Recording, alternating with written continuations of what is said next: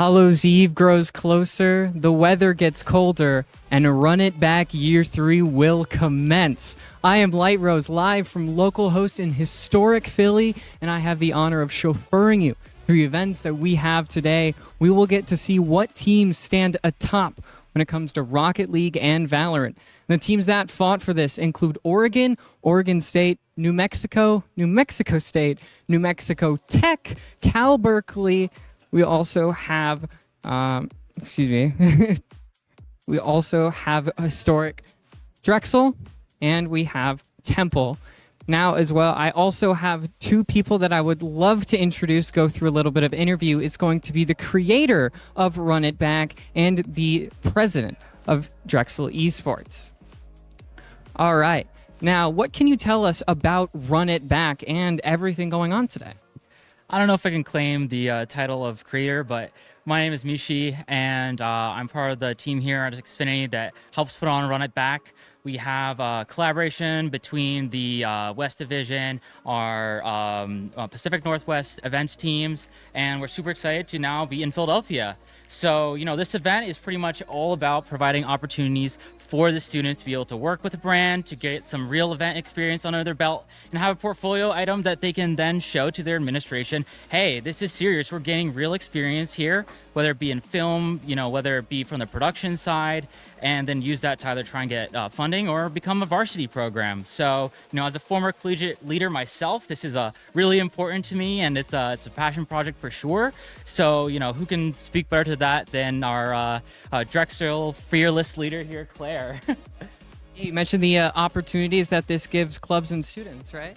Yeah, I think especially for events like these, corporate sponsors definitely help us out so much, and it's so great to just see so many people coming in to support collegiate esports, especially as student-run programs, both Drexel and Temple. It's very hard to get resources, and it's very hard to put on events like these. So just the collaboration between Radiant, Xfinity, all the other sponsors that came in today, we're so grateful, and we're so happy that you guys are here. Yeah, and as we have gone down to the 8 teams that will be competing today, we also have giveaways, and everybody who comes in, gotta get this shirt, yeah, if you help, will receive a Run It Back t-shirt. You see the front there,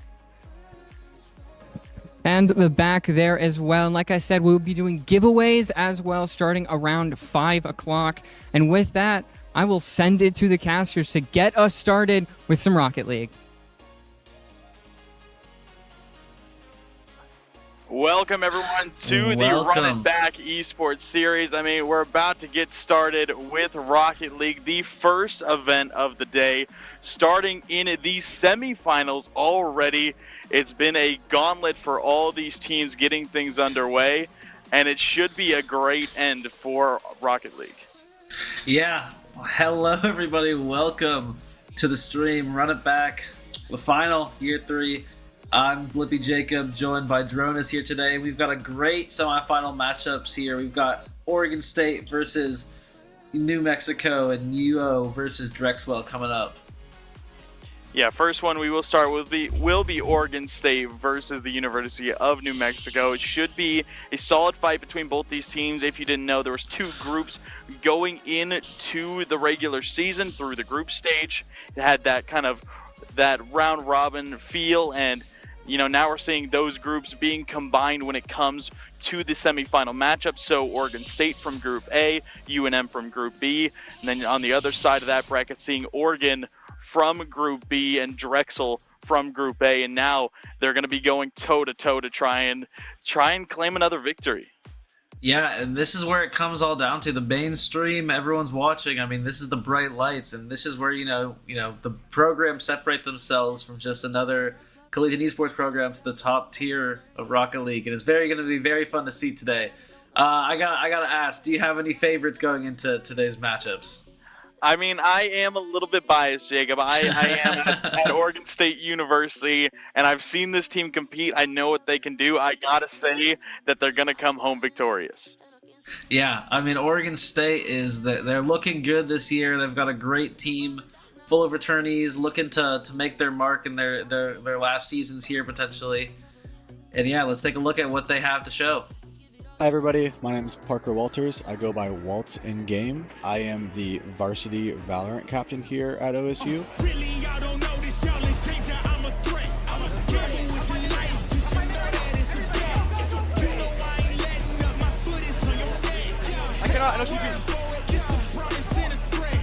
I've been playing the game since beta now. I had a semi-professional career back when I was in high school. I used to play with Boostio as the big name piece. I also played with Ethos back in the day. I still obviously have to put priority on schoolwork. It's kind of our big thing overall is schoolwork number one. But I've been able to sustain this last term, trying to stay 3 to 5 days ahead on all assignments. Ultimately, you can always find the time. Many 5 to 6 hours sleep's nice, but you know, you manage, you get by, you make up for it on the weekends.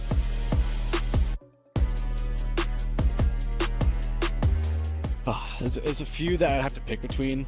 The time whenever I got announced on second win, which would have been when I was playing with Boostio way back in the day. I came from being a no-name in Counter-Strike to playing on that roster. That was a really cool opportunity to teach me about the game and what professional esports could truly look like. Whenever our Valorant team qualified for CVAL West was pretty big as well. Up until that point, we've been really inconsistent. I'd spent so many hours over that winter break changing our strategy and our approach to the game, and it completely worked out. We went on the tear and made it to that Boise Land and CVAL top 8.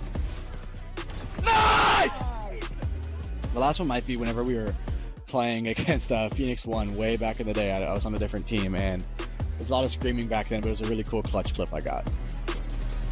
Don't run trap, but I run up a check. Run, do it real big, gotta one up the next. Point to the sky with the one up, I'm blessed. I'm young, rich, and black, so you know I'm a threat. Let's go! Woo! Let's go! Welcome back, everyone. We are about to get set, but it is interesting as always to see how these programs are able to balance being able to, you know, not only have school but also being able to represent. And for Oregon State, know their 3 players well: Profile, Mitch, and Private Boy, the trio representing the Beavers here today. They've been doing really well, undefeated through the round robin stage, so we'll see if they're going to be able to pick up another big win. Yeah, I mean, 3 dogs on the court is how I describe this team at all times. I mean, they're experienced, they've played together, and they just know how to win in all circumstances, and they're looking to keep on going undefeated through the rest of this bracket. Yeah, being a student at OSU, been able to get to know these guys well, get to know their ability on and off the field, all great guys and also great players on the pitch. So they're going to be looking to have themselves a blast. Now they're going to be having fun here on stage and in front of several OSU fans here today, just coming in on a Friday to watch this event. And they're going to be looking to perform. I definitely think they're one of the favorites to win this event. They're looking to get the job done. Yeah, but, it's the semifinals. It's not any easy road to get to the finals here, as University of New Mexico is looking to make probably a bit of an upset here if they want to win this round. And let's check out what they have to say. Hello, I am Fernando Loya. I am a coordinator here at UNM Esports. I coordinate the Splatoon 3 team. I also play in the team, and I participate in the Mario Kart team and the Smash team.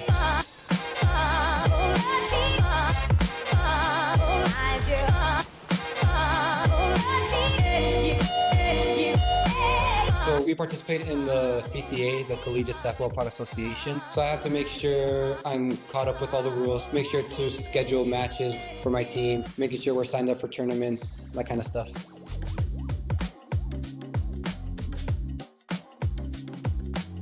How I train the Splatoon team and myself is having weekly practices, making sure everyone's in the same room so we can work on the things that we need to work on. For Smash Bros, there's still always more to learn. I train for my competitions by just practicing with my peers and working on communication with my team.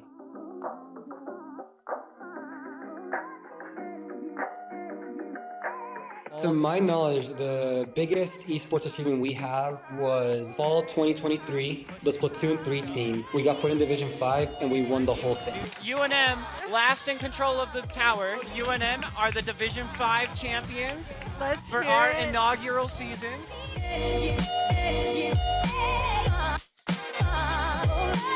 For Splatoon 3, right now we are in the CCA qualifiers. It'd be really amazing if we can win the whole thing for Division 2. For Smash Bros, our goal right now is to make it to a LAN event and hopefully winning there. Nice preview of the esports team over at the University of New Mexico, but we'll see how their roster fares on the pitch today. Going against Oregon State, have to get through them to try and make a grand finals appearance. Yeah, their roster is looking good going into it. They got Fossilized, Achilles, and Light Streaks. 3 players who have been doing their thing for a while as well, looking to make a big impact in one of their last few years at the university. Yeah, I've been able to see this team for, about 6 months now, and they've looked really good. Fossil being a great leader for that team, being that captain. Like Streaks has had some clutch plays. Achilles, solid backbone to that trio, so they should be able to compete quite well. They do have their work cut out for them with this semifinal matchup. It is win and go home at this stage, so you need to come home with a victory, and we'll see what they're able to do on the pitch. Yeah, I mean, you talk about how there's a congealed unit of 3, and you couldn't be more correct. I mean, they play so well together, and I think that power of friendship might be what can take them through Oregon State today. They do have a lot of clutch plays when it comes down to it. I've seen it in the past. They're able to ice up when they really need to, so we'll see if they're going to be able to do that in a tough match. Again, I do think the Beavers are the favorites going into this one, so we'll have to see what UNM can do to compete. Again, seeing this team, seeing the potential for both sides, really, I know it should be a good series altogether. Yeah. Now, I wonder, the question I have is I wonder how much momentum is going to go into this. I mean, Oregon State hasn't lost a series yet, and I wonder how much that's going to help them. And I wonder if they're maybe even feeling a little overconfident as we're going into game 1 here. I would say that is always a bit of a factor. You have that undefeated team, you kind of have that juggernaut on top, and it always proves to be difficult, but we are getting started with game number 1. Oregon State in blue, New Mexico in the orange. Beavers versus Lobos. We're underway in this best of 5 semifinal. Yeah, it looks like we're starting on the Oregon State side a little bit as they're trying to make a little bit of a clear. Zane playing, doing his thing. Profile, keeping the ball on the side of the Lobos. Mitch trying to clear it. Another good 50 coming through. Private Boy on it, trying to keep this ball close. Are seeing Oregon State having a lot of that early possession. Profile up to the ceiling, into the backboard. Fossil plays it back into the corner safely, just trying to buy a little bit of time. Oregon State has been seeming to lead the field so far, but the Lobos not letting anything through inside the first minute. Yeah, and we're going to see this a lot all game. We're going to see this. The constant attack from Oregon State, they're going to be constantly clearing that ball into the midfield and trying to make a play off of it. It's going to be up to New Mexico to try to make a counterplay from that situation here. As Profile goes for a shot, not able to connect. Mitch trying to keep the ball on the side of New Mexico. Profile, one of the players for Oregon State that you need to be watching when it comes to time on the ball. If he's able to get a lot of possession with time, he's able to create a lot of plays, whether it's a goal or whether it be an assist in play. But Zane off the post, he puts it away, and UNM draw first blood. Zane just out of nowhere, no one was around, able to get a sneaky little play, gets a nice fortunate bounce and able to score the first goal, and that's exactly what they needed. The cowboy animation at the end. Love it. Oregon State just looks like they overextended a little bit, got a little bit too far forward. You dive in for a risky challenge, and sometimes that can mean conceding one. So Oregon State trailing after the first minute 40, trying to respond without letting too much time go by. Ooh. Profile and Achilles clash in midair. It will fall to Mitch. Challenged well by Zane, but Mitch gets through cleanly. No follow-up touch. Fossil trying to work his way out through the corner. Profile out middle again. Challenged well by UNM, doing well, trying to minimize these chances off the backboard. It will be turned away by Profile, but approaching halftime, UNM still holding on to this lead. Yeah, UNM playing really well. They're taking their aggression really constrained, and they're able to sort of make these concentrated attacks on the ball and playing all together, and this is exactly what we talked about pre-show. Profile looking to try to make something happen here, but Fossilized gets the clear and trying to make a counterplay off this as well. Will fall to Achilles, back through the corner, trying to find that angle, not quite able to connect. Has been a great early start here in game 1 for the Lobos, providing a lot of pressure being able to hold on to this lead. That's all they got to be thinking about at this point. Maybe try and get that second goal, get some sort of cushion. Private Boy puts it middle, turned away, follow-up is good from Profile. OSU on the board. Profile with the nasty little setup, but don't forget about Private Boy doing some stuff on the backboard. Rebounded and bounded all over the place, and that's going to be a tie-up for Oregon State. Yeah, it was a nice bit of work around the corner from Private Boy. A little bit of panic on that near post side from Fossil, and Profile being able to capitalize now, making the clear out of the sidewall. Will have a double straight through the midfield line. In control is Achilles. Private Boy in pursuit. Mitch, big challenge, falling middle. Profile looking to take it upon himself, just placing it high, trying to work around the defense of UNM, probably just trying to force one of those mistakes. Private Boy going for a bump. Mitch fires off the crossbar, played out by Achilles. Hanging on to it now. The Lobos setting up a counter. Yeah, and look at that. You can see all of the Lobos are just playing smooth and controlled all around their post area. But Private Boy goes for a shot. It's not able to connect. Profile going for the setup again here. Oh, and no one's there to follow up. And that's just unlucky. That boost management's coming into play here as Private Boy tries to get something going here. But Fossilized contested nicely. Profile trying to do something. UNM being locked in their own half a little bit here. Have a chance to break through Achilles. Low boost, fakes out Private Boy. Profile steers it clear for the Beavers, trying to pick up the pace on offense. It'll fall to Mitch. Good first touch, trying to stay on it. Maybe reset. He gets it, fires, just misses off the crossbar. No follow-up just yet. UNM able to hang on. Some crazy air dribbling all over the place, but not able to score that. Oh, as the Lobos go for a cheeky little shot there, trying to take advantage. Oh, a little bit too high, going off the crossbar. Fossilized trying to keep this on the Oregon State side as desperately as they can, but that's going to get cleared back to the mid side. Zainolk doing his best. The demo.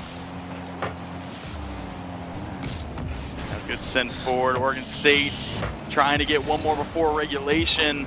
UNM trying to do the exact same. Fossil corner read on target. Profile backflip save, toes the line. Achilles trying to keep up the offensive pursuit. Zainol fires into the backboard, no close second. Fossil will just head back on the retreat. Now a good 50 all the way back upfield into that corner. Private Boy just looking to kill this one. Send it to OT. Is it there? Final shot on the ground. Not enough time. We have a game 1 OT.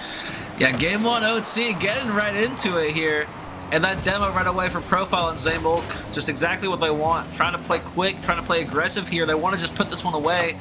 First goal wins it, and everyone knows that. But I gotta say, Profile's bounding and astounding on the saving. It's just absolutely fantastic. Achilles trying to get something going here.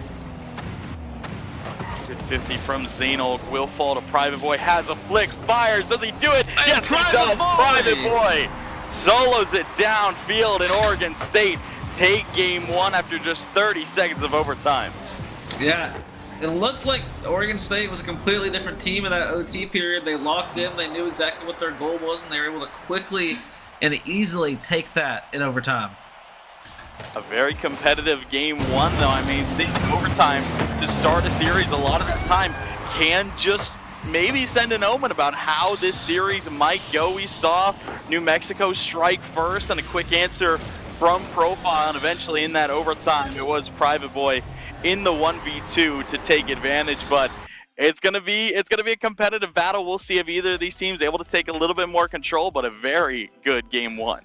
I feel like we saw a little bit of what the tone is going to look like for the rest of this matchup here. It's going to be close. I mean, New Mexico, they were clearly in that the entire time. They even got the goal. They had the lead for so long. They just weren't able to deal with that constant offense of Oregon State, just constantly running at that ball. And Private Boy with some big plays at the both ends of the court. Or the pitch, I should say. They were able to get some stuff done there.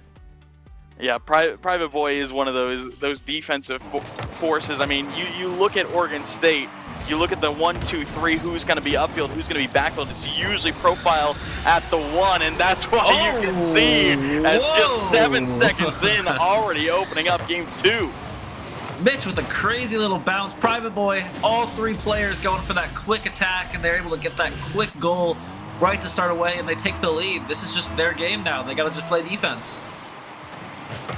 I'm assuming they're going to want to try and add on here. I don't think they're going to be... Of course. Yeah, I don't think they're going to be too happy with just one goal. You are right, though. All they need to do is protect that one. But knowing this team, they're going to be hunting for as many more as they can get, at least to try and send a statement to the Lobos at UNM. Of course, but they have that comfort. They do indeed. Now Zainul firing, blocked early again. 30 seconds gone. UNM might have a look. Fossil sends it down to the corner, will be turned away. Yeah, Profile doing some good job playing in that corner off the backboard. Mitch going for a little bit of a setup here. Oh, there's the clear to the middle. Oh, Zainul with the nice little maneuver there, as well as the demo. The Lobos looking to try to set something up, and they're not going to be able to get there. Just a quick defensive maneuver by Oregon State. All of them swarming the ball all at once. Makes it so hard for the Lobos to find something to do. Profile clears it up the middle here. Good follow-up. UNM still trying to bite back and get that goal. Private Boy flip reset on target, sends it through. Private Boy makes it 2-0 for OSU. Soaring through the air. I didn't know planes were in this game. Easily gets that goal with a nice little aerial dribble situation. And that's going to be 2 for the Beavs. And I think the threatening thing here is if you're UNM, like I said, Jacob, I know this team. Private Boy's not the most mechanical player, but Fossil doesn't need any flash of mechanics, just a good play shot. Yeah, look at that. Zainul with the setup, Fossilized with a nice dink off the side of the car. And just like that, the Lobos are back into this game. It's only a 1-score game now. Similar to last game, both teams keeping it close. UNM showing that they can fight back even when being scored on first. Private Boy dunked here from Fossil, trying to find something. Middle Achilles there lurking now. Might have a look at a shot. Once that left post side, no pass over to Zainul. Pops it on target, Mitch. Deals right back to the corner. Private Boy looking for a clear cutoff again. The Lobos seem to be hunting for this second goal, getting closer and closer, but the defense from OSU hanging on. Yeah, and look at this. UNM playing really aggressive here. All 3 out. Fossilized finally backs up to play some defense as OSU goes for an attack. But Profile gets the big aerial maneuver. Oh, and that should just go in. Wow, Profile with an opportune time and an opportune strike, and that's going to be 3 for the Beavers. It was a very dangerous challenge from Zainul, and Profile got all of it here in game number 2. Re-extends that 2-goal deficit 3-1. Just under 3 minutes left to go. Oregon State, I mean, their offense is seeming to click a little bit more now. Yeah, I mean, correct me if I'm wrong, but it seems like the Beavers own the skies right now. I mean, all the aerial stuff they're doing has been phenomenal. Yeah, they're just going to keep on doing that. Yeah, we've seen a lot of great early aerial plays from them. UNM might just need to look to start speeding up, might just need to be even more careful around that end of the field. But on the ground, Fossil continues to dominate, again threading the needle to find the second goal. Fossilized there, stays low to the ground, gets a really nice shot off the side of the car again. Nice little angle, and finds that goal to keep it competitive. 2 minutes and 30 left. Let's see if the Lobos can come back here. I mean, it's still lots of time for either of these teams to really take control. UNM, of course, just trying to tie it up. Might get a little help from Mitch. Clear shut down by Zainul, hunting it down again. Will be forced to leave. Profile trades his life for a touch out. Fossil on it now, back into the corner. Mitch trying to find a way out. It will be Profile off the respawn, takes out to midfield, challenge well, but Private Boy finds the beat. Fossil collects through the corner, another good clear. The Lobos just trying to find a way back onto offense, and it looks like OSU just trying to play a little bit of keep away. Yeah, they're just trying to keep the ball away from New Mexico here, and it seems to be working pretty well as Zainul finally gets a nice little clear, but right away Profile gets the drop shot, but the save from Achilles saves disaster from commencing. But Mitch going for some more moves here. Everyone all out offense, and it just seems to work. Profile gets that score. I mean, this type of offense can just be so overwhelming. A 50 up high, Private Boy off the back wall, Profile slots it top left. They just don't seem to stop coming here in game number 2. And now the lead out to 2 goals once again. 90 seconds on the clock. The Lobos need to start hitting that higher gear in offense.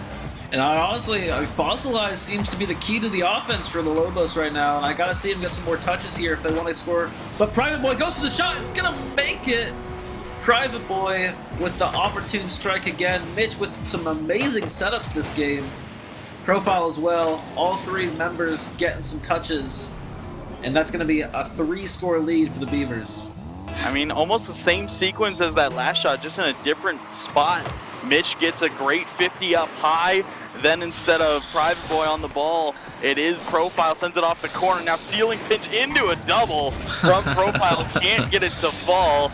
Nothing there. Minute left to go. UNM need 3, and that's a start. Oh, Fossilized again. I feel like Fossilized this game has just been threading the needle on so many strikes, and it's just been able to get these crazy angles. And somehow they're still in this game with Oregon State playing phenomenal.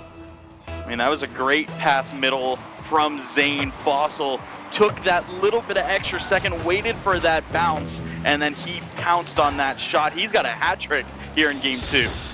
Yeah, the hat trick is apparent as Zainal gets the double demo. They have a time, a little bit of opportunity here. Zainal with the save. Mitch looking to get something going here. Will fall to Private Boy, sends it middle, boomed upfield. Profile, sidewall challenge again by Mitch, puts it middle. Private Boy falls back even though the miss comes through. Oregon State know all they need to do now is just hold for 25 more seconds. They're still pressuring downfield, still looking for a 6-goal. Profile ceiling shot, it's good. 6-3 goes OSU. Profile diving and conniving from the top lane. Going for a nice little dink shot into the corner. And that 3 league goal is sending a message to the entire state of New Mexico.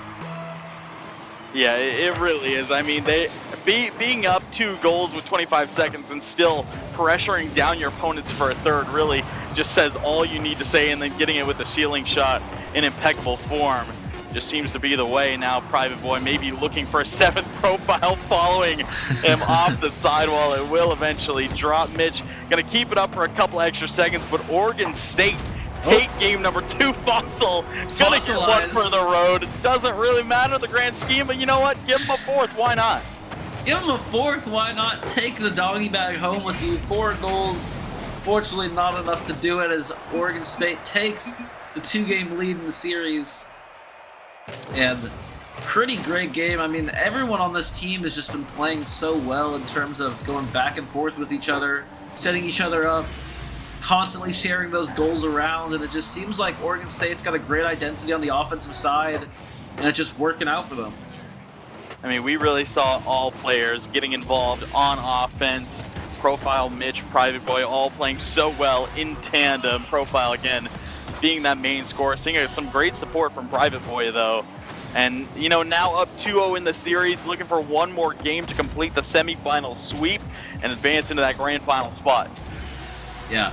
I mean, let's not forget about Fossilized, though. I mean, Fossilized had a phenomenal game, and I feel like that only can be more motivation for him going into this game 3. And with their tournament lives on the line here, you got to be thinking about how are they going to get the ball to Fossilized to cook, pretty much. Yeah, I think they're going to be trying to feed him a couple more times, but we will indeed have to see Game 3, Oregon State versus New Mexico. Private Boy looking for an early start. It falls to Mitch, and he will connect. Another early start for the Beavers. I think it might have been the exact same time on the clock when they scored that goal last game as well. But Oregon State taking the early lead. They love doing this. They love these early setup plays. And it just worked out completely well for them.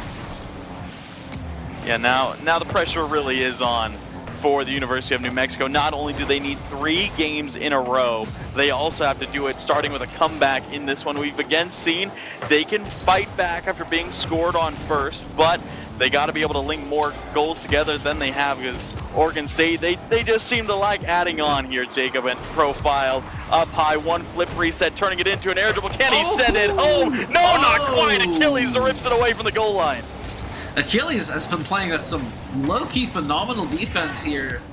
Getting some crazy saves, but a great shot by Profile, just not able to score that. And Oregon State trying to get some defensive stuff going here as the Lobos, I apologize, are going for a big play. Off the top, not going to make anything happen here. Zainal trying to get a setup, but all of the Beavers are all over it. Ooh, nice little clear to the mid.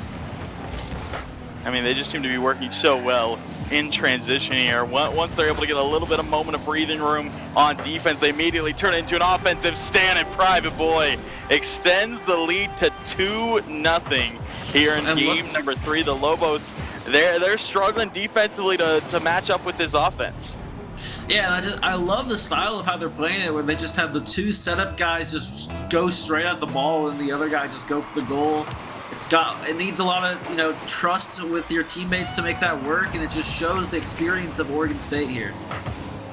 It really does. I mean, this is a well-played team. Have been playing together for a little bit for a bit of a while now. We've seen some roster changes a couple times, but we have seen a lot of Private Boy, a lot of Mitch. Of course, Profile is a newcomer now in his sophomore year, double flip reset. But he's showing that even though he's the young guy on the team, he's still got the most mechanics. Yeah, he's a young star in the making, that's for sure. He's looking fantastic here in this tournament. Profile goes for the setup. Ooh, nice little shot from Mitch, but Private Boy tries to finish it. Everyone's trying to get this goal here, and it's just this constant offense, and it's just seeming a little bit too much for the Lobos right now. We are seeing some great stands defensively from UNM Esports, but struggling to match on offense. A big ceiling pinch comes through off target. Fossil tries to set it middle. Achilles flies it up high off the backboard. Profile first to deal, doubles off that sidewall, just trying to keep this ball close into a dribble. Fossil, good challenge. Private Boy is back and ready to deal. Achilles, one touch up high, can't really follow Mitch. Looking for Private Boy in the midfield again. Challenge while UNM now seem to be holding a bit better, seeing some early challenge as well from the Lobos, just trying to make Oregon State uncomfortable. Yeah, I mean, the Lobos are doing a great job of just keeping this ball on Oregon State's half and just trying to get some shot attempts, but they just haven't found anything accurate enough to go in yet, and it's just also a sign to show how phenomenal Oregon State's defense has been. As they're going for a setup here, Private Boy not able to go. Profile tries to save the situation. Tries to get it himself, actually, to go. But Mitch with the setup. Good challenge from Private Boy. Almost just flew straight in from the corner. Profile off the corner. One reset, two resets. Use it. Does he have the double? No, not quite again. When he gets time and space, he can be very, very dangerous. And got a little bit there. Private Boy will swoop in and pick up a third for Oregon State. This one starting to get a little out of hand, Jacob. Yeah, I mean, Private Boy is flying, diving, going all over the air, becoming an aerial threat as well as a ground threat, and is able to get a sneaky little goal there, and it's going to be 3 to the Beavs with 1 minute and 30 left. The Lobos need a miracle, to say the least, right now. Yeah, they really do have their work cut out for him. Mitch, a big 50 to add And that's not going to be it. And that is just mean. I mean, playing this kind of physical game, air dribble over one, and Zainal shut down straight into the back of the net. It goes. 1:19 left, and a comeback almost seems impossible. And that was just unfortunate. Mitch with some crazy momentum, feeling the power of the crowd probably around him. I'm sure the event's popping over there in Corvallis. I would say so. But yeah, I'm excited to hear that. But Oregon State looking to close out the semifinal match, trying to etch their ticket to the grand finals and win this thing. Yeah, they are either going to meet, U of O, the Oregon Ducks, or the Drexel Dragons in the grand finals. They were able to beat Drexel in the group stage, and they have had some success in the past against that Oregon team. That's a big save from Achilles as it's flown back forward for UNM, but as time gets closer and closer to 0, Oregon State just holding out this clock. Private Boy looking for a double will be boomed away by the Lobos, but again, there just doesn't seem to be enough time for 4 goals. Fossilized gets 1 to go. I mean, Fossilized been really the primary option on offense here. Not able to score until this point now. Might be a little too late, but gotta respect it. Gotta respect it. And the Lobos have played fantastic this tournament. I mean, don't forget this. They've been playing fantastic. Oregon State is just on that upper echelon right now. Yeah, I mean, 20 seconds to go. It was a 9-team tournament, and UNM were able to get at least a 4th place here. You're going to be sharing a 4th place spot, you know, with that other team who drops out of the next semifinal, but time will tick down. It will be a 3-0 sweep for Oregon State, and they have done it in a convincing fashion. Yeah, and as the ball drops, oh, that is just disrespectful. Mitch with the stamp on the series. Yeah, just getting one more, you know, just why not? Again, just one more to end things out. But again, 3-0 is the final score of this series. Oregon State started a little bit slow in game 1, kept it pretty close, but it feels like as the series went on, they only got better. Yeah, I mean, it seemed like maybe the Lobos would have a chance here at the start of game 1, but it just seemed like Oregon State had that momentum and just kept on running with it as they're moving on to the grand finals of Run It Back Rocket League. Yeah, we'll have to see their opponent in the next series. I mean, that should be another fun one, seeing it, you know, the Oregon Ducks versus Drexel. Drexel is a very dangerous team. They were in the same group as Oregon State, and the Beavers did come out on top in that matchup. It was a 3-1 victory on that side of things. So if they do head to the grand finals, it could be another win for Oregon State if history proves itself, or we'll see the Ducks being able to find that victory, and then we'll see an Oregon versus Oregon State grand final. Hey, I would love to see that. I mean, you know, we'll talk about the Ducks here in a second here. But just going back to Oregon State, some final thoughts. I mean, they played phenomenal. I mean, they really did. Everyone had this like clear mind of what they wanted to do on offense, and they were just able to execute it perfectly. And as much of a counterattack as Fossilized was able to do in certain times, they just weren't able to compete, it seems. Yeah, it just didn't seem like they could quickly match up to Oregon State. I mean, again, we saw the potential. We saw the game 1 overtime, knew that it could be a longer series, but I think after that bit of a close one, the Beavers decided, you know what, we should probably step it up a little bit, and their offense really did come to life in that second game, and then stayed on in that third game. So they will get themselves a nice 3-0 sweep in the semifinal match. Unfortunately, that does mean the end of UNM's tournament run. Still had a good run at that, but we'll see who joins Oregon State in the grand finals. We'll see what Oregon and Drexel bring to the table. Yeah, I mean, just some final thoughts on that matchup. It just seemed like both teams, you know, they had the clear intentions in mind of what they wanted to do, but it just seemed that they could just not compete with the talent of Oregon State. And as we're going to go to break here, it was phenomenal as we're going to break here. Welcome to the University of Oregon Esports. Besides being a school known for traditional sports, here at UO Esports we also strive to be one of the best esports programs in the world. We offer students a chance to compete in national level tournaments in different titles such as Valorant, Overwatch 2, Counter-Strike 2, League of Legends, and Rocket League. We also provide casual gamers a space to play their favorite games with our top-of-the-line gaming PCs provided by Alienware, and a lineup of consoles from PS5s, Xboxes, and Nintendo Switches. Overall, our main goal is to be an all-inclusive space for people to create friendships and foster a healthy, competitive environment to really tap into the growing sphere of esports. We hope to see you soon in our esports lounge.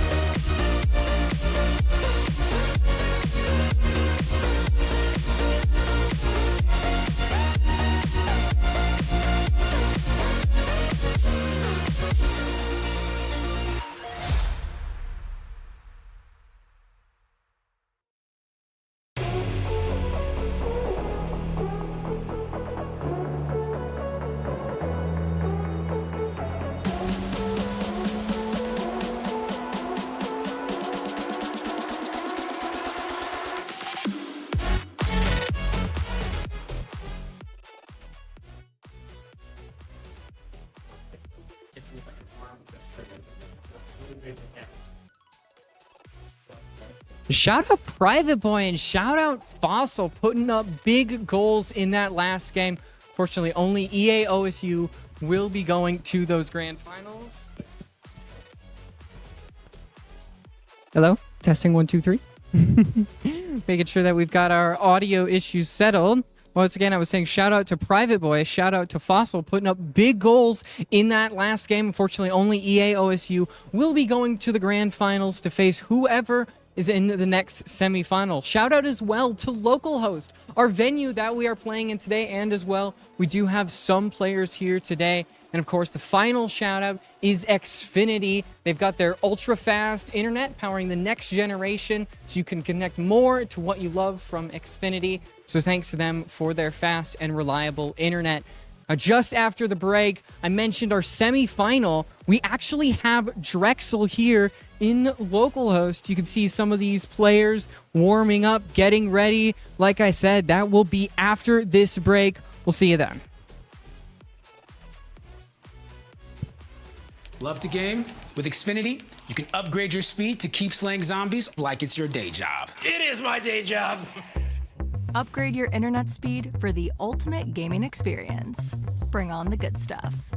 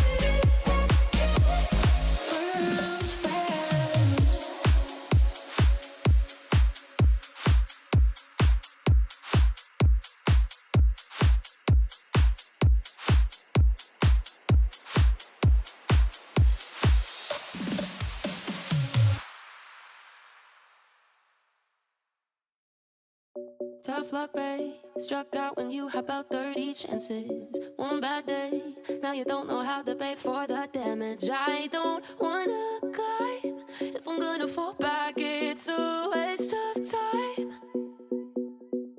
Keep winning. How the hell do you make it look so easy?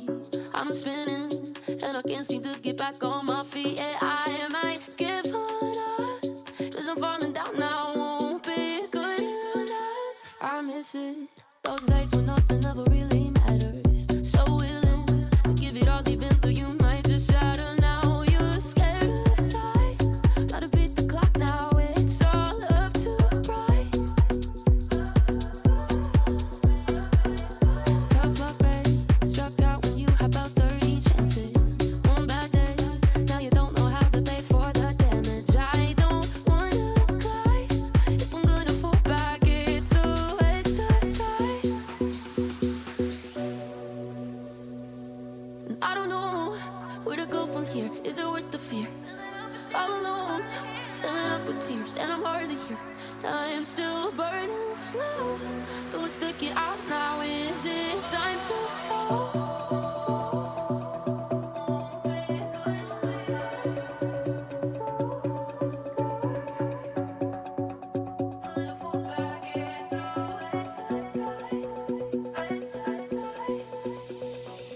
Keep winning. How the hell do you make it look so easy?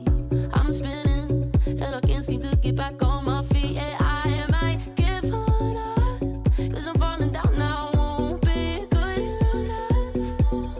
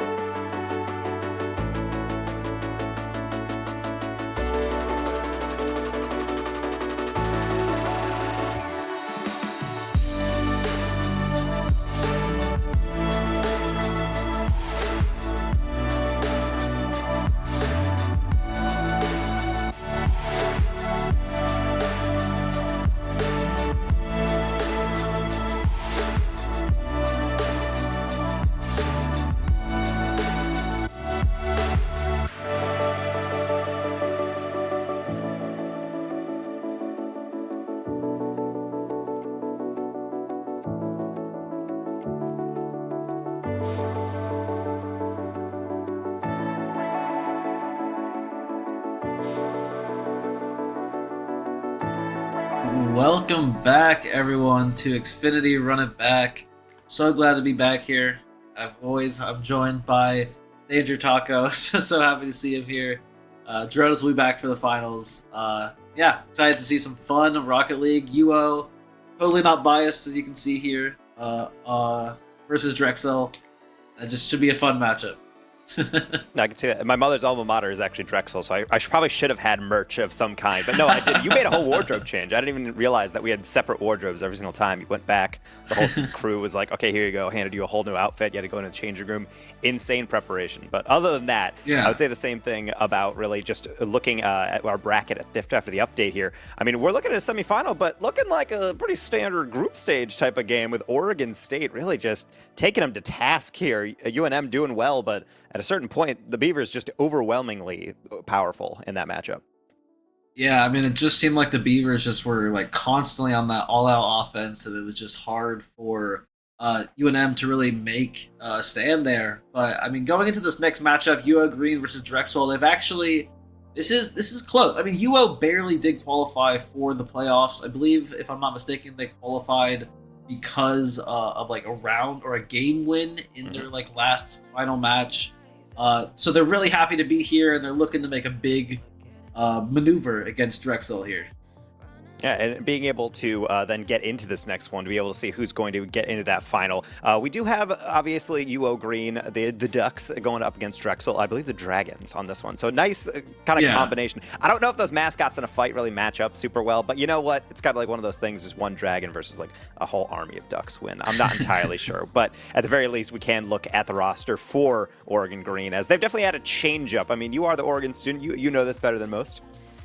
Yeah. So we've got a bit of a new roster this year, coming in with Spicy, J-Way, and Samara coming in today. I mean, these guys, they haven't played too much together, but they all are very talented individuals on their own. And I think that as time goes on, and as this tournament has gone on, they've only been playing better and better. And they're looking to make a big win here, a big stand against Drexel. And going up against Drexel, it's going to be tough, and we have a little bit more to learn about them. So let's actually go to a little bit of a break just to be able to hear more about Drexel. Hello, my name is Furlow. My role on my team is the IGL plus the mostly controller role. One thing you don't learn about me. Ain't nobody putting word like me.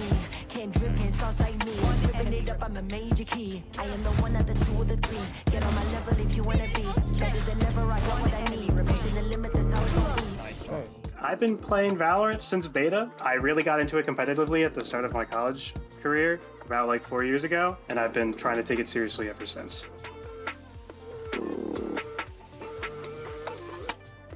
We have really, really dedicated students who are in their like senior year and stuff, managing everything we're doing. We may have like 1 or 2 administrative people within Drexel itself helping us out, but we're basically a student-run organization. We're very much connected to the higher-ups within our esports organization, and they're very much connected to us, and they always make sure we have the best we can have with the resources provided. And it's been a very good and positive growing environment for me as a player.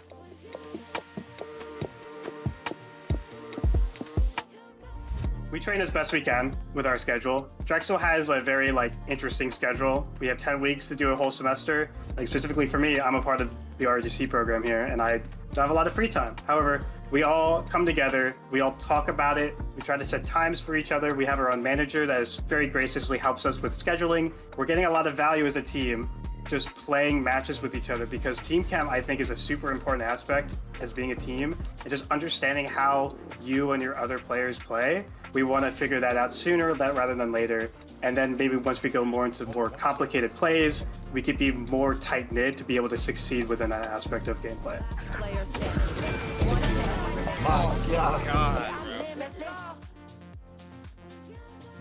Thank you so much, Drexel, for that. Going into the roster here, we got Baron, Kevin, and Zerf. These guys, I mean, they're like a pack of hyenas. They play together, they play for the ball. They can play both sides of the ball, offense and defense, and they're just an absolute unit.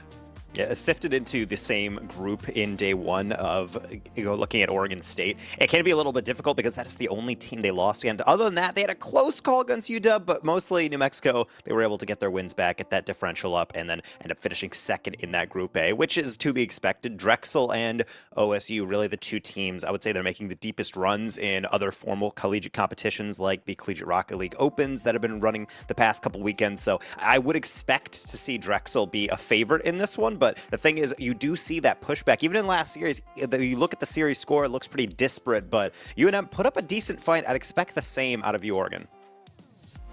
Yeah, and I mean, listen, I've been talking to the guys this week, and they're ready for this match. I mean, they've been prepping hard. They got something to prove. You know, they feel like they should be here in this semifinals match, and they really want to show it. And I know Drexel's talented. I know that they've got a very good roster. I mean, they went toe-to-toe with OSU, but I got a feeling the Ducks. I got the Ducks here. I got the Ducks here. Shocker. Unbelievable score. But that's crazy. If you're not playing on faith, you got nothing else. And you really do have to have that exact mentality, especially in games like this where you look against Drexel and you say, this is a highly accomplished roster. Kevin is one of the highest ranked 2v2 players consistently season to season for a while now. So a lot of mechanics on the field. As you said, they really get after it. We'll have to see if the same mentality holds true here in semifinals. Trying to see, after a good best of 5, who's going to be going to that grand. Yeah, here we go. Going into game 1 here, best of 5. Morris trying to make something happen here to go start off the ball. And a nice little save from J-Way. And see, the instant save is nice, but the couple whiffs in the beginning are going to be a little bit nerve-wracking. I think that's also an aspect of land play that a lot of players are not usually comfortable with, is just understand they have to play at a different setup. They have a lot of pressure. There's people around them almost watching, observing you. It's a little bit disconcerting, and a lot of players that are not really familiar with that. You can have thousands of hours in the game, and that still be a unique experience for you, and it's interesting to see how players really do differ from going from online to in-person. Yeah, I will say the UO Green roster, they normally do not play together in person. They are playing together in person today. I wonder if that communication is going to affect anything as Barron scores the first goal of the series. Really do like that. Straight up the middle. Throwing that one as low as possible to make sure that save is difficult. As soon as a player goes up on that backboard, it is a nice thing to be able to police on defense, but if you go a little too high, you leave everything else a little bit more susceptible to the immediate counterattack. Good job by Drexel again, but this is the squad that you had mentioned are really a handful to deal with, and I think that's the number 1 priority right now for the Ducks, as they're still kind of fumbling a bit on the backboard. Luckily, Spicy there to cover everything. Yeah, and it looks like it's going to be a tale of how this is going to go. I mean, they're going to play so combined together. I mean, you can see Drexel all playing together as they go for the shot, not able to hit it. Zerf trying to get something going there, is not able to score. As J-Way gets another save, playing great defense right now. Right now, the biggest issue is not necessarily the defense. It seems like from Ducks, it's the transition into offense. This is the first time the ball has, in a bit, actually gone over the midway line. Issue is they have to find a way to get it on back and maybe get a shot off. Doesn't seem like Zerf and Barron have that in mind. Double tap, they're going to miss that one. Weak flick, and a little bit disconcerting as J-Way was going for that one, but ultimately, clear goes out. Maybe for Spicy on near post, into the middle for J-Way. And that's what we're talking about. J-Way playing that two-way role, going from this great save on defense into the scoring on offense there as UO ties it up. The Ducks looking to make a bit of a statement here to go into this next kickoff. But I will say Drexel has been doing some great job of just keeping the ball on the side of UO. It feels like primarily this entire game it's been on the side of the Ducks as it finally goes back over. It can be a little difficult to be able to actually ramp up your play style here. I think Rocket League almost feels improvisational most of the time. Yeah, there's some strategy, you're calling out comms, but there's a lot of moments where you don't really have the ability to lay out a plan and then kind of like slowly institute it. Sometimes you really just come in thinking, okay, this is going to work, and then suddenly you realize it throw that whole plan out the window. Against Drexel, it kind of seems like a lot of teams deal with that. Ooh. Much like this last defensive stand, all 3 players trying to get it, but ultimately Barron, the one to get the goal. Yeah, Barron played in that backfield that entire time, able to boost out, get that quick score when all of the UO players were not suspecting it, and that's going to be a quick series change lead for Drexel. 2 minutes 30 left. Trying to see what they can do here. Right now, I think Drexel, if you're trying to be able to institute some form of dominant gameplay, then I think they're doing pretty well with that. Obviously, the one goal from Oregon shows they can't let their defenses down, especially not letting wide open aerials like that. If Spicy had more in the tank, maybe something more lethal, but how about that deflection? Spicy's turning around, he doesn't even have boost, he just realizes that was a golden opportunity, but the resource is gonna get you in the end. A shot over the top, that's gonna be off the post as nearly Zerf just caught sleeping. Yeah, I mean, that almost goes in there.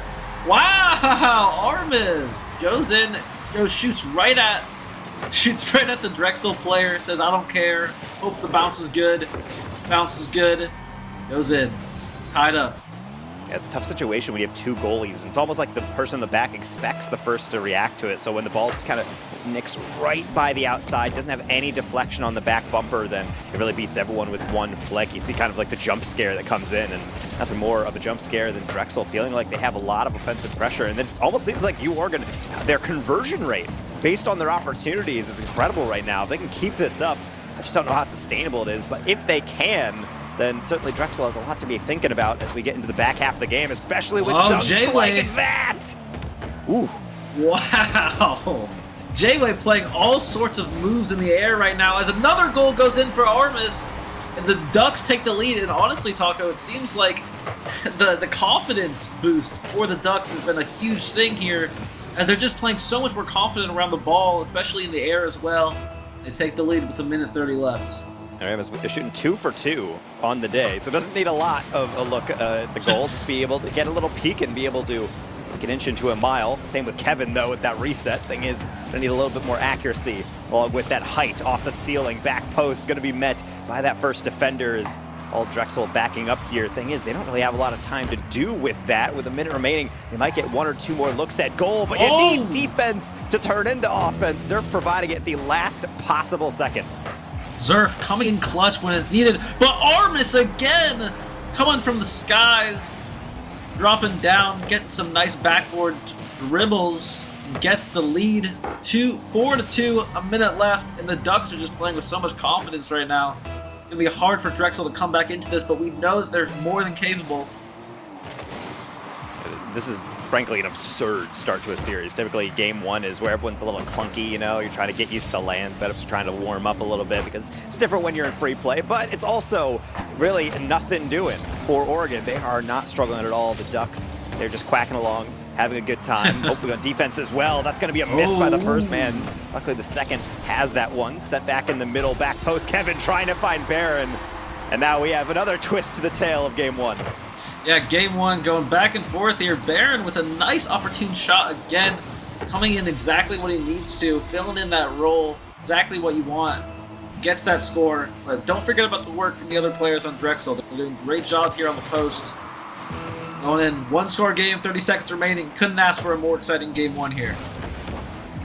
Well, the only thing I'll ask for is maybe one more. I like OT personally. I don't know. I'm not really voting against the Ducks. I really just like to be able to see games get extended, especially in high-pressure situations and also low-boost situations. Zerf's trying to just evade a defender, but the defender stealing everything from him. Kevin trying to rescue the play with a 50 down. Both players miss a long clear, and now it's got to go coast to coast for the Dragons, and I simply don't think they can manage that right now. A double commit on near post, another deflection. Maybe a last-second reach from Barron, but I suppose that was asking a bit too much. And right now, Ducks are way too much for Drexel. Yeah, the Ducks overwhelmed Drexel. The Ducks overwhelmed the Dragons here in game one. And it seemed like right away Drexel had that confidence going into this. They know they feel like they were the better team. But J-Way with some nice opportune plays to start up the game on both sides of the floor turned into a Ducks match through and through. I would say it was a tale of two halves, but to be honest, the equalizer came with past halftime. It was really just the beginning. Drexel feeling like they had all the pressure, and then Oregon was just saying, okay, all we need is one. And then once they got that, it felt like they settled in and were just taking high percentage shots. I like teams who don't mess around on offense. They're just trying to make sure you get solid contact, a lot of venom behind your hits, and it forces the defense to make saves. And after a while, it didn't seem like Drexel was organized enough. I think at the very least, this minute in between games, they're really gonna have to talk about fixing up the comms. A lot of wide open shots, and you simply just can't have that at this level. And I really wanted to point out how both sides, but specifically the Ducks here, were able to sort of convert that defense to offense. We saw so many times they were hitting that post, their back post, and then going into a shot setup. Going into game 2 here, hopefully we can see some more of that. So as we head over to DFH, we'll see whether or not anything has been learned. These are student athletes after a while, so being able to see if they can implement something from their own study plan. But either way, it's not going to be made easy, especially with the near instant combination from the Ducks off the rip. However, no real any chance coming to fruition, so we'll have to see whether or not anyone has something new. I'm expecting a pretty frantic beginning of this game as both teams desperate to be able to get the foot up. Yeah, they definitely want that early lead here. Both teams trying desperately to try to get a score. Jayway goes for a setup. Nice able to avoid the defender going into the air here. But looks like Drexel's going to meet him up there as well. Zerv trying to clear the ball. Ooh, Armis with a nice boom back. Yeah, definitely Armis, definitely the player I'm looking forward to seeing how they develop in this one. Honestly, set the bar pretty high for themselves. I believe it was a perfect shooting performance out of them, maybe a singular miss at the end of that one. But at the end of the day, a shooting performance like that can definitely pave the way. Another way that can pave it is just bumping him out of the way. Kevin got one, and that might be able to open up everything else, but quick challenge by Oregon, again, being able to clear their lines, and that's half of their success right there. Just forcing Drexel to be really the most precise they can possibly be, and they haven't really reached that pinnacle yet. Yeah, the defense, honestly, around the goal from Jayway has been something that I've been focusing on. He's been playing phenomenal defense around the goal and is able to quickly clear the ball if it gets into a situation where they're able to hit it quickly. But Baron trying to get something on the ground going here, only with 25 boost. Kevin, though, in the air! And that's going to be the lead that Drexel is looking for desperately. Really do love this approach by Baron. Sometimes the offense really is just taking it one player at a time. Cuts lightly around the defender, understanding that they have to challenge quick. They didn't see it coming, and a lot of players could just go for the flick, but Baron knows it's unselfish. Both players on the ground. Potentially doesn't have a lot of boost. Flick that high, trust that your teammate has that follow through, and Kevin really star player, typically for a Drexel player that has a lot of eyes on him. Never going to disappoint with an open net. Lead yet again, second straight game in which Oregon has been able to open up the scoring, but whether or not they keep it, as we know, an entirely different story. Yeah, I mean, yeah, Drexel take the early lead in both games so far, but we've seen the Ducks able to counter-plan pretty well. It seems like they're going to have to do that same thing here. The Armis gets the demo on Zerf, but Kevin taking the ball up court, trying to make something happen here. Spicy with the clear. Ooh, and then some, all the way across the midfield. Going to be chased down, but ultimately, I don't think the position is too bad, especially with these instant challenges. Jayway, you're still on that. It's almost what Baron was thinking in the internal monologue. He's backing up, just trying to avoid not losing that 50. Will get away with it, but now it's dealing with deflections on the far side. Oh, here Kevin, it comes. Fake pass one, flick past a second, and who else? Aramis, again, going to be right in the thick of things. Yeah, Aramis, like a spider on the walls, just waiting for that perfect opportunity, just comes down, gets that save, and turns that into another offensive opportunity for Spicy here. Not able to contest in the air. Zerf trying to get something to go. Spicy just going to keep on playing in the air, trying to get some of these big aerial hits. Zerf doing the same thing. A little bit of a mid-air bonk, as we say in the business, with Zerf, as he's able to still persist with no boost. Still has a target. Kevin bails out of that quickly, realized he was not getting on this one.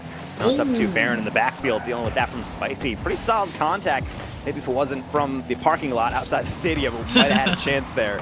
But you always do have to test the defense. I do like Oregon's willingness to keep throwing it right down the middle, rotating wide, trying to block those exit routes, and forces Drexel to be a lot more cerebral with their defense than I think they would prefer. Yeah, I mean, a minute 30 left here, and Oregon has been playing pretty solid on the offensive side, but have not been able to get anything to go yet as Baron gets the nice little half clear, gets it out of the midfield, turns it into an offensive possession. Jayway with the save, and here it comes. Nice little collision. Spicy gets the hit. Oh, and that was almost an opportune corner shot, but UO trying to get something to convert here as Kevin takes the ball down the mid lane. Not the mid lane, I'm not playing League of Legends. But the middle of the field. It does feel like a jungle, at least in this game, so I can understand maybe a little bit of confusion, but either way, we do have at least some more build-up here from Drexel as they're trying to just get some insurance, a little bit of a security blanket of a goal, and it doesn't seem like Oregon wants them to be content whatsoever. Still chasing down these reads. Issue is the follow-up. I don't quite see it yet. 30 seconds They're still looking for something. Kevin, he's trying to take away all hope past middle. Zerf gonna be denied at the last possible second. Back pass from Barrett. It's a foot race for J-Way. Trying to lob it, maybe going for the bump. Indeed, he is, and it's gonna work out. J-Way, 1v1, says, I don't care, put any of your best players on me, I'll cook them. And does that against Kevin right there. Gets a nice little backwards bump situation, ties up the game with 20 seconds left.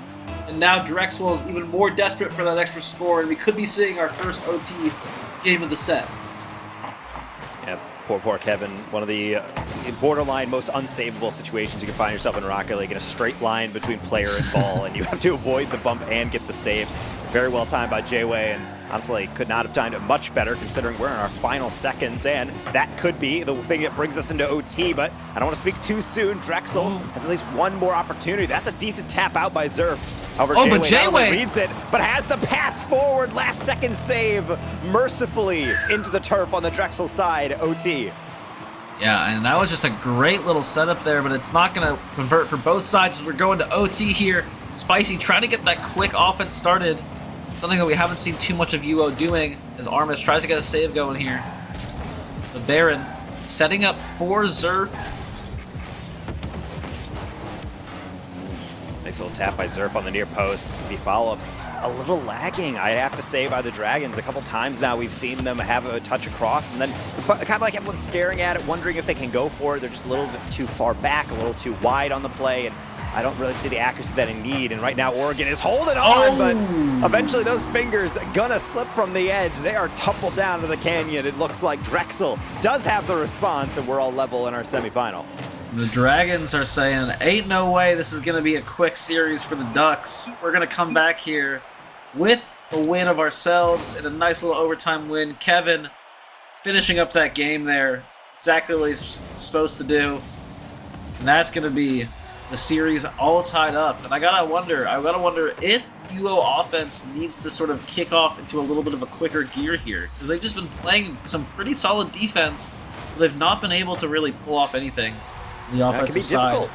Yeah, it can be difficult for a lot of teams to be able to lock on in. And I think, especially in a tournament focus, you see game ones tend to be a little bit more of a feeler game, but also it tends to be also the lack of consequences type of game where you're like, it's fine, let's steal it. It's game one, yeah. Yeah, it's not a big deal. And then once you start getting in, the stakes start ramping up, especially in OT, where, you know, the moment you miss an aerial or you feels flip a little bit and you're like, oh, I didn't mean to do that, then everything goes out the window and you don't want that loss to be your fault. So it's almost like everyone tries to lock in and be a little bit too careful. I think we actually saw that right before the end of regulation. Oregon looking like they're dead in the water. This is going to be a goal, and then, you know, it's temporary clear.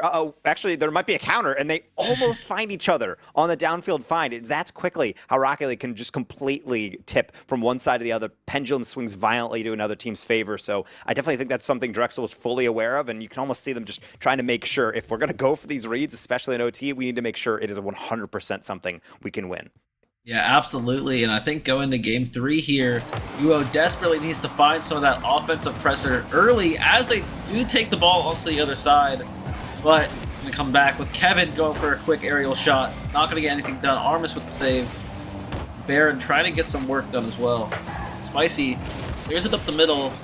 Armis is doing a great job of just being there. Like, he's just there. He's there. You know what I'm saying? I hope he's getting credit because this is a work study. He is putting in work for University of Oregon, and right now he could actually be able to also watch his teammates get stuff done. J-Way, first look at the goal and the first one in. This is like in the group project when everyone does their, like, a specific assignment. It's like, oh, it feels so great. And J-Way there, with another opportune defense to offense situation, gets the lead early into Game 3. It's a situation with Drexel where sometimes you trust everybody too much on your team and you're not spaced out, you're not giving a healthy amount of doubt into those plays, and one touch that goes through expecting a deflection doesn't come in, and suddenly just kind of an innocent rolling ball straight down the middle is going to turn into the goal for J-Way. Still a lot of focus to be able to get that hook shot and whip that past that near post even with a defender ready for it. Speaking of, Spicy, you got to be ready for Kevin as this air dribble goes all the way back down over top of everybody, and we got a quick equalizer. Kevin flew from his side to the other, entirely in the air, playing with the ball. Gets a nice little shot. Spicy wasn't ready for it, and that's going to be a quick tie-up. And I think this is going to be a shootout. I think it's going to be an absolute shootout for both sides here. It's one of those beautiful things about air dribbles. Sometimes you think about it as the ball is just kind of glued to the hood of your car and you're just carrying past everybody. And other times it's actually just a light tap into the immediate follow through from Baron. The kickoff rears its ugly head. Yeah, the kickoff, you can't forget about the preparation that teams do for this, and it seemed like it was just a nice opportune time. One of the Drexel players were in the air, one of them hits it up, easy little kick here. They take the lead with a nice setup very quickly into game 3. And Oregon really has to be careful with these kickoffs. Nearly a second one coming on in. And as I say that, if not for Baron, that could have been an open net. But this is the one thing that I think a lot of teams always forget about. You get that one goal and then just how quickly momentum can be able to go to the other side's favor. As when you're able to cheat up fast enough, it just completely blitzes you. Everybody too wide, can't really handle it. And it's a rare kind of misstep for the Ducks defense. For the most part, they've been handling things really well, especially throughout most of game 2, despite the loss.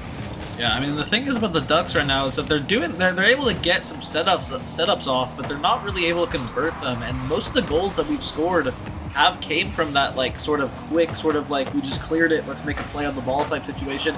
As I say that, Armis gets the save, and let's see if they can convert something here.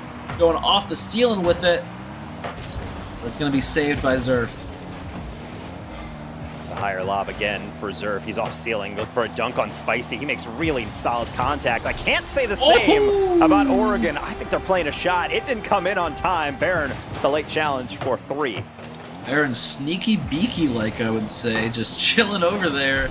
Comes out of nowhere, gets that clean little shot off, and they're going to take that 2-point lead here with 3 minutes exactly on the clock. And UO desperately going to try to figure out something they can figure out on offense, because the Drexel defense is playing phenomenal right now. I think the big thing to realize for Oregon as well is that, yes, it's a 2-goal deficit, but there's also not really something I think you need to be able to be super sweaty about. You don't need to be freaking out in the comms. You have a lot of time to be able to build up an offense. So a team that has been so clinical, really, when they've gotten most of their open looks and been able to be patient, needs to also exercise that when they really do desperately need those goals. The time ticks down. But right now, I think Drexel, on the other hand, they know that they don't necessarily have to rush, but they do need to burn this clock down as much as it is important to be able to grow this lead nearly a third. Yeah, Spicy with the phenomenal save there, just comes in between both the Dragons, sneaks in between, spreads out his wings, gets the block, and Kevin and Drexel just trying to get more and more shot opportunities here. They're just trying to make a statement, trying to get this lead a little bit further, but UO desperately looking for a score here as they set it up. J-Way gets off the backboard, or off the crossbar, I assume. Aaron. Whoa.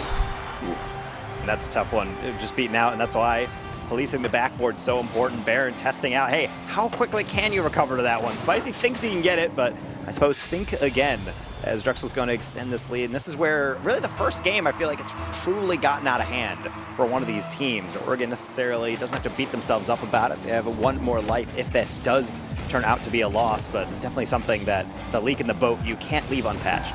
Yeah, I mean, this has been a very much a statement victory for Drexel here in this series. I mean, they do have, you know, like you mentioned, another game here if they do lose this one.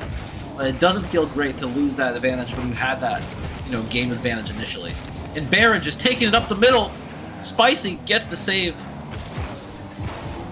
Ooh, and the deflections are flawlessly placed. I don't know how well communicated that was, but just one of those happy accidents that sometimes favors your team. Kevin just getting right in the way. It might as well just be a wall on the side wall.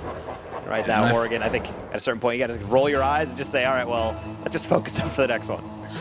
And when you have a player like Kevin on Drexel who can play like that setup role or that like primary striker role so well, it's really hard to sort of plan around that if you are Oregon here, because you can't really let him, you know, be over in the backboard because he's going to get a great setup, but you can't, you know, just let him be by himself either. You have to constantly have the attention around him, and that's just a lot of stuff to deal with for the Ducks right now. Certainly a lot of situations in which games really do get out of hand, but it doesn't really mean much. The cool thing about Rocket League is that you're not just stuck in a lobby for about 40 minutes and you're just taking the brunt of another team's forcefulness across all of this as a 6 goal will go in. It is a reset opportunity, and I think it's one of the strengths of the esport, and also one of the things that is a relief for a lot of these teams. As at a certain point, I think you kind of just phase out the goals. You're saying, all right, Obviously, Utopia Dust just did not go our way, and this is something that you kind of rebuild from. Next 40 seconds, I would love for Oregon just being able to focus on having one consistent counterplay or maybe a goal. Just be able to boost the mood, get the morale back in chat, because it's so easy to start going quiet. Yeah, especially, I mean, they're playing IRL right now. I do wonder what the comms are looking like. Probably not too much being said right now, but they really got to bring that momentum back here as Baron scores another goal. That one just feels a little disrespectful. No, I'm kidding. But I totally get it.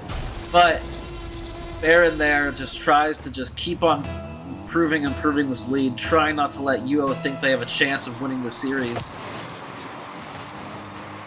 That's exactly what I like to see in teams, is when you get a lead. If you have a chance to be able to really extend it, then you really should. But if you're J-Way, you really should also get a couple, as I said, just to be able to put a smile on your faces. That's a good follow-up, just to be able to show, okay, when we do get a pass middle, seems like we still can get those. So maybe something to implement in the future. And also, hey, a revenge kickoff goal. So both teams at least benefiting somewhat from the restart. Exactly. You know, J-Way does get the goal there to patch the hole in the sinking ship of this game, but I do think that that momentum that Drexel has is going to be really tough for UO to beat right now. I mean, they're just playing phenomenal. I mean, all of their players are playing so well at their established role and outside of their established role. It's going to be tough for the Ducks to win this series. They got to win 2 in a row here as the ball hits the ground. We're going to Game 4. Match point for Drexel as a team that has gotten into the routine of being able to take command of these games and be able to at least keep them fairly competitive even in that loss.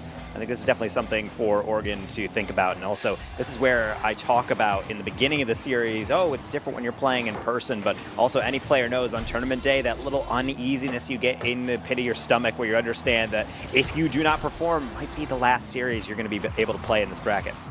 Yeah, I mean, you got to think about this. Like, a lot of these players are actual seniors as well. You know, like, this is like their last time being able to play in this tournament series potentially, and they really want to leave a lasting impact on their programs, or all of their respective programs. This is a big game for all of these guys.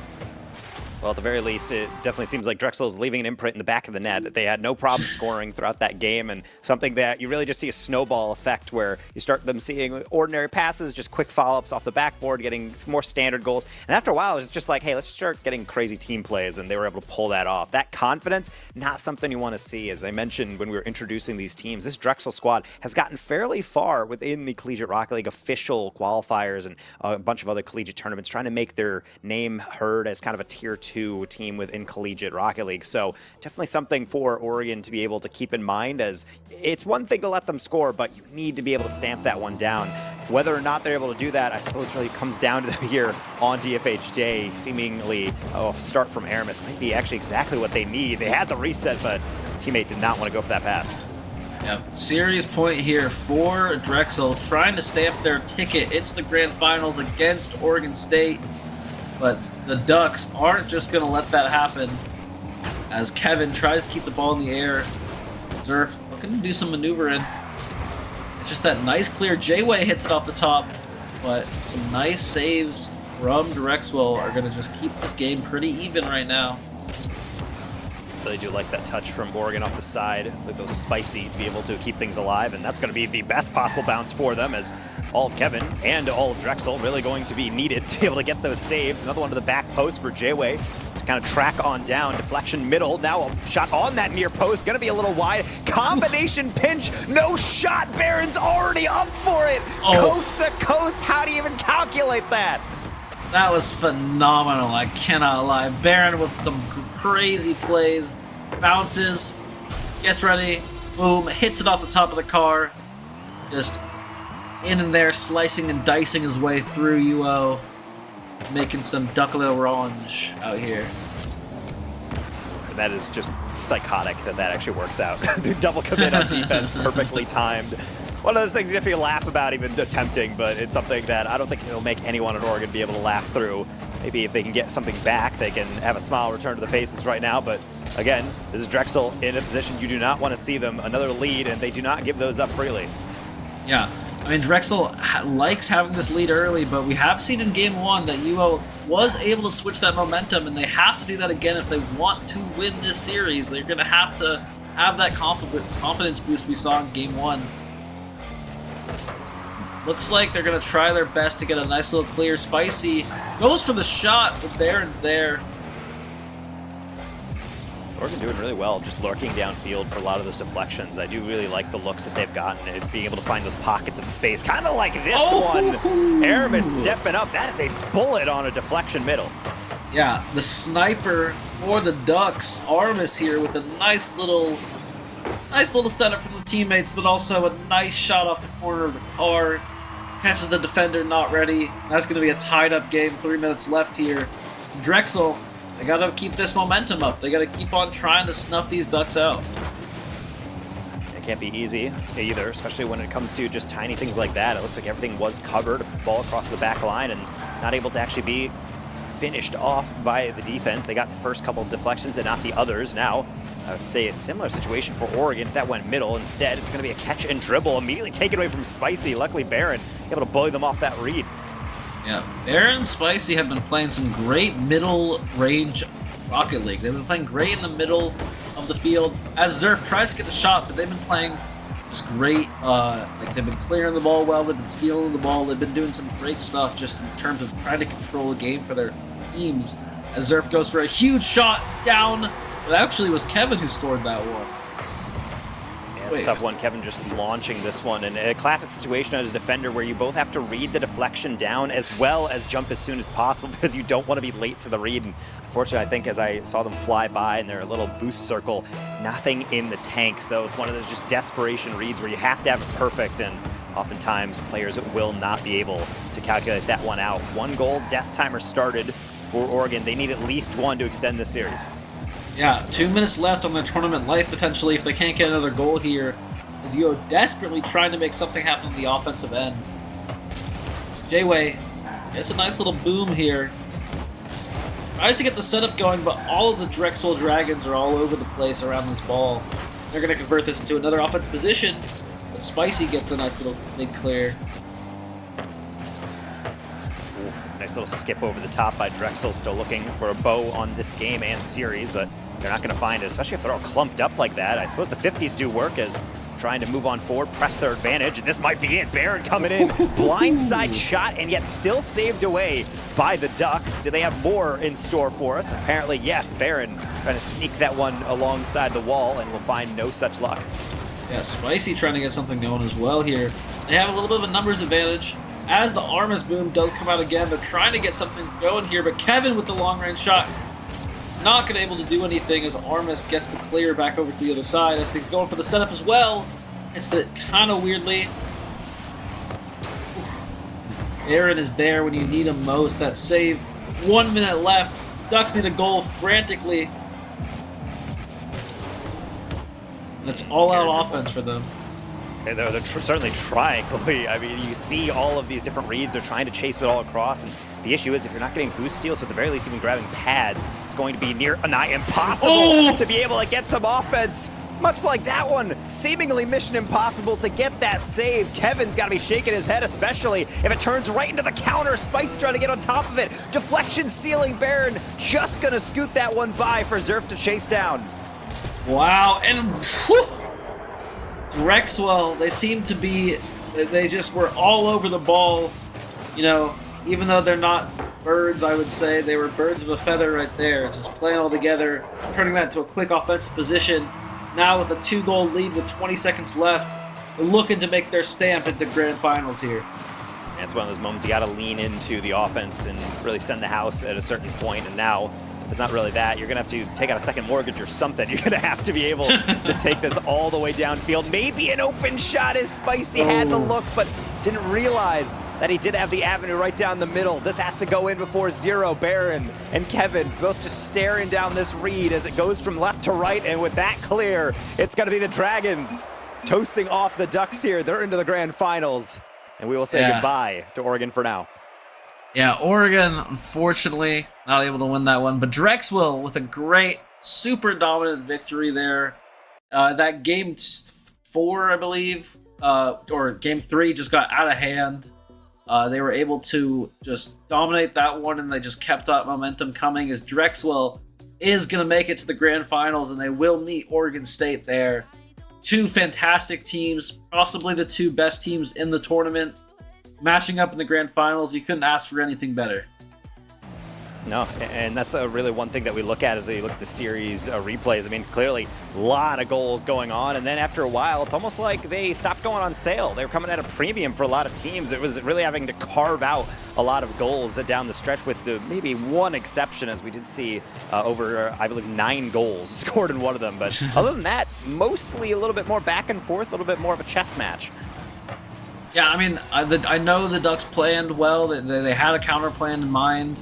I believe Drexel did too, and they just were, it was a battle of execution, and Drexel they had that star level potential, and they were able to just do what they wanted to do in a lot of areas. They were able to take the win here. And be able to just see Drexel, I think, really just try and reinforce the idea that, hey, the best type of offense is the one that is overwhelming, just be annoying on top of the ball. Oregon had elements of that, but I think it was just a little too infrequent, partially because they were never really able to get a lot of boost control. It felt like certain initial shots would be dangerous, but the follow-ups are really only sustainable if you're able to take good 50s, be able to trap a team in their half. And my goodness, look at this one, the crossfield pin into the goal. I mean, something to just crush your ego like that. Yeah, that was just absolutely crazy. I mean, Barron honestly was the MVP of that game for me. I mean, he was playing great two-way play. The saves were phenomenal. The setups were phenomenal. He was able to do everything he wanted from the most part. And while I think J-Way had some incredible saves down the line, this wasn't enough to deal with the Dragons. Yeah, it can be so tough to be able to get into these situations and then also know all these nerves that get in. So it can be really difficult, especially when you do have seniors. We don't really know if they're able, how many more tournaments they're able to play into this. So I really do wish them a lot of luck in the future, but also more importantly in the future for the winning teams, because we do have our grand finals all set and ready. It's going to be Oregon State. It's going to be Drexel starting in the same group, and they're going all the way together. So we'll be seeing that one after this break.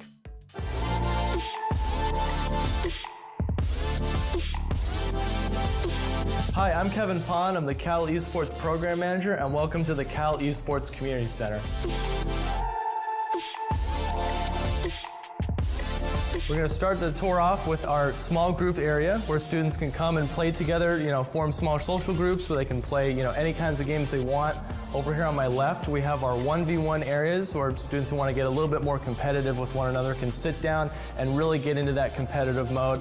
This whole facility is totally open to all students and faculty on campus. So, whether you're just a freshman starting out or if you're a competitive player on one of our Cal Esports teams, you can really just find your home in this unique area. This is Tiffany and Daniel. They are the leaders of the 2 largest gaming clubs on campus. Gaming at Berkeley is a registered student organization on campus at Berkeley. We focus mostly on building community and friendships between the students here, and we serve roughly around 6,000 members.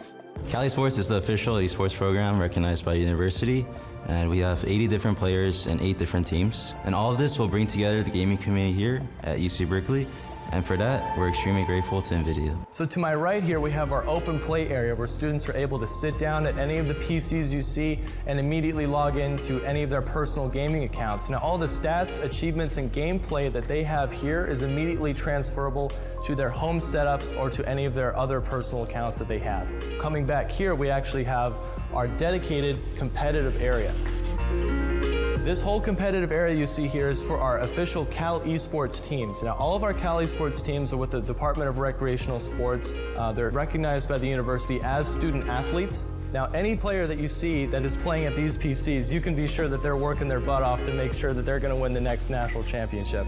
Now behind me here is our Student Broadcast Center. Now the Broadcast Center is kind of echoey because we're still putting in our sound absorption foam on the walls right now. We're gonna have this whole setup dedicated just to students who want to stream, broadcast, shoutcast, any esport title that they want so they can build that experience and take it with them after they leave Cal. So these PCs have the capability to beam anything going on in this room to the TVs you see out on the main floor. So if we have students in here who are streaming for the first time, they're able to broadcast live to the center and share their experiences with everyone here. And NVIDIA has set us up with some monstrous PC gaming rigs. All of these PCs can output 240 frames per second, for all of our esports titles. I absolutely can't wait to see what students' reactions are going to be when they walk in through those doors. Go Bears!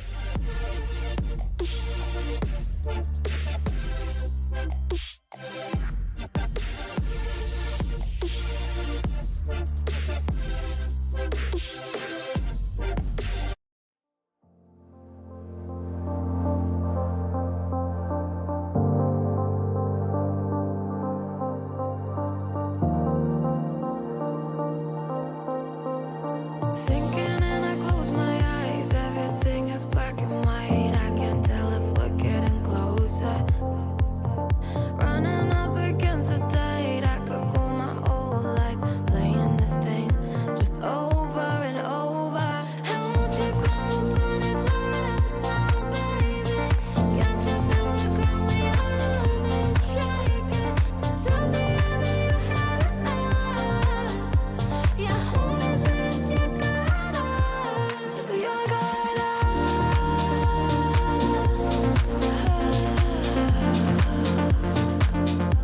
With your guard up.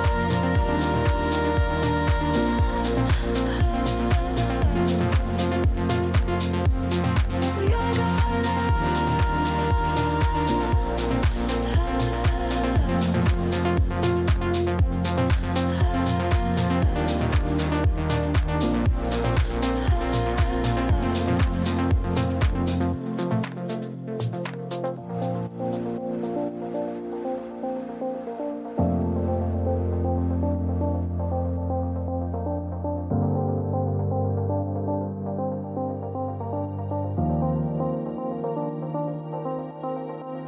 I'll help you find your peace of mind. You don't always have to climb. We can just stay under covers.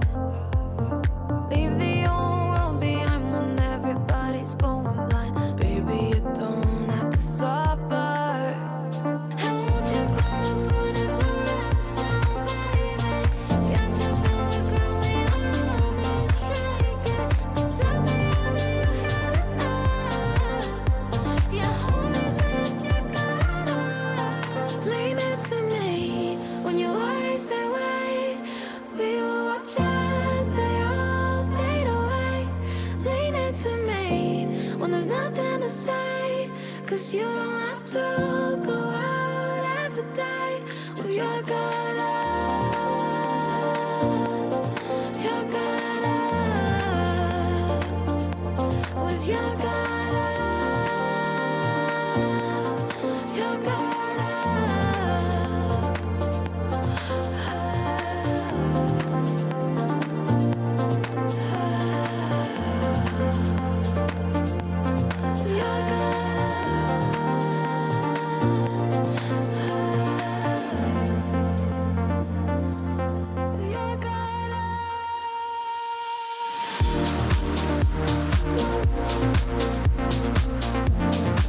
We just finished up with the semifinal of Drexel beating OU Green 3-1, and I have the opportunity to get a live interview with Baron, one of the winners, who will go be playing EA OSU. Now, I'll start it off. How has your experience been in Run It Back so far? It's been pretty good overall. We've been kind of getting used to it. I think on LAN in particular is the biggest thing, getting used to playing on different setups. Everyone else isn't on the on-LAN setup, so I think it's definitely an adjustment, but I think we're used to it. So.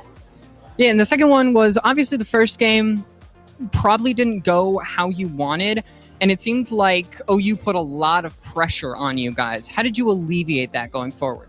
To be honest, we were red barring 80 ping in the first game, and we kind of came back and locked in a little bit, but I think realistically we made a lot of dumb touches. We didn't really change much. We kind of just did our thing, locked in. We have good mentals, so it wasn't really much of an issue.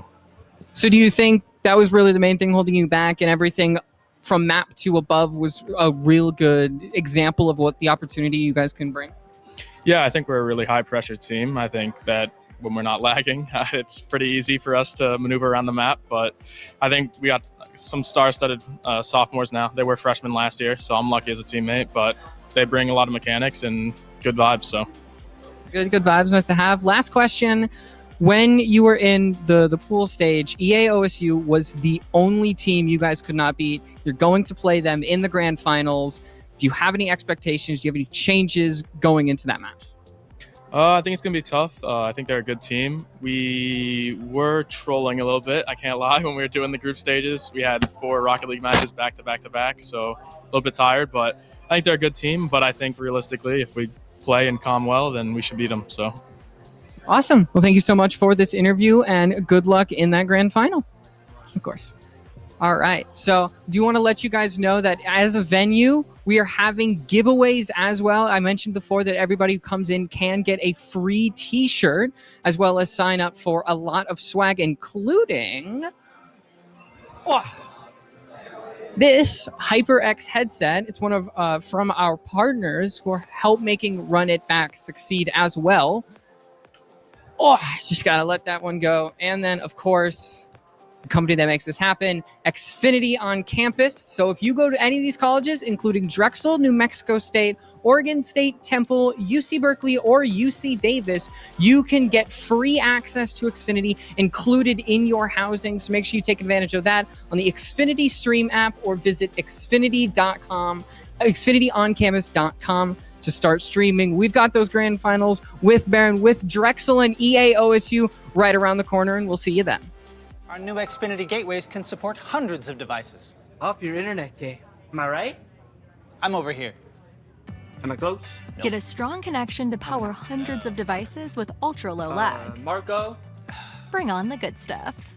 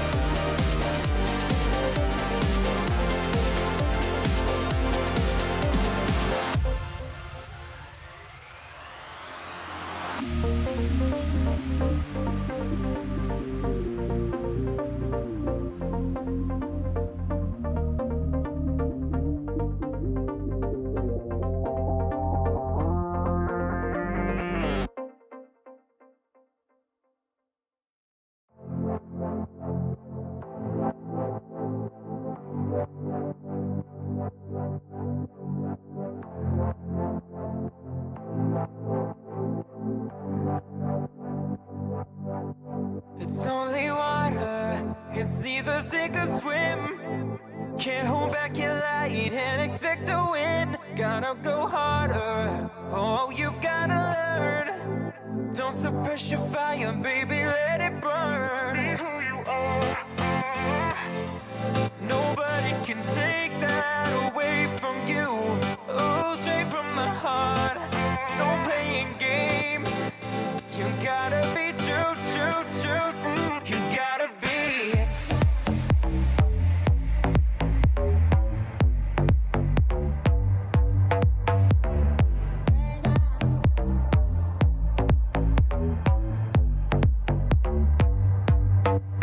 'Cause you're human. Sometimes it's gonna hurt, baby. Just let your tears fall down. No need to worry about tomorrow, baby. 'Cause you got time to figure it out. It's only water. It's either sink or swim.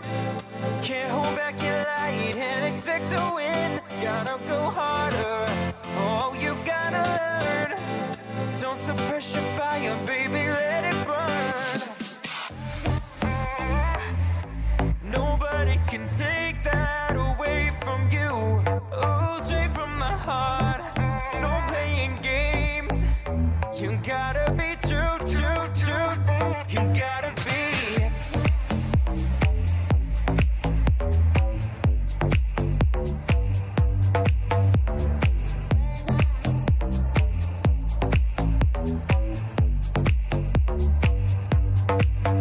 Cause you're human. Sometimes it's gonna hurt, baby. Just let your tears fall down. No need to worry about tomorrow, baby. 'Cause you got time to figure it out. Sometimes it's gonna hurt, baby. 'Cause you're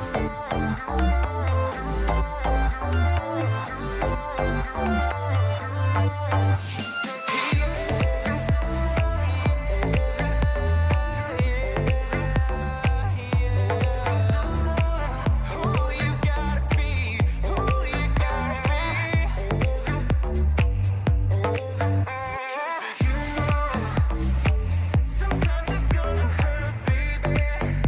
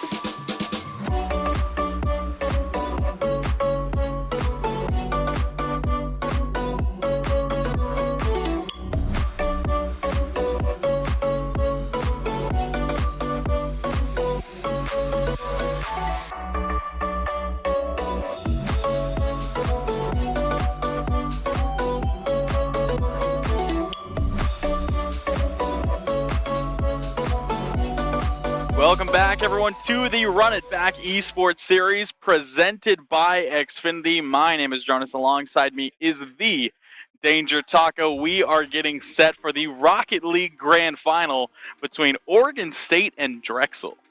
And this is going to be a big one as well, because not only is this a matchup of, I would say, two of the more, I would say, celebrated, I would say more accolade-burdened teams, really just trying to get weighed down by those medals. It's also a rematch earlier on. They started in the same group, starting in first and second, then at the end of it means they're going to get put on the opposite sides of the bracket. We always had a rematch in the tail of things, but this time it is a best of 7. Oregon State able to win the last one, and you'd have to think Drexel not going to be super happy about that. Yeah, it was a 3-1 victory for the Beavers when they faced off, and as you said, I'm expecting the Dragons of Drexel to come back with a bit of a vengeance in this one. I know that the guys over here at Oregon State, they are a little bit worried, obviously, playing on a land setup, not being able to have that home comfortable setup that they got the win with, gonna make things a little bit difficult. But you know what? I still think they should be able to get the win if they're able to repeat that performance. But Drexel, they're gonna be hungry for this grand final victory. Yeah, the biggest thing I think for a lot of teams is just being able to understand that, yeah, you came all this way. It doesn't really matter what happened beforehand. You have to have the memory of a goldfish. Just gotta play your game well, play it smart, and most importantly, really just avoid the panic situation I feel like a lot of players do deal with, where you start getting a goal and you start getting, or get scored on rather, and you start going down that kind of dark path where you're wondering, oh gosh, this is where it goes again, especially now that Oregon State really has had the win before. They've looked insane. I mean, Profile, you even had a quote from him earlier on where he's apparently talking to the team that they're looking pretty good. I mean, he was hitting double flip resets like it was free play earlier on in that semifinal. So clearly the team is at least having a good time on those land setups. Yeah, they're definitely having some fun, But we will take a look at the Drexel roster, who did just get that 3-1 victory over the University of Oregon team. Again, that being led by Barron. Following him is Kevin, who is just a mastermind on the field, and then having Zerf as that third. I mean, this is a pretty stacked roster, Taco. Yeah, this is a team that definitely has a lot of different iterations throughout the time. I mean, I remember back in the day, a lot of different other rosters coming through from Drexel, but this is the newest iteration, and I think they're definitely off to a solid part of their careers as being able to get really deep in tournaments. This one included potentially adding a first place medal onto that, different types of celebrations that they've been able to go through in pretty much their first semester together, which is pretty impressive considering usually it takes a long time to build up that chemistry. Yeah, I know this Oregon State team, they've played together for a little while now. Know that Mitch and Private Boy are really veterans. Profile is kind of that newcomer, the sophomore. He's going to be looking to make another impact. But again, showing that roster off, led by Captain Mitch. Private Boy had a great series going toe-to-toe with UNM. And of course, Profile, that mechanical younger guy for the Beavers, looking to again get another victory. Yeah, I think the big thing for them is just being able to understand that they do have, in my opinion, the speed advantage. These guys play together constantly. They're up in the air. It's almost pre-jumping each other. And I think it's something that Oregon State within former competitions, even at the highest level of collegiate play, I've talked to a lot of other teams, particularly back in, there's typically like the East-West team divide. A lot of the West teams are saying that team is really tricky to play against. They might not get all the wins in certain leagues, but they're always going to be competitive in series. They're always going to be able to be something that throws an element of their gameplay at you that they're not really sure if you're going to be able to handle. And I really do like that approach. It's a little bit of a wild card, and as long as that teamwork clicks together, then Drexel certainly has their, I would say, hands full, but Dragons, is it claws? I'm not entirely sure, like the different linguistic you should go with that. I mean, it's certainly going to be a battle of the Titans in this matchup. I mean, seeing the matchup during the round robin stage and Oregon State being able to get that victory, I think that was pretty huge for them. I've seen a lot of Drexel in different leagues. They're a very solid roster, so we'll see if they're once again able to perform. Oregon State got the win last time. The Dragons, they're going to be trying to swoop in and take this grand finals chip, but It'll be a close one for sure. It'll be a solid battle. I think it's really going to come down to the offensive game. Who's going to be able to step up in those big moments? Yeah, especially since there are these kind of awkward moments in, because when you do have a grand final on the line, obviously we talked about the nerves, but it's also the expectations. I think a lot of these teams come in, and I always disliked it when you talk to teams and say, all right, how you feeling? They're like, we're going to try our best. It's like, no. I want to see the confidence. I want to see you actually say, no, this is our series to win, and this is our series to be able to take advantage of all the weaknesses. We're definitely faster than we're more mechanical, and I feel like both these teams have gotten fairly similarly far in most tournament brackets that they've been able to go into. They've been formidable teams, and even though Oregon State got the edge on one, I really do feel like this is the perfect run back. Not only do you get more space if you're Drexel, obviously, because of a best-of-7 expansion, but I really do feel like now that you've seen the preview, not necessarily you know what to expect, but I think you come in with the adjustment in your game plan that allows you to acclimate to the pressure a little bit better, or at least in their minds, probably hoping that that is indeed the case. Yeah, I will be excited for the adaptations that we see from Drexel. I am expecting them to come out very explosive. Obviously, Oregon State, they had a little bit of a break between their semifinals match and the grand finals. Drexel, they're going to be a little bit more warm. They're going to be hunting for that revenge victory here in the grand finals, and there's not much of a better time to get that series back than a best-of-7 grand finals. I know they're going to be hungry for it. We'll see if they're going to be able to bring it to the table. It's going to be, I would expect this to be a very long series. Yeah, I also would expect that to be the case. I mean, obviously, we saw a 3-1 in group stage, just as a reminder for everybody. So that's one thing, being able to see all these games come in, and that's great to be able to see from those players. Issue being is that whether or not you're able to actually replicate that ability and be able to get that dominant of a victory, I don't really know if that's in the cards. Definitely Oregon does not look like they are slouching. I would say, if anything, Drexel started a little bit slow up against the Ducks in the previous semifinal that series on stream. So maybe people can adapt to that and be a little bit different. But the beauty about Collegiate Rocket League, just like the highest level as well, every team matches up with everyone else differently. It's like different chemicals getting thrown in a concoction together. Whether or not you see an explosion or just fizzles out, I don't really know, but all I know is I think we're pretty much guaranteed for an exciting grand finals. Yeah, I could very well see Drexel starting off this series hot, maybe Oregon State, coming in late, but we will have to see. Game 1 underway. Drexel in blue, Oregon State in their orange. We'll see how each of these teams is going to fare, and we'll see who comes out on top. Early strike saved away by Zerp. And sometimes you're going to have those awkward moments where it seems like everything is going well, and then right off the rips, everything goes out the wayside. Speaking of a demo, not for profile, very well could have been in. So both teams dealing with a little bit of heart-stopping defense needed to be able to keep this one 0-0. Yeah, the defense is going to have to hold from either side. I mean, we know the potential of both of these offenses. We know what they can bring to the table. A lot of team plays, a lot of potential solo plays from either side. And we'll see if the defense can stand tall, but it's going to be Oregon State on the board. First, Mitch drops it down, and Profile takes it away. Really do like that from Mitch. He's not trying to play around with it. It's one thing to take a light touch. It's another to know Profile is the type of player you kind of just chuck it near him and say, hey, do your best with this one. And boy, does he. Top shelf, right over top the goalkeeper. And I think everybody on Drexel is waiting for something a bit more finesse from Mitch, but instead it's just a hard as possible pass into the mid. Yeah, Oregon State, they're one of those teams where their offense, it's kind of just, getting it close to that midfield, getting a quick 50, beating one player at a time, and then trying to open it up for that final shooter. But Profile is a player who's going to be able to take down multiple by himself, as he did on that play. But Drexel are trying to respond. Good clear coming through. Kevin on it for the far side. Private Boy in a great spot. Gets bumped by Profile. A little bit of some miscommunication there. Does tend to happen, but it's going to be a bit of a feeler here in Game 1. And certainly on those little miscommunications, I think those are only natural, especially when there are these moments in Rocket League where you have to focus up so much on an air dribble or that first touch, but sometimes I feel like your brain just does not have the capacity to talk. You just are saying, let me just focus up on this one, and you have miscommunication. Didn't hurt him on that one, but Kevin might certainly provide some pain on double taps like that. Profile to be policing that goal line, and not only that, but might even get another one. That's over top of Zerf. And that is a beauty from Profile. I mean, you saw the respect on the goal line, being able to shut down the double from Kevin. Knew that shot was going to be on, was ready for it immediately.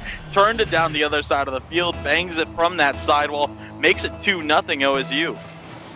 Right now, kind of a slow start for the rest of Oregon State. Profile already over 400 points 2 minutes in, so clearly doing a lot of work both on offense and defense. More just a stat pattern, it seems like, anything else from Oregon State, but they'll laugh it off. It's all doing well for them, and But now if you're Drexel, they would like to do well, just as well. And Kevin will be able to finally answer that call. Look at this top shelfer.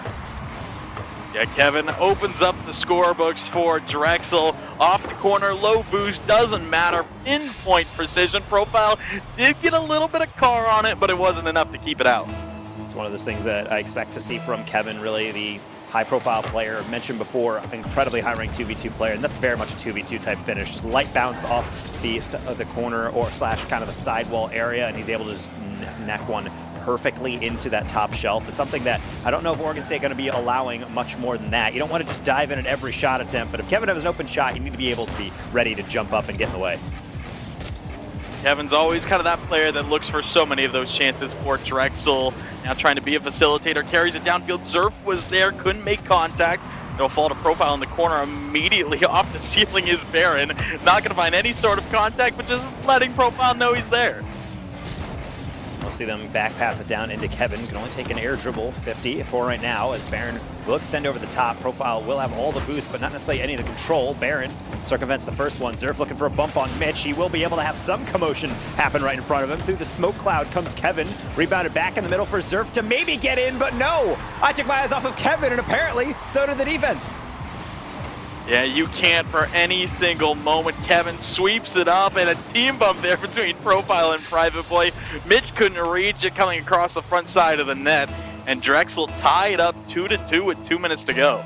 Something you really can't pull off in ranked. You only can do it in private matches with comms, being able to chase left and right on the rotation. Kevin just causing havoc, saying, hey, if they're just going to allow me to roam around with all this boost, then I'm going to try to make them pay for it. And at the end, uses every single drop of boost to be able to get that goal. He's now even trying to do it again. That's a lead demo. He's trying to keep the ball up, but there's just nothing remaining coming out of that boost canister to be able to propel it over. Oregon State wiping some sweat off the brow, I'm sure, as they get away with that one.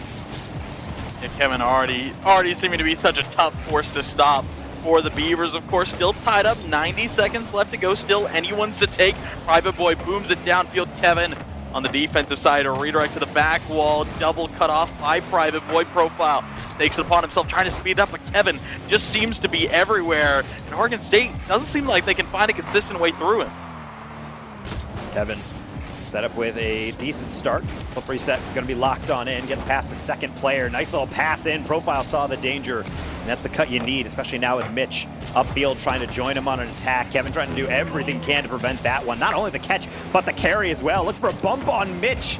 Kevin nearly just kind of completely opening up the Beaver defense by himself, but not always something that you expect. And so we know lightning quick transitions from either team could be the difference here as we're entering our final minute, and there's another one from Private Boy. Turn to the side.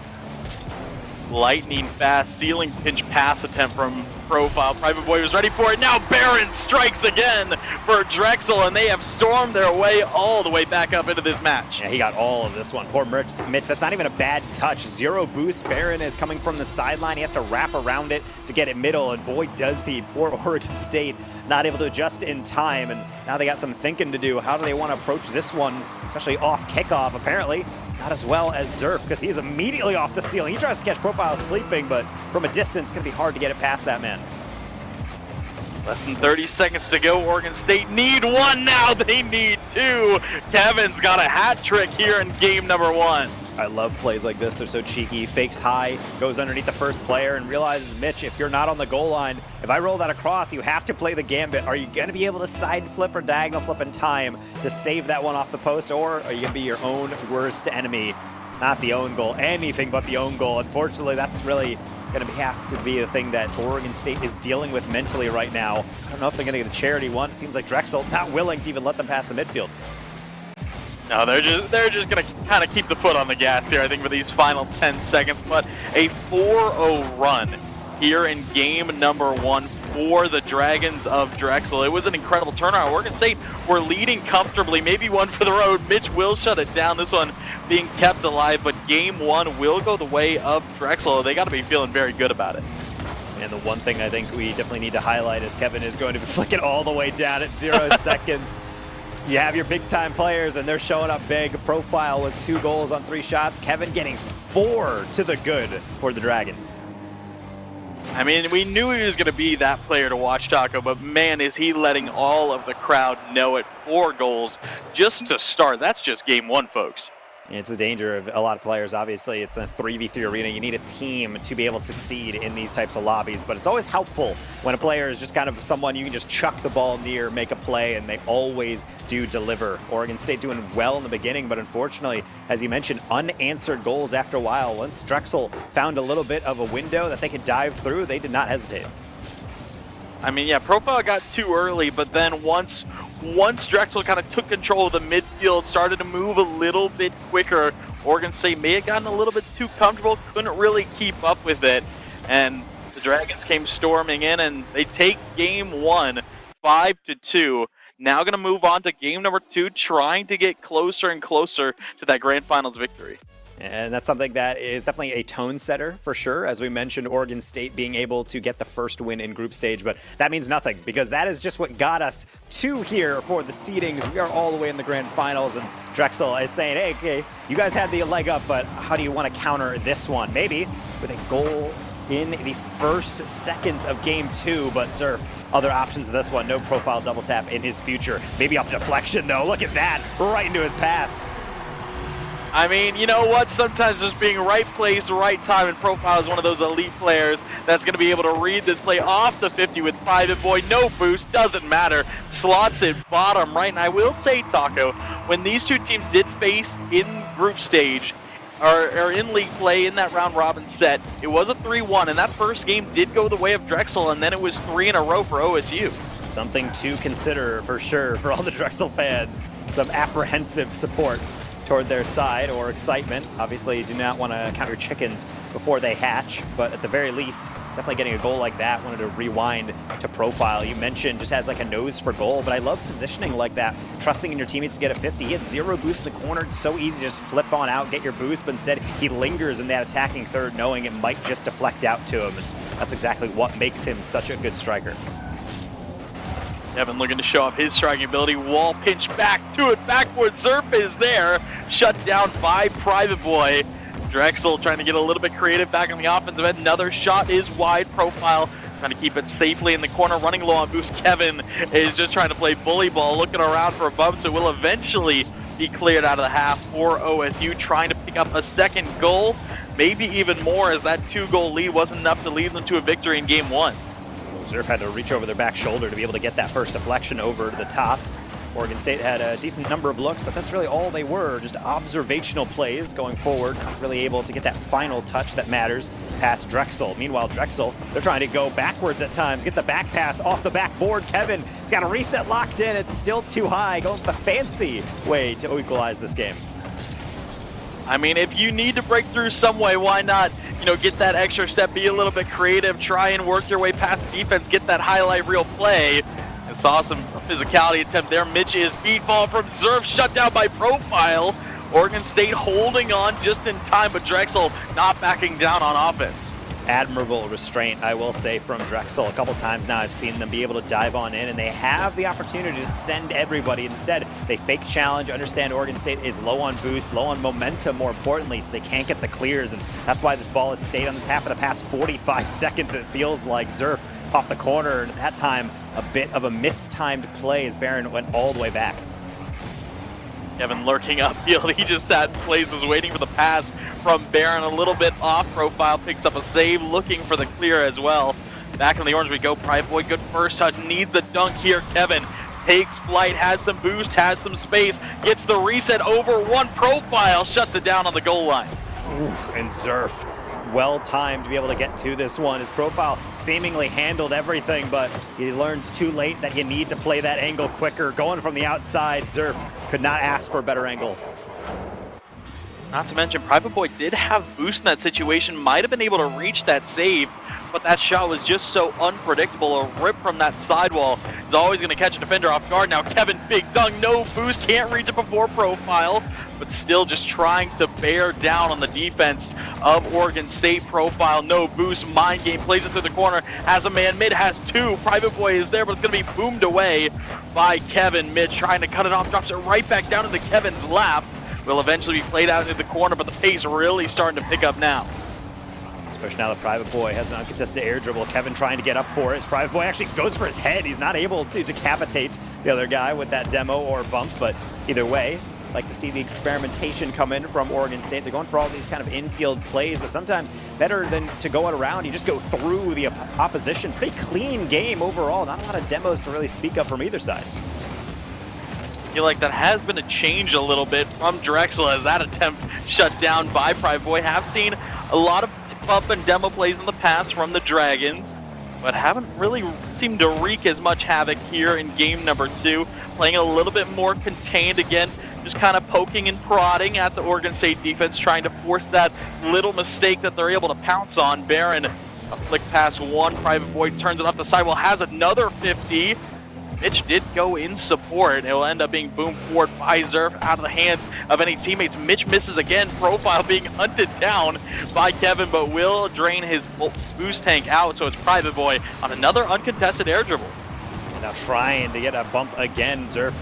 He's oily though. He's a limey one as he's trying to get around all of these reads and get the pass middle to Kevin. That is still asking for quite a lot, so Barron will try to rescue to no such avail. Profile, quick flick again. It's going to be wide open for Oregon State player. Mitch can't make it count as the reset really was begging for more power, was not able to wrap around it. Kevin gets a reset of his own. Profile spots the opening, clears it away for a moment. Barron lifts it high. Mitch low on boost. That's the only touch he can get. Zerf speeding up through the corner. Final 10 here in regulation. Zerf off the sitting Profile. Another clear. Oregon State low on boost, low on chances. Barron knows that he's looking forward. Mitch waiting patiently, just trying to kill this one and get us to OT. That he will. Game 2 overtime. Something that I would expect to see eventually, the tightening of everything. Drexel really running away with things in game number 1, but this is a lot more even keel. Both teams had really solid looks, and now just down to whoever gets the last solid look, it seems like, as both teams also trying to maybe tighten things up just with their build-up as well. You saw Drexel have the open clear, but instead try to possess it as much as possible, not just throw the ball downfield. They're really trying to keep hold of this possession a bit more. Zerf, no boost. It will just fall to Kevin.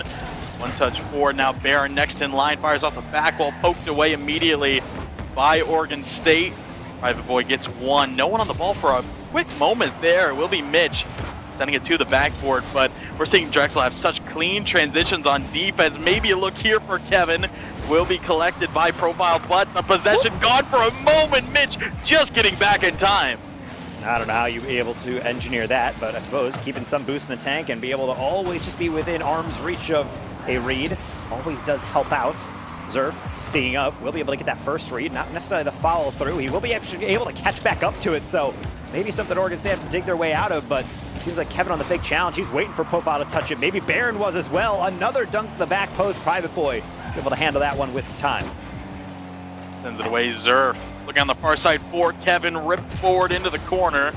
Boomed back upfield by Barron. Kevin there looking for the redirect, and so was Zerf. Neither player able to connect with that skim, and it will be taken away by the Beavers. Trying to get back on offense. Haven't seen a lot of their offense here in OT. Profile. That's a great demo, but no one was close to second. Yeah, it's tough to be able to fully estimate out where the ball is going to go, especially with all these 50s. You sometimes have to kind of just play back and hope that your teammate can win the angle they're going for. Half the time, it's really just going to be, hey, I'm going to go for the challenge. You wait for the next one. So I don't really blame them for being right next to it, but have to be able to activate a little of that killer instinct. Otherwise, you're just going to be kind of sitting in midfield waiting for the perfect bounce that never will come. Profile instead trying to deliver a perfect pass on a platter for Private Boy. He's not able to get back to it before Drexel shuts that one down. They need to shut down Kevin off the backboard. Zerf is going to be able to hop on this one. And Drexel taking game number 2. The defense finally comes crumbling down. A miss from Profile, and then the pop into the back wall. Zerf punishing up top, and Drexel now up by 2 games. Just a couple mistakes on defense. That's all it takes. Yeah, that's the thing, though, is that from Drexel, you could argue that, yes, this is an offense that forced a mistake, but really, I think it's just solid follow-ups. You can make any offensive forward play actually into a goal if you're able to just get on top of the read quickly. There's a lot of teams even that will just dive in on a play, even if it's a low percentage shot, just because they know they have a decent number of opportunities to be able to get on the ball. And if they just play their 50s right, or at the very least force the defense to freak out, use that boost, jump early, eventually some are going to go in. And I don't blame a couple for going in that 2 go in across a massive amount of shots from Drexel. 13 on the board for the squad. Yeah, I mean, Oregon State, they had 10 saves as a team, but it just was not enough to shut down the offense of Drexel. I mean, if you're able to have that amount of pressure, you keep putting shots on, have those quick follow-ups, eventually something's going to break, and that it did. Now, Oregon State going into Game 3 down by 2, and they need to try and keep it from a 3-0 and having to reverse sweep. Yeah, when you have to reverse sweep, I think it's one thing in a best of 5 because you're saying, you can win 3 straight games. But it's really difficult, particularly because the other team, I mean, they're already feeling it. They're already hyped up. They're just nearly jumping out of their chairs, but he's playing at a standing position if you're getting a little too hyped. So I don't really know if that's really what you want to bank on, especially when it's so close. In my opinion, it's much more frustrating to lose a series like this and start to shed games when they're within a singular goal. It really just comes down to just one moment where things don't go your way. So we know how capable this Oregon State team is, but for right now, they have yet to prove it in this grand final, and that in itself has to be frustrating. I mean, I did see at the end of that game, I mean, the Oregon State players from me about 10 feet away did see some very frustrated looks after that overtime goal, and it's bound to happen. It's bound to be frustrating dropping these close games, but you got to use that as motivation. You got to learn from your mistakes and keep things going. This series is far from over. Private, I like that touch. Problem is he's not going to get a second one on target. A little bit over the top for Mitch to be able to, again, send into the blender. We're needing a third. Profile a little bit late to it. He's going for the double. Kevin plays his straight line flawlessly. Gets the 50 to set up Zerf to then go low. Back post. Mitch got to handle this one. He just gets there in time. And a fake means a potential counter.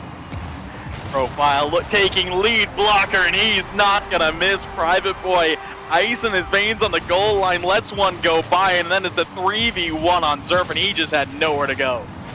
Like this one from Private Boy. A lot of players get that first fake and then immediately flip into it. Let's get it out of the half, and they're thinking about the short term. Just get this clear, get this back into midfield. But instead he realizes, hey, with 2 players out of this one, hey, so can someone chase in front? Profile immediately knew his role and takes him out so cleanly. I don't really blame Drexel. One of the harder positions to stop when you have 2 players bearing down on your goal. Mitch forced to make another quick save here. Lifted up by Barron. Kevin already up to it. Trying to, again, just catch out Oregon State. They need to be poised for every single potential shot while they're on defense. This one ripped all the way across the field by Barron. A miss from Kevin. Mitch has a dribble. Flicks early. It's on target, but Barron can't keep it out. Oregon State extend the lead to 2. And this looks like a flat-out mistake, but I know that he knew Profile was right behind him in the blind spot. He's trying to get back to it, but not able to really get the angle he wants. He needs to get as high as possible, and sometimes when you do that, you forget. You still have to deal with going left and right a little bit different on the depth of the field on the read. He's not able to calculate that one out. And this is where Oregon State might just come alive, especially if they keep rampaging down the side of the field. That one got me scared. Profile was right on top of that deflection. I think the biggest thing now for the Beavers, they can't slow down here, Tucker. I mean, you're up 2-0. I don't think that's going to be a big enough of a gap to hold on against Drexel for too long. You got to keep pressuring, try and score a third, a fourth. Just keep on pushing the envelope on the offensive side because the Dragons aren't going to back down. A particularly very popular comm in high-level Rocket League is calm down, everyone reset. Basically just play it like it's 0-0 because we watched game 1 where Oregon State launched out to a big lead and then suddenly you just saw evaporate. Just Drexel started to activate on offense, everything going their way, but I can't really say the same here on Utopia. This one looking like everything's handled, but instead Profile just simply faster. Yeah, a little bit awkward coming out of net, but it was an all-in overcommit for Drexel. Zerf, only player who had a chance, but no boost.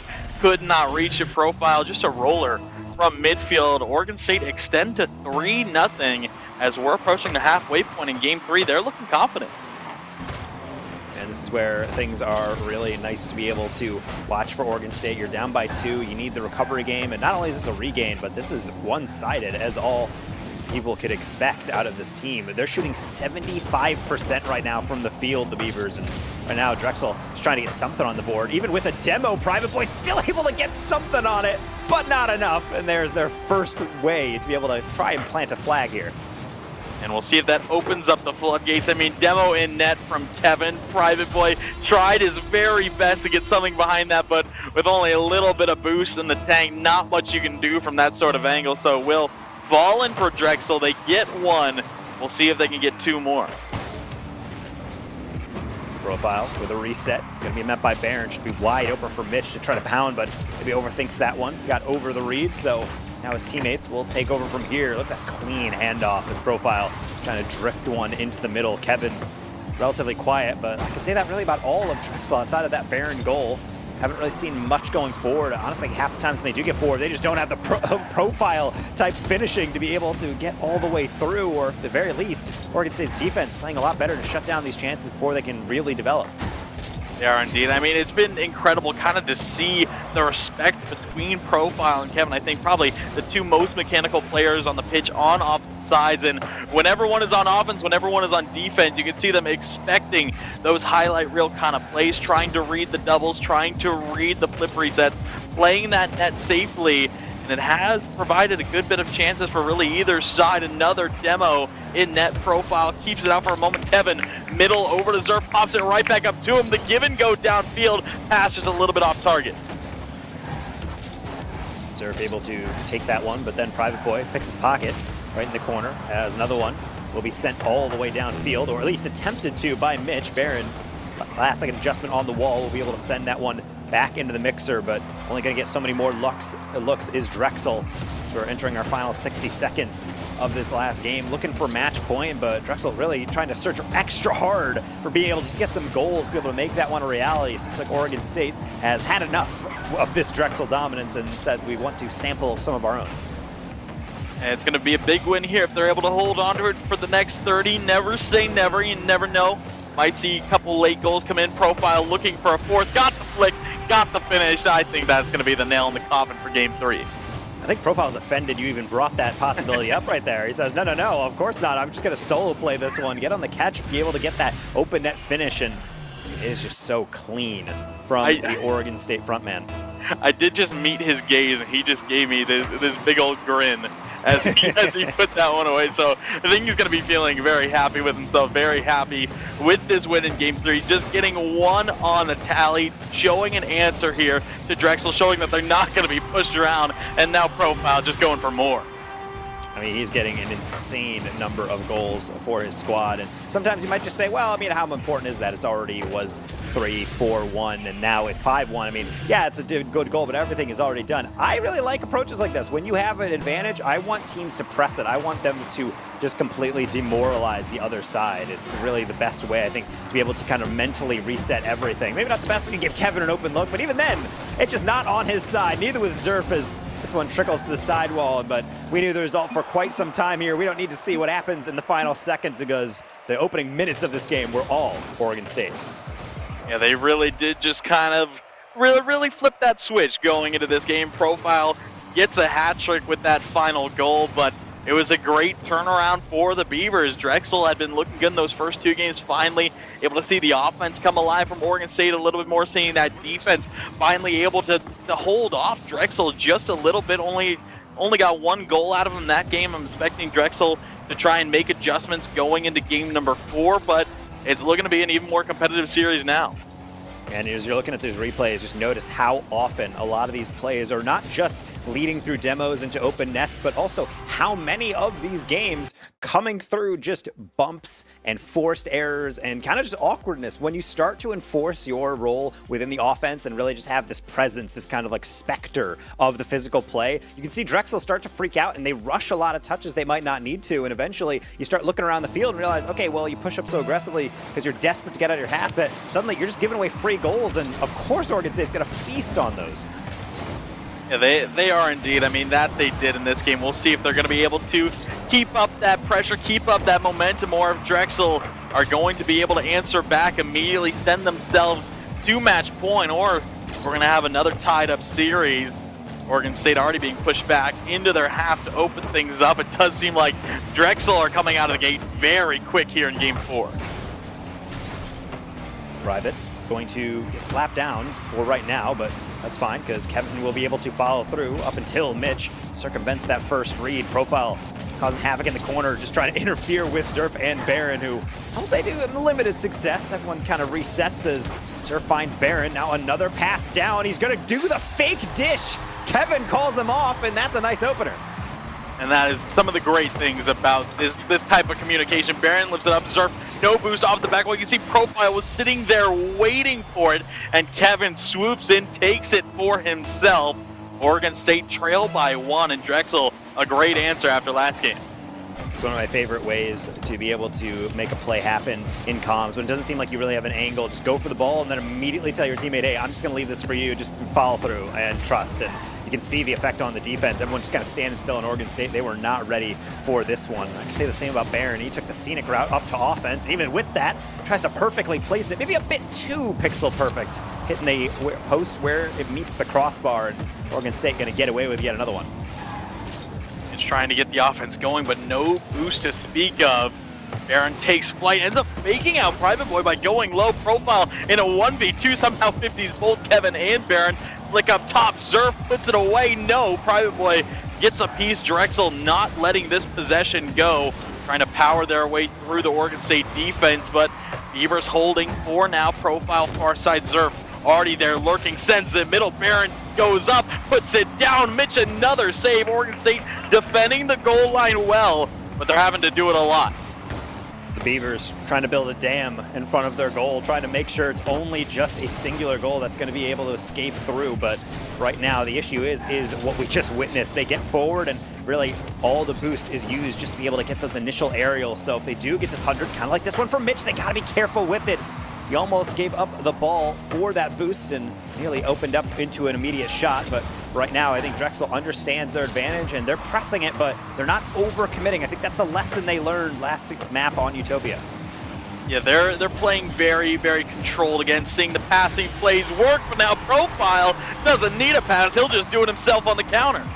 See, I would say that they're playing controlled and it seems like they're not taking these risks, but unfortunately Zerf on the back post is getting a little too eager, grabbing some pads, staying upfield, and that's exactly why recovery is so important. He was able to turn that back on that ball cam and realize that went from an Oregon State kind of fumble in the corner to now suddenly a sidewall read directly into the open net. Maybe an immediate answer back, but Barron will only meet the bar.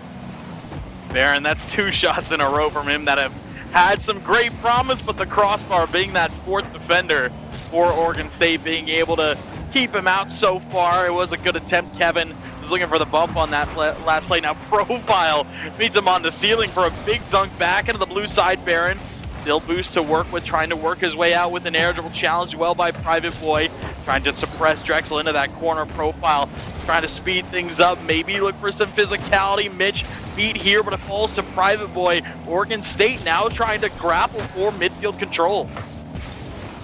Profile read that pass so well, and not only that, but he's going to try and read Kevin. Kevin trying to get away from it by tapping in the middle. Kind of a dangerous gambit he's playing with, but I suppose it does work. Looks like everybody on Drexel somewhat resetting over Barron using all his boost to beat out Mitch, and that's not going to work. Into the ceiling, Kevin and Profile. So would say it's a foot race, but Profile going to trust his teammates to get the clear and the pass, but not the finish. Good demo on Profile, opened up a lot of space, but problem is now he's back. Immediately trying to get on offense. Kevin lobs it up. Barron and Zerf both there. Zerf back wall. No double follow from Kevin. Taken away by Profile.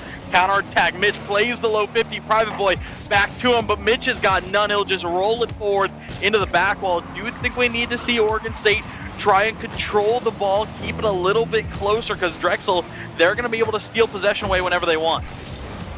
Yeah, I don't really mind that one from Mitch. If you're going to give it away, you have to be able to have a trade, kind of like in chess when you trade a piece for another. He gave the ball away, but he got that boost. It did elongate the attack, but it didn't last. This one from Drexel also will not. Promising shot, but again, they're just trying to place it so well that sometimes you just got to put it between the sticks, force a save. You don't want to put it too close to the side wall because, or rather the side netting, because otherwise you might just miss it entirely and defense can kind of just play off the rebound. 30 seconds left to go here in regulation. Overtime looming. Private Boy trying to get it done here. Shot top left, shut down by Barron. Profile flip reset, looking to get back to it. Plays the 50 with Zerf. Far side Zerf right back up to it. Pinch off the sidewall. Falling to Private Boy. He's trying to stay and forward. I think we saw the same thing there, Taco. A little bit of delay. Good 50 from Profile on the net. Barron stands tall for Drexel. My goodness, I know we're getting near Halloween. That was spooky right on that near post. You're thinking Drexel has it all covered a couple different times, and it just kept on elongating the play. Oregon State, they just kept looking at different options for themselves. Kevin, he's trying to create only one, going over one and past or through the second. Oregon State will be able to hold, so no quick resolution to this overtime. We're going to have to buckle on in. Yeah, this one could be a long one. Drexel in a favorable position here. Kevin trying to work his way through. Zerf there in support. Still more physicality looks. Dangerous touch from Baron. Mitch has it. No boost. Flick on target. Shut down by Kevin. Another big save. Private Boy, no boost. The offense struggling a little bit to contain it. Profile back wall. Double not on target. Mitch looking for some sort of angle. Lobs it up, but Private Boy well back. Sends it to the ceiling. Might have another look. He's up to it. He puts it bottom right. Private Boy finds the finisher for OSU. And now it's the dominoes falling. Double commit coming in from Zerf and then from Kevin. Leaves Baron all by his lonesome. Balls into the ceiling. It's a difficult read, but somebody's got to make it. Turns out it's going to be Private Boy. He's putting it away. Another win here for Oregon State, and more importantly for them, something that resets the series back to neutral. Absolutely. It was a tough first 2 games, but some clutch work gets it back 2-2. It's the best of 3 from here on out. And again, Private Boy, a great overtime finish to help tie it back up for Oregon State. I mean, he had a great series against UNM, and it seems like that play is keeping up here in the grand finals.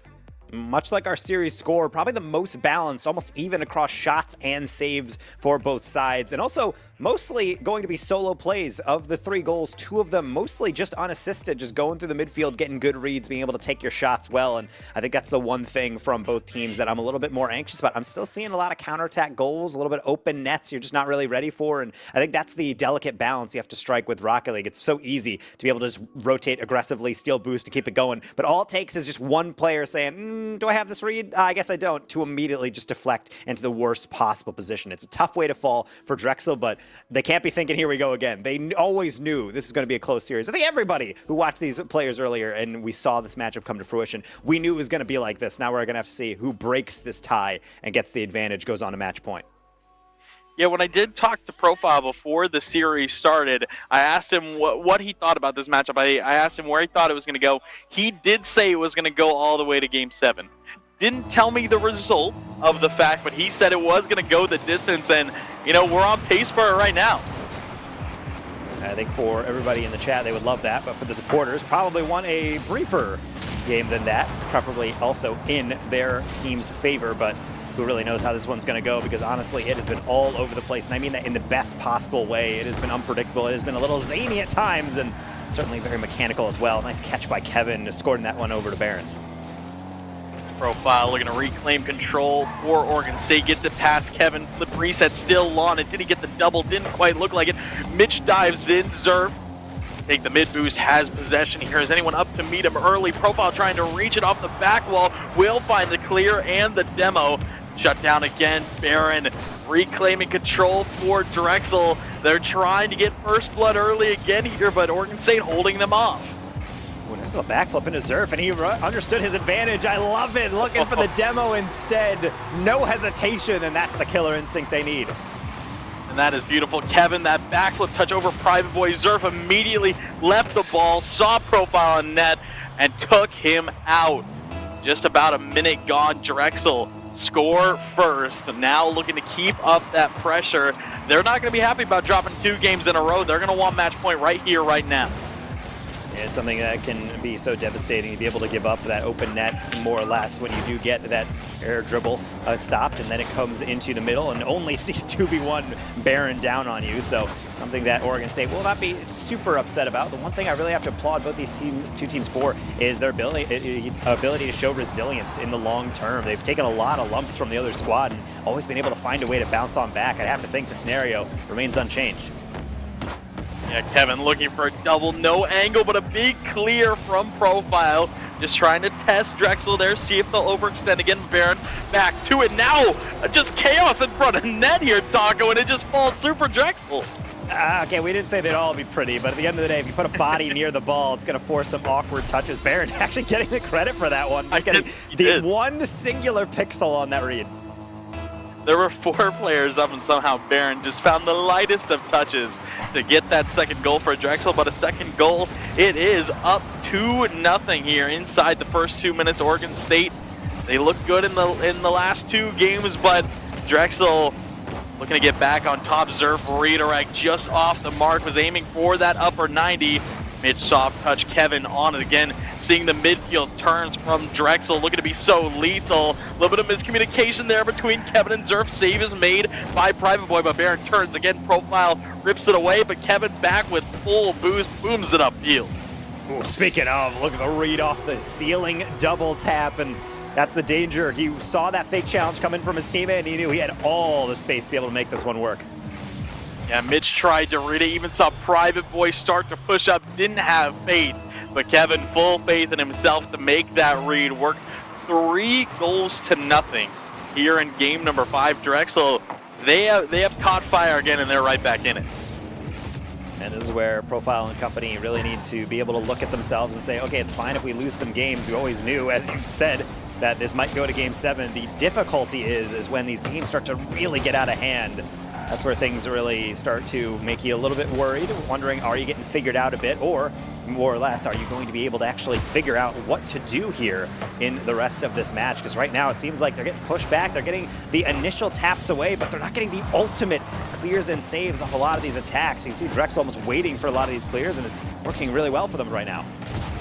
I mean, I think that is just showing the mid-series growth from Drexel. They just seem to get a better and better read of Oregon State, being able to understand that strategy, being able to take away so many of these chances, so many chances to just even escape from their own side. Baron fires, weak shot sent away by Mitch. Profile, one touch, gets a second, but it's blocked by Zerf again. Just having that full confidence in that read, Mitch rips the possession away for a moment, leaves it for Profile, soft touch, trying to keep this ball close, turns middle, Baron, another early challenge. Now Kevin gets in the way a little bit, looking for a psycho touch out, into the ceiling goes Private Boy, blocks it, trying to keep Oregon State on the offensive end.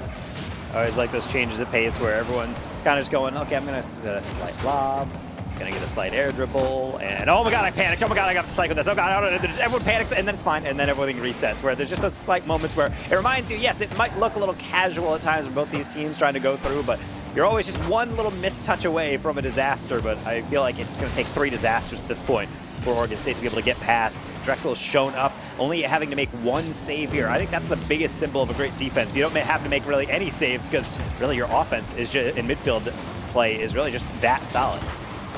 Yeah, a lot of the times, you know, that save category just really showcases the goal line saves. But when you're able to make saves upfield, stopping those initial passing plays, shutting down shots before they even happen, that is sometimes the, you know, the mark of a great defense. And Drexel are doing it right here, right now. And coming up on that final 30 seconds of regulation, Oregon State have not been able to find anything. Private Boy has a look and shut down by Kevin again. Just that early block after early block.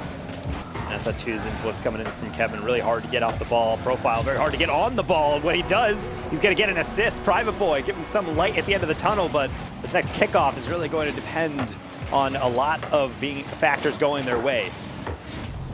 Just a slight misread from Zerf off the backboard. Didn't expect that touch to be so heavy, and it allowed Private Boy to put a shot down low. He threaded the needle to get 1 for Oregon State. Mitch ripping this one downfield, looking for some late game heroics. Doesn't look like there's going to be any here in game number 5. Baron taking that lead demo duty again. 50 comes through from Baron, staying on it. Time will tick down, and that'll mark the end of this game. We go into game 6. Drexel now on match point. And this is the thing where the Drexel, they can taste it. You're so close. And honestly, the hardest thing, at least in my experience of playing in Collegiate or playing in different tournaments, is when you're right on the cusp against a team like this. And even if when you get a decent victory, that in itself can be a little nerve-wracking. Sometimes you think you'd be encouraged by it and you get hyped up, but other times you just realize, okay, the last thing I want to do is trip on the finish line, right? The last thing that happens, and they have to avoid that as much as possible. I think if they bring this game plan again, it's going to be hard to counter. They looked so lethal every time they move forward. And you know what? Some people in Rocket League Taco say that the hardest thing, the hardest mechanic, is an open net. And sometimes it's just that thing. The easy things to do on paper are sometimes the hardest. You're facing down that win, you're facing down that look, and sometimes you just choke. And now Drexel, they're going to be looking to finish this one out in 6. Don't want to let it go to 7. Don't want to let Oregon State have that extra life. They want to get this one done now. And I don't really blame them for that one. Oregon State being able to extend it one more time, I think obviously is the goal. It's something that they know they're capable of. But time and time again, they just realize that sometimes you can't just rely on Profile to get these counterattacks. But once that has been taken out of the equation, I think they're in this weird situation where, okay, we need to get back to really the earlier games of the series where they're looking for a lot of combination passes. They're looking for a lot of mix-ups and variety. And I think at the end of the day, it has to start in the back. If you can police the offense that's coming in from Drexel, be able to shut them down, and at least give yourselves a little bit of time to breathe, then maybe you can use that oxygen in your lungs, be able to think up a nice plan, because you're certainly going to need it. Dragons, again, on match point, you know that they do not want to let this one go easily. Yeah, they're going to try and stay hot, stay explosive. We saw a really electric start in that last game. I think they're going to be looking to repeat that very same thing, but Oregon State, something to say about a Profile downfield. 50 in the corner, Private Boy in a missed spot. Mitch all by his lonesome will slow it down. A great touch there, getting it around Zerf. Now staying on it, gets around Barron as well, but Kevin flies in. Drexel doing everything they can to keep this ball on the offensive end. Putting a ceiling pinch to be able to propel that one forward. Thing is, it's only going to reach as far as Mitch, and now Profile going to get demoed. Now from the scrap heap, he's going to have to watch Private Boy try to hold things up as Mitch will tap it right back to his other teammate. Nice little possession play. I do like this. Problem is, if you keep it around the midfield for too long, it doesn't really do anything for your offense. All Drexel waiting back and finally gets their clear. Profile carrying it to the far side for OSU, trying to keep hold of this possession. Met midfield by Kevin. What a read. Mitch will boom this one forward. Zerf ready for it, sends it over to Barron in the midfield. Kevin already looking for demos up. Barron has it, plays the 50 off the reset, saved by Private Boy. Barron misses that mid boost. Zerf has him in support. The shot shut down off the backboard. Seeing Drexel once again starting a lot with an early and awake offense. Shot from Zerf kept alive. Follow up is good. No miss. Backlift keeps it out. Oh, that's a rough one. You're not going to get those often. And you even mentioned it earlier on, Dronis, that open net sometimes. You're coming in, you want to put all the power there, but you realize, what if I miss? Let's just make sure it's on target. And then the moment it leaves your car, you realize, I really should have done better with that one. No harm, no foul, at least for right now. Might not get them the lead, but it is still anyone's game within this one. And the way things are going, still feel like Drexel leaning in favor of being able to take the lead, but that's up until Profile decides to set up a nice pass. That one, best opportunity so far. Yeah, I do agree with you. It does feel like Drexel are still in the driver's seat in this one, but Oregon State having a couple more chances now. You did mention that want to see a little bit more of a unit play, seeing some more of those passing plays, looking to work together, and right now haven't seen a lot of it offensively. The defense, I feel like, has been working pretty well in tandem, but you got to have your offense to show out for you as well. Zerf, should that have that extension over Barron? He can't catch up to this one, but now can Mitch. Awkward read off the corner. He will delay it. Kevin, half challenge. Will be able to turn that one upfield off a pinch. Private Boy has this one and then some. How about a 50 on this one? Barron, he's getting bared down on by Oregon State, but I think Mitch's shot actually might have caught the bumper of his own teammate. It did. Private Boy, he was having trouble recovering there. Didn't have a lot of boost after that air dribble attempt. Ended up just standing in the way. Profile looking for an opening. Double commit on the side of Drexel. That's a great touch from Profile. Mitch wasn't in close. Didn't want to overextend. Good decision in the end, it looks like, as Drexel still battling defensively. Mitch has a chance. Sends it far side pink. He was looking for Private Boy. Got a little bit too much behind. Immediate transition from Drexel is boomed forward by Kevin. Just seeing, looks like a little bit of ping pong here, Taco, as both teams just kind of booming it downfield to each other. Well, they're just looking for that quick little ping to the other side, and then it, yes, does get ponged right back. So the issue is with the long ball, it's supposed to reset the defense a little bit. It's supposed to be ideally a read that goes high above everyone else and forces them to either give it away immediately or not be able to handle the pace. But the issue is, if everyone's spaced out like this one, it really just comes down to whoever's picking up their boost. And right now, everybody keeps migrating over to the corners, into that side boost, looking for those hundreds. It's really going to be the first team that really wastes it a little bit too early. That one was a goal for the taking, but unfortunately both players on either side, I think, playing each other's touch. Yeah, Zerf, they tried to place it high, tried to play for the 50, and then Mitch just thought he was getting beaten there, but a massive ceiling pinch crossbar down and away.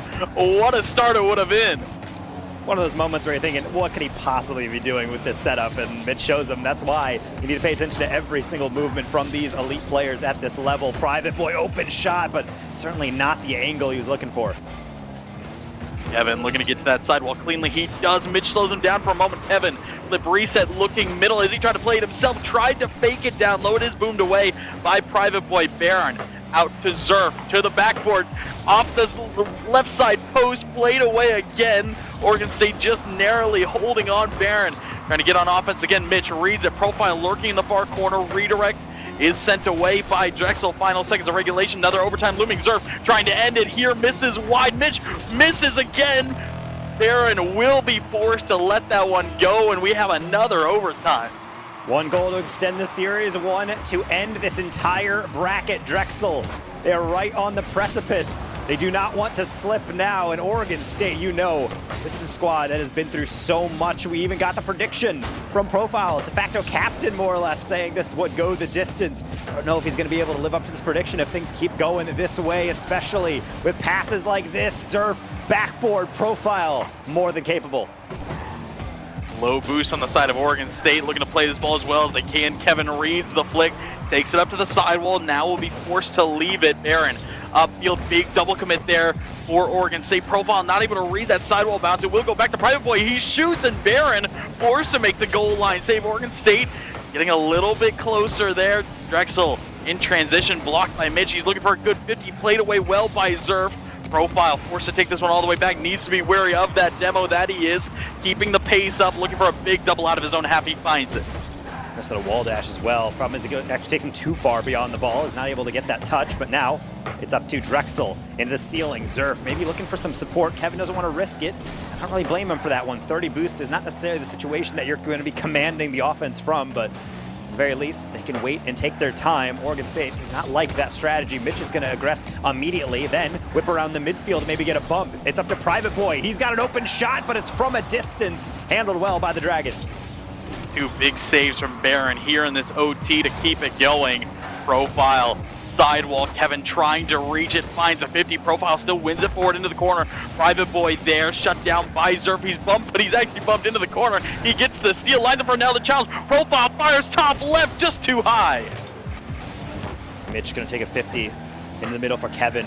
High lob, so is Baron, straight down to Kevin! What a play by Drexel! Not only to win the game, but the run it back series.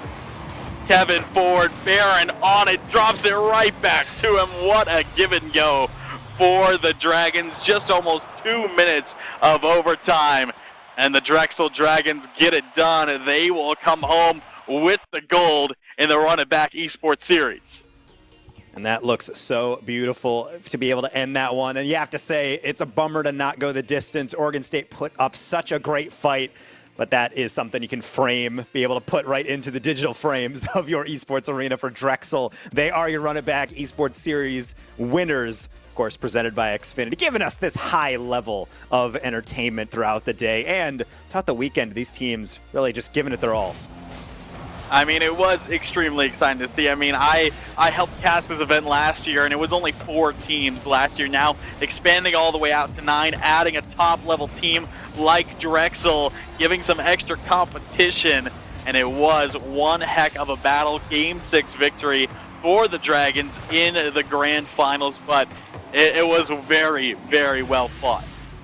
And the one thing I really do like from both these teams is the back and forth nature was authentically very much so just play, counterplay, adjustment, kind of sitting to each other in the comms, trying to feed off of the excitement of the moment, but also the apprehension of what is to come. And I really do love players that really feed off that energy, and it seems like Drexel were able to do so. Again, as you mentioned, Oregon State able to get the win a little bit earlier on in the tournament, but Drexel, when it matters most, they stepped up and really made it count.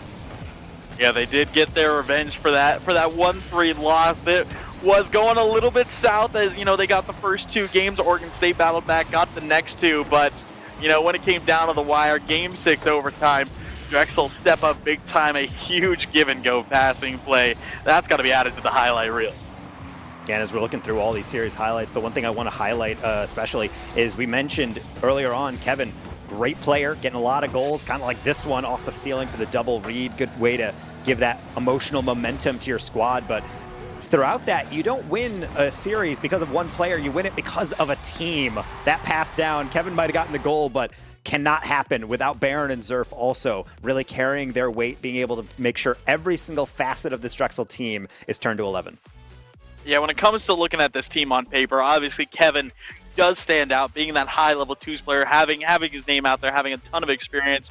But Zerf and Baron, I mean, helping out intensely. That final passing play really just shows that he couldn't have done it alone. But it was an incredible day. Rocket League, I mean, 2 semifinals and a grand final. Drexel win it all in that Grands. I've been Jonas alongside me, Danger Taco. We're going to cut to a quick break. When we come back, it's going to be some Run It Back Valorant. My name is Gabe, but I go as Frosty or Gabe is Frosty. I currently play for our Valorant team as main IGL. This is the moment we waited for. Everything you want is right here. We gon' give them what it came for. We gon' take it up from last year. Shoot 'em a shot, boy, I'm long range. Me and the team on the same thing. Stayed down, never switched up. Only thing changed was the game. I played high school, so I played Rocket League and League of Legends. And then I switched over to Valorant, I think like a year ago now, and that's my main game since. I feel like we do a really good job at being community-based. Like we have over like 1,000 different members. We want to build this program for the people that enjoy games in general, not just to want to play competitively.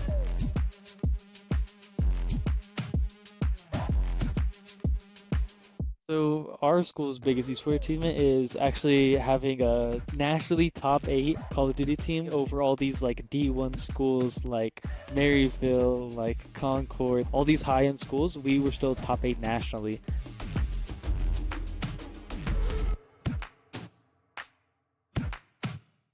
For me, during my career, I think my proudest moment, because I've been playing since high school, last year for League of Legends that we had actually won against our rival UNM. That was really nice to be in person with my team and beat a rival that we were really close with, because you could just really feel that energy. It was just a great moment to have. Takedowns, ends up going down Queen.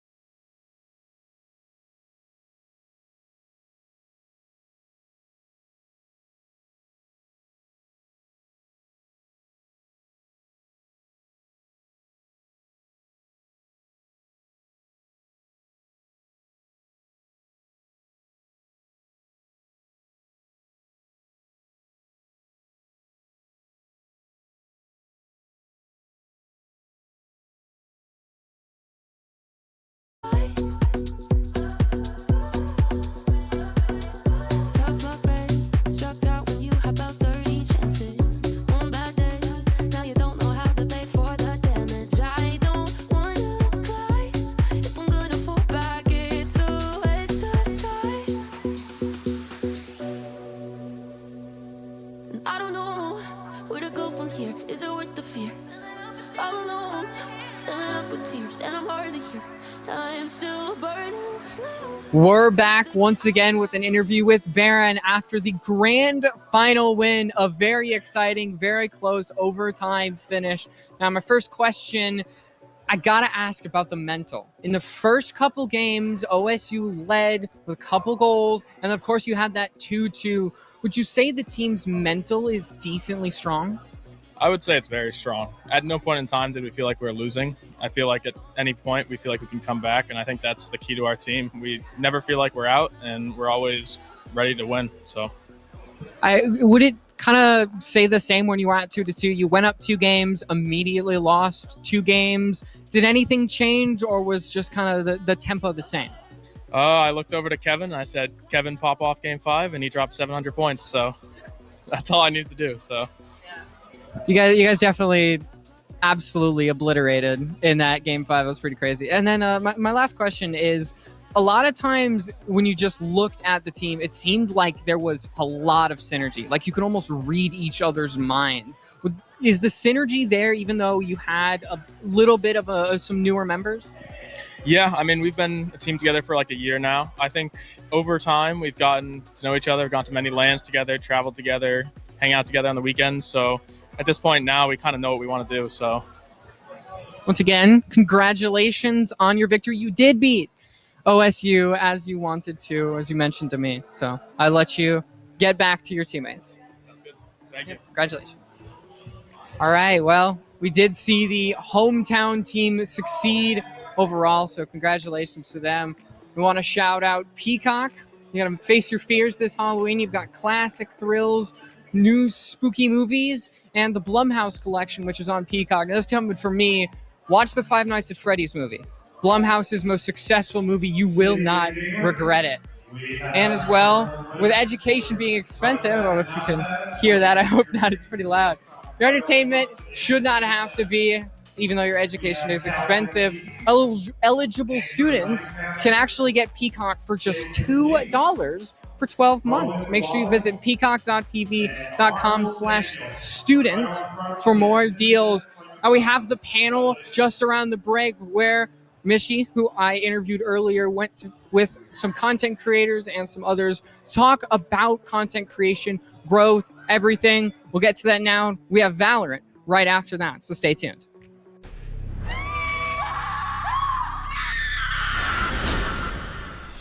He waited for this night. I waited for him. It's not the house that's haunted. Dalton! It's your son. He's done awful things to people. He's not. He's going to kill me. At the Siren, all crime, including murder, will be legal. Technically, he should be dead. Show your face! Who are you?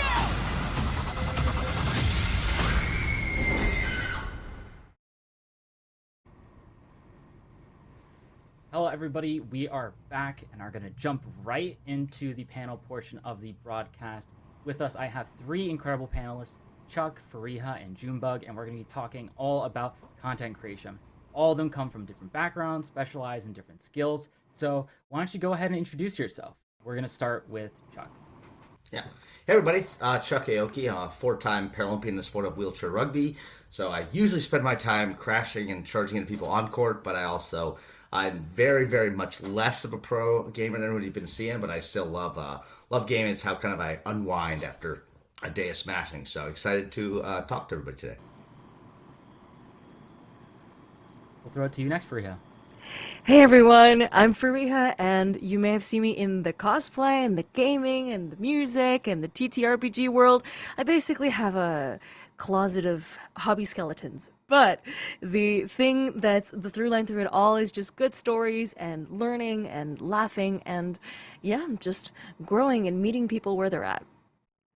Well, we're excited to hear about those hobbies. And speaking of different gaming skills, we're going to go over to Junebug next. Hey, yeah. I guess there is similarity between me and Chuck in that I am also a smasher, but a competitive Super Smash Brothers player and platform fighter player for 16 years now. And I've been doing coaching, content, commentary, and competing. And on the commentary side, I tend to focus a lot on the analysis of this very, very niche competitive fighting game, which I've played, for 16 plus years. So, yeah. So, going off of that analysis portion of what you just mentioned with Smash Bros. And with content, content is something where you explore a different field, you can use it, kind of analyze yourself, analyze the craft, and then go in and learn new skills or to grow. So, going off of that, what are some kind of unexpected ways that the three of you have learned about like the skill or just found yourself growing through content creation, through telling your story, or yeah, just sharing what you have with the world? Me or as Yeah, I'll start with you, Junebug. Okay. Sure. Yeah, so I think when I started making content myself, besides just like the competing stuff, it was around a time where I really wanted to tell stories that I would think would be interesting. Like if I saw the title or I clicked on it, I'm like, oh, that's a cool thing. And so I started with a bunch of video essays comparing characters, and one of these video essays actually helped me in like this past year because I went to play the character Donkey Kong as research for one of my video essays about him. And turns out after 23 years of Melee being released, Super Smash Bros. Melee, they hadn't discovered that Donkey Kong was actually a very viable character. So it took, in part because of me and many other players, we were able to take this formerly mid-tier, low-tier character and push him to a point where he's now considered potentially the best mid-tier, potentially a high-tier character.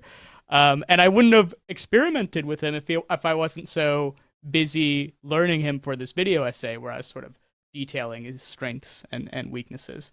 So, yeah, because of content creation, I ended up having a resurgence in my competitive tournament career, which I never thought would happen at my age. Yeah. It was definitely a meta breaking moment. I think people, like you said, didn't really think too much about Donkey Kong, and then all of a sudden it kind of became Donkey Kong mania. Everybody was obsessed with, I want to say new character, but it's not a new character, and the meta characters come and go. But yeah, it was really cool to see the rise, and also it's one of those things where you have to get down the dirt to kind of discover the gold within the ground, right? So I think that that's just one of many examples that content creation gives where you discover something new, essentially. And I mean, is there anything else with Donkey Kong that you've seen with since those videos have come out? Have you seen more Donkey Kong players enter the zeitgeist, or? So there's actually been like a Donkey Kong mania in terms of the Smash content creation sphere. There's been documentaries made, shout outs to Wustunes and Turn Down for Walt, and I think Awesome Sauce also made a just long form video essay talking about Donkey Kong. So like as soon as it came up that this character was very, very popular and very discussed in the ecosystem, sort of other content creators were like, okay, let's take a look at this Donkey Kong guy. Let's actually examine why he's so interesting. And it's been cool to see everybody kind of unite around this like new niche thing that popped up. It's definitely really cool. I mean, we love it when, like I said, the meta changes. We love it when there's a refresh in the competitive scene. And, speaking of competitive games too, not that Smash isn't one, it definitely is super competitive. I wanted to transition to talk over a little bit about Overwatch competitive and ranked, which, Fariha, you were starting out, at least when I knew you, from the Overwatch scene. And now, like you said, you've expanded into music and TTRPG. How did that journey start? And did you expect to grow from Overwatch to more variety, to cosplay, or where did that all begin? Oh. So the thing that I wanted to touch on regarding growth that I didn't expect was actually nothing to do with Overwatch. Overwatch was kind of the grounds on which it happened, but most people won't believe me if I tell them this now. I used to have a horrible stutter, and I used to be so insecure about my voice. I was bullied about it so relentlessly that I basically stopped talking to people. At certain points in high school, I would carry around this little notepad and I would communicate to people through that. There would be classmates who thought I was mute, even though I wasn't. And so it was definitely something, my voice, that I was ashamed of constantly and would just not use out of fear and anxiety. And the thing is, starting Twitch was actually because I hated my voice.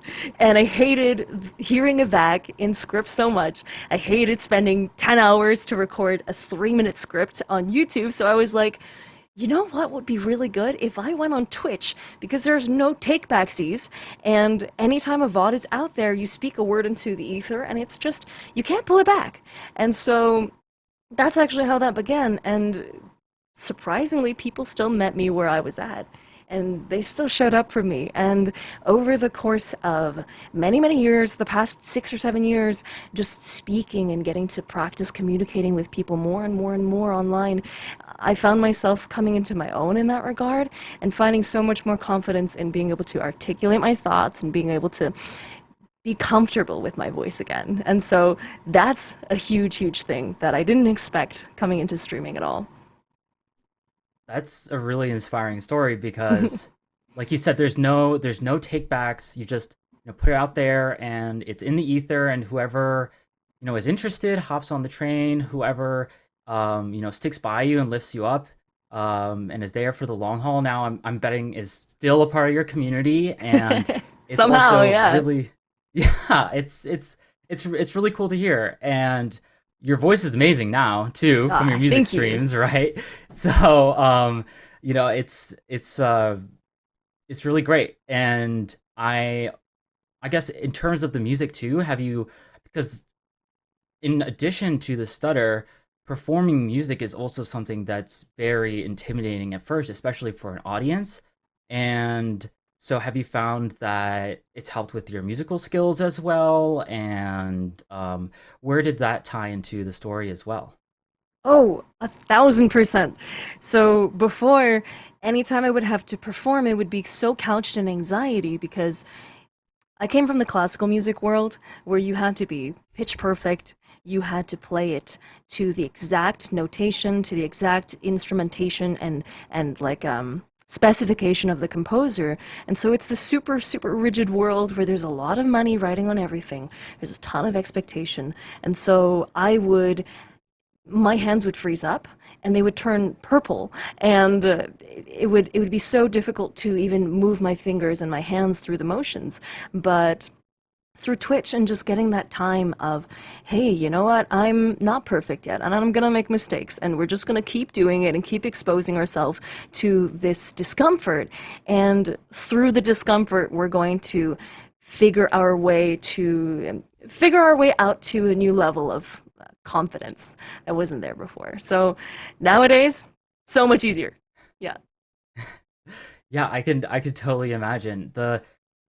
Like you said, classical music world, there are so many expectations. I came also from, I sang choir for 10 years. Oh boy. And you also really noticed when you have that trained ear, right? You're going to get called aside either after practice, or maybe you're just thinking about it afterwards, about the mistakes that you made. So it's a tough skill to learn. And I think that, it seems like Twitch as a medium to get those reps in is super powerful. So Absolutely. yeah. Chuck, I wanted to ask you in terms of content growth. I know that you were on the Team USA content team.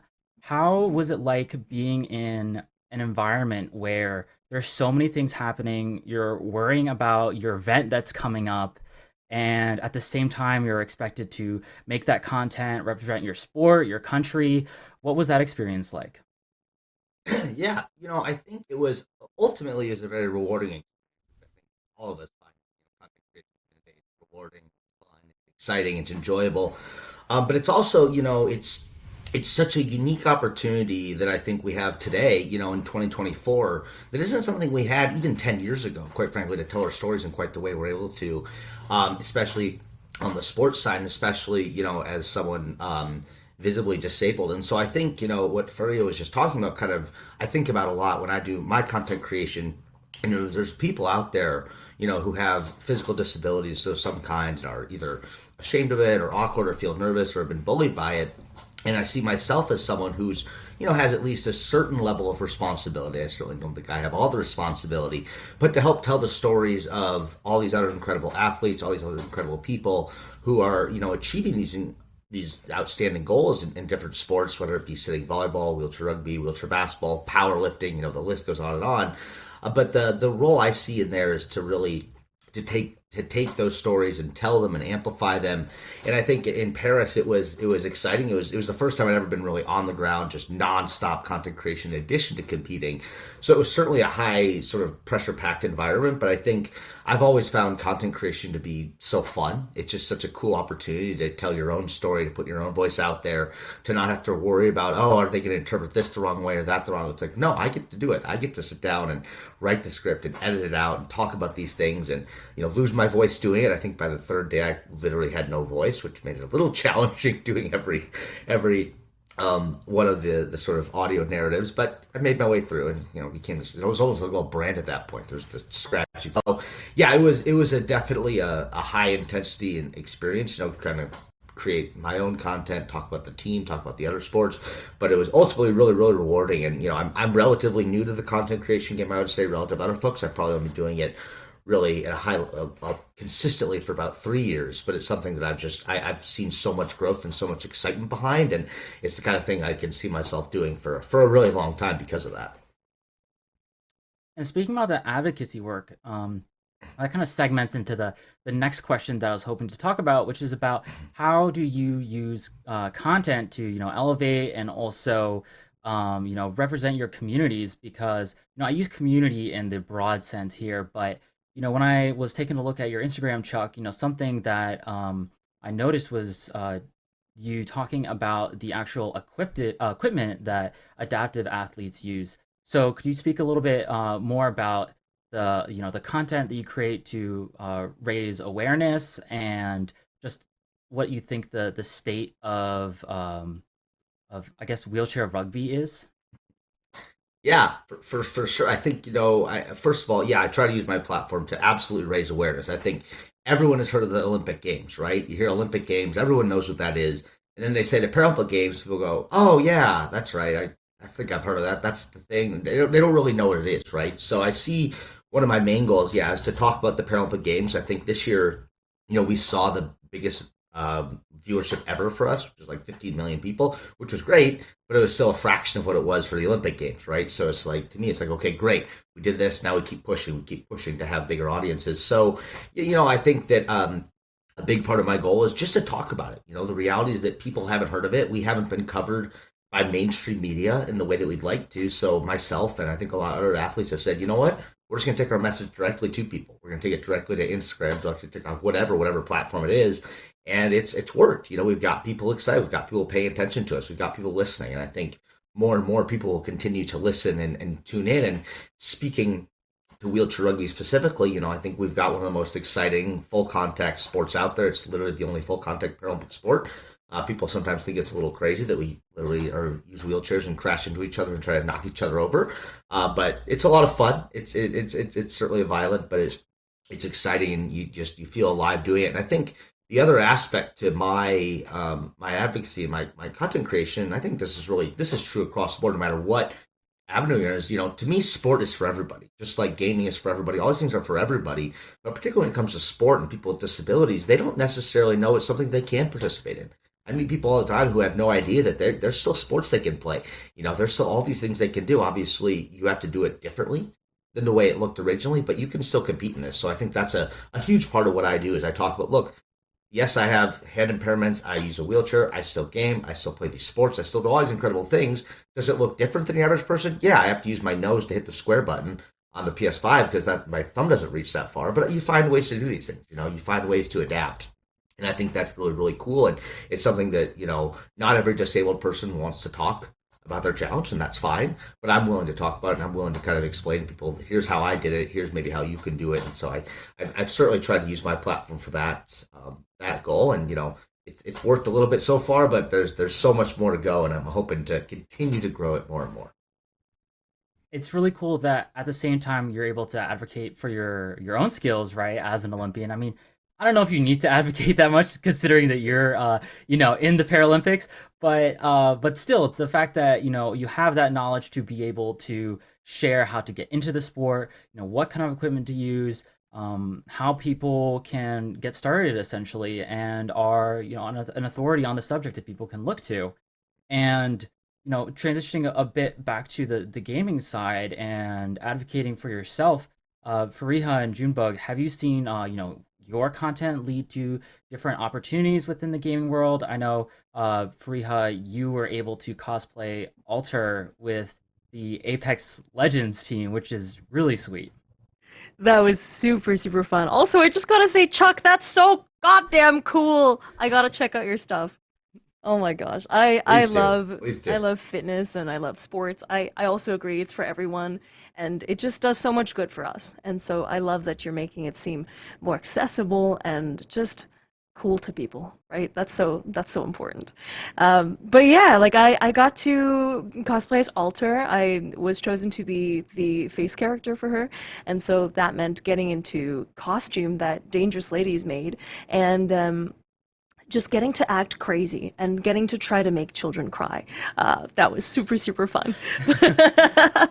But it's really cool how, starting from Overwatch, it kind of opens up these experiences throughout different games and through this content creation sphere of just creatives.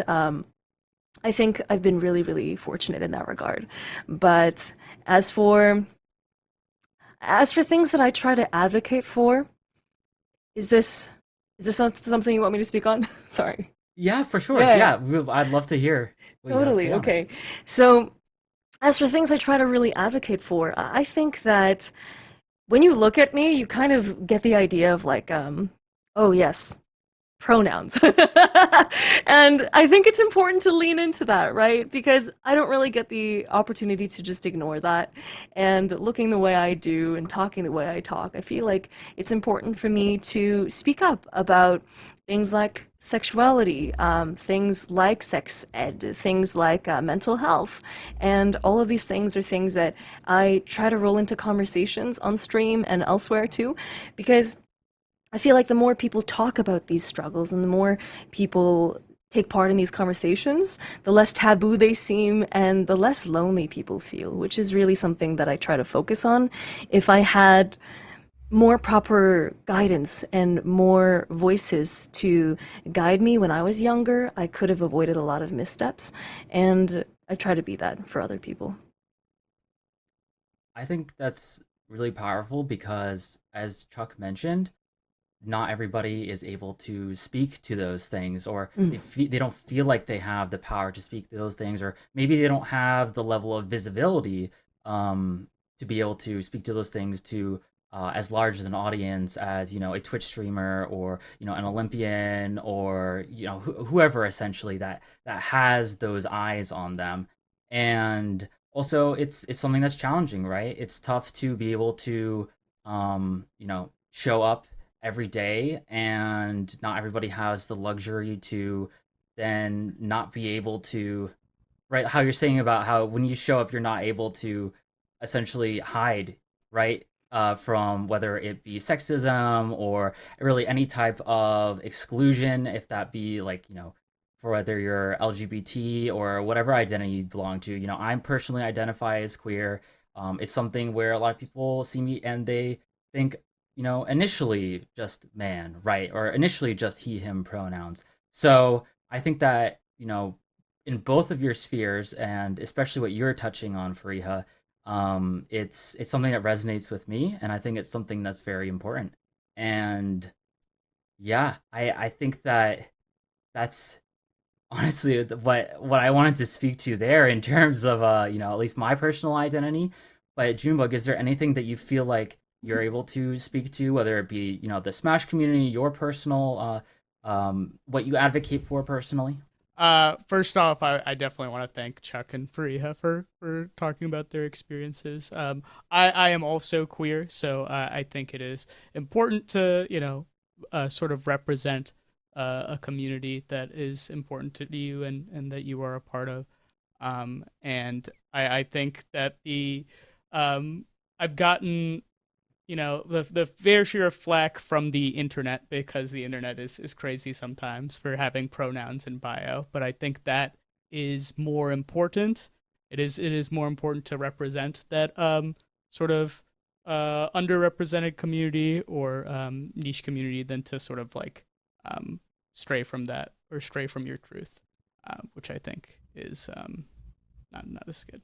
But yeah, no, I think making the niche community sort of more visible is a big theme that we've sort of discussed. Whether it comes to the rugby that Chuck discussed, or even Super Smash Brothers, and I think advocating for this community for me just sort of looks like, hey, this is a community that would be fun to get involved in, and what does that look like? Making people feel safe, making people feel like the thing they're getting into is really cool.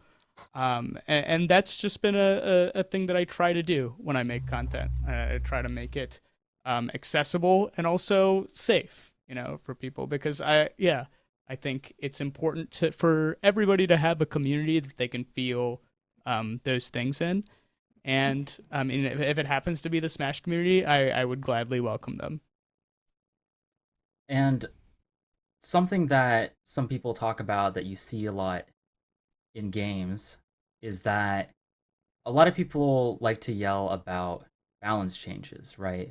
Where let's say this hero in this game is like too overpowered in this live service game, right? They should be tuned, etc. And enough people speak about that and they think maybe the developers will change it. And I think that same kind of ideation is or that same kind of idea applies here, which is where when enough people are talking about how gaming, sports, whatever community you're a part of are for everybody, and people see that there are other people who will support them in this thought and are welcoming, whoever it be from whatever background or identity they have, then more of those people will be able to join a space, especially if they're of, really any marginalized identity. So, yeah, I think that it's really cool to see that in your own way, all of you are doing this work to welcome people into your respective communities. And speaking of that, also, I wanted to talk a little bit about your upcoming Twitch series that you're doing for Iha, which is the Queer Eye inspired show. And I want to hear about that, and also a little bit about what you, Chuck, and Junebug would be interested, like what kind of content would you be interested in making in the future that you haven't been able to do yet? So cool. Okay. So the Queer Eye show, it came to me because I was thinking of, okay, in the most like clinical term, what is going to be a huge commodity coming up in the landscape of content that we're in right now? And I'm thinking it has to be authenticity, right? Because we're stuck in this world where there is so much disconnection, there's so much fake shit everywhere with AI and all that garbage, and it is so important now more than ever to have real authenticity and real good connections with people. And so I thought, why not leverage the digital platform we're on and do a show inspired by Queer Eye, but instead of 5 guys who give this like fashion and lifestyle makeover to a selected contestant, what if it's just one lesbian and and we do it all online and in The Sims? And so the idea is just going to be to bring somebody on and to have them talk with me and chat about the things that they've been struggling with and want some perspective and maybe some advice on, and to give them a bit of a fashion and like outfit makeover in The Sims, and to also talk them through like, oh, here are some things that you can maybe do in your fitness routine, because I'm trying to get certified as a personal trainer soon, and here are some things that could be really good to roll into your diet, or and then talking through just really vulnerable and human things with them, and also doing a little makeover of their living space or their workspace. And all of this just contributes to this idea that things keep getting better and that you should always yearn to grow and always yearn for, that next big step.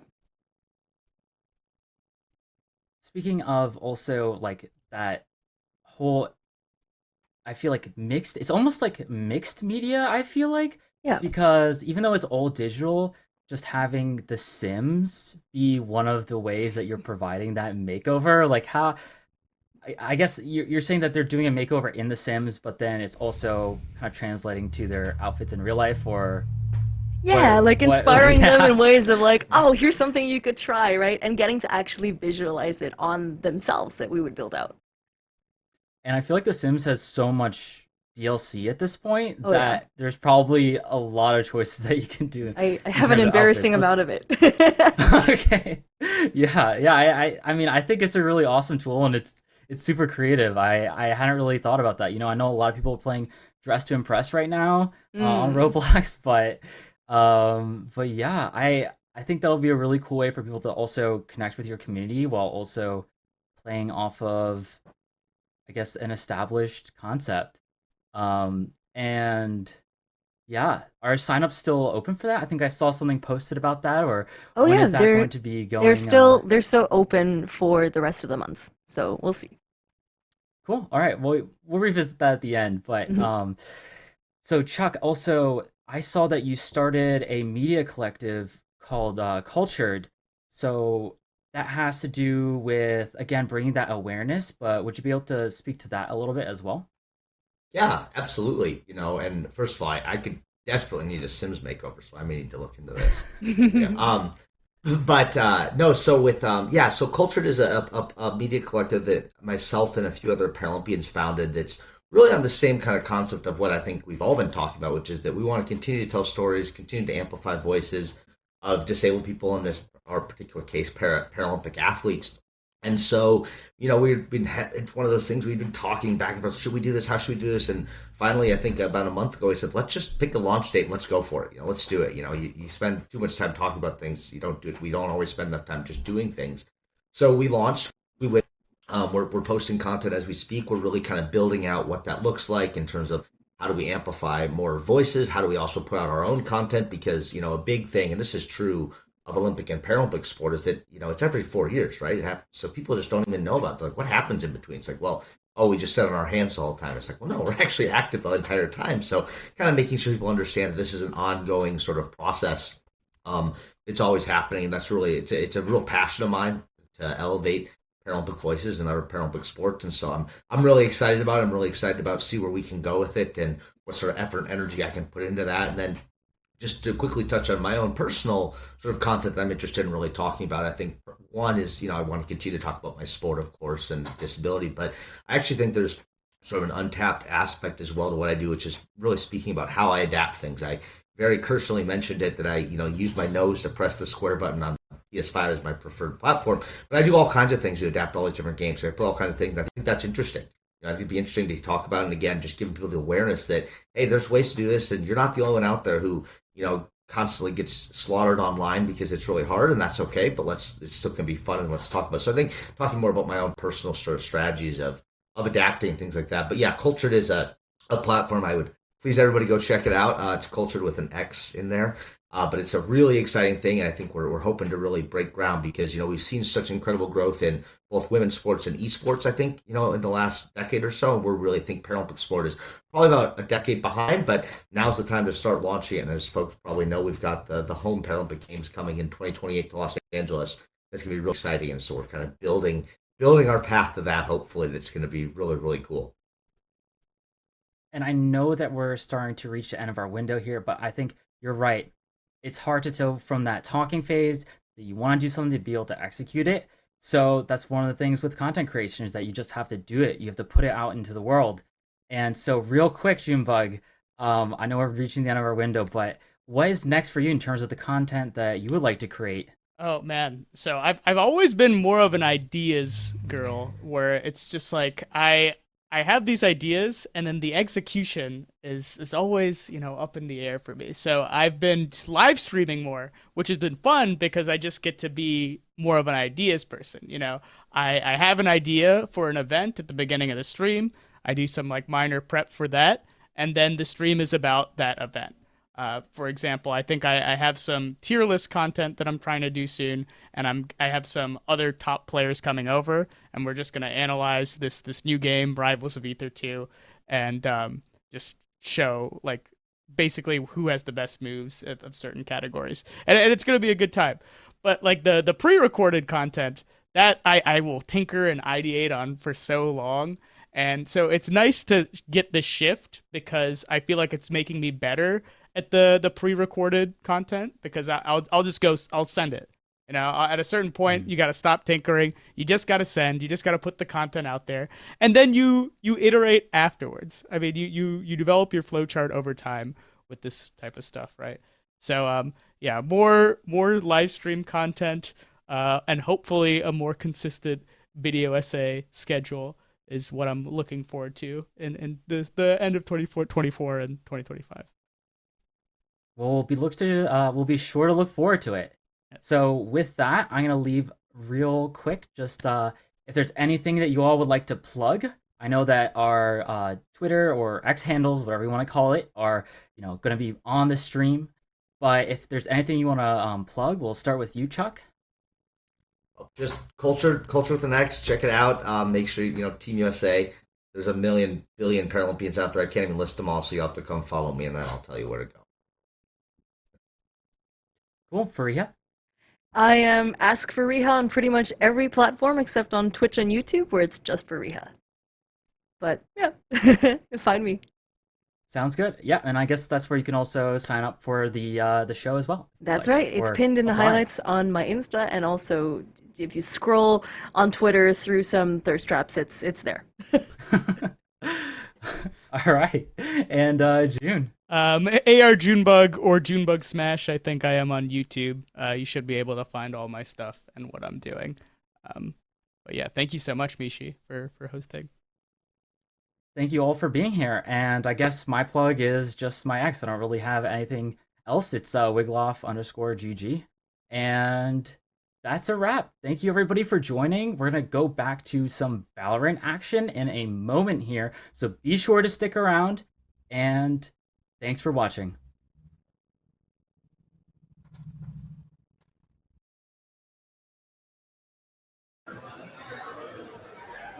Welcome back, everyone. As you can see, it is popping here. There are a lot of people here, and we still have Valorant to go, which means I don't actually know if we have any. We're still giving away t-shirts. We're still giving away a bunch of swag, even somebody who got a mouse pad and a mice as well to go along with it.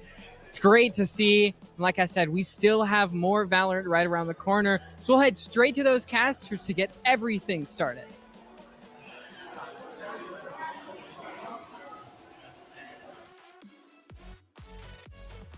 Hello, everybody. Welcome to the first match for semi-finals.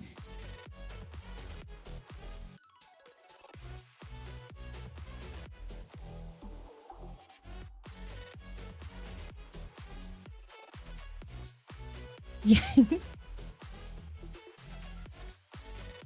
Vic, do you hear me? I don't think he hears me. Hi, everybody. We're just having a few audio issues at the moment, but we will be back for some Valorant here soon in a bit. My name is Elijah. I play Flex, Initiator, and Raze Duelist on the UW Esports Valorant team. So what draws me to Raze is actually the movement.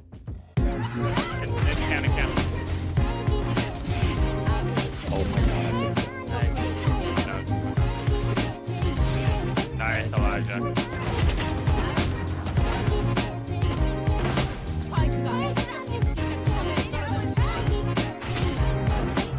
My goal as Raze is just be unhittable as possible, and so I can create a lot of space not only for my team, but also gives me the ability to get an easy entry on somebody that's caught lacking or caught looking up at the sky. She's a lot of fun to play.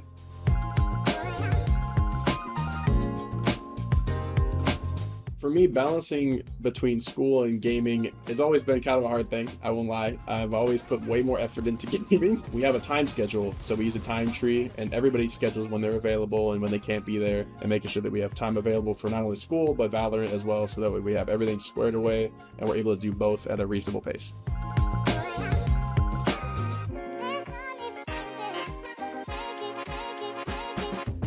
So for me, it's given me an immediate avenue to friends. I get to meet a whole bunch of people. Being from Indiana, I haven't had the ability to just immediately know people without esports. And so to be able to have this whole network of people that I can not only talk to, but who are friendly to me, makes it a lot more comfortable for me to go from, 2,000 miles away, I used to live, to here in a new area with no family, no friends, nobody I know. It gives me this opportunity to have a loving group of people around me that want to see not only me grow, but ourselves grow.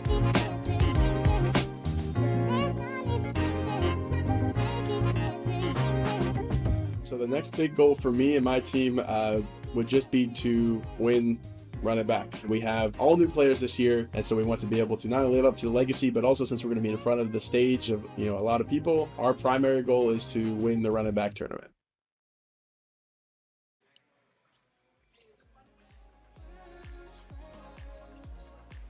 Welcome everybody back to Run It Back. We're here getting ready to kick off our Valorant. I'm going to be joined by the lovely Miss Ash Rocks. Ash, how are you today? I'm doing great. It has been a while since I've casted Valorant, and I'm so happy to get back into it with you. So thank you for having me. Awesome. We have some really awesome matchups coming up here soon. We got a semifinals match and then a grand finals up here shortly. If you take a look at the bracket, we can kind of see what's going on in terms of the matches that have already been played and kind of what we're going to expect here for the next best of 3 matchup. Some really good teams coming out from the West. This time around, we have UW Esports versus EA UCD Gold.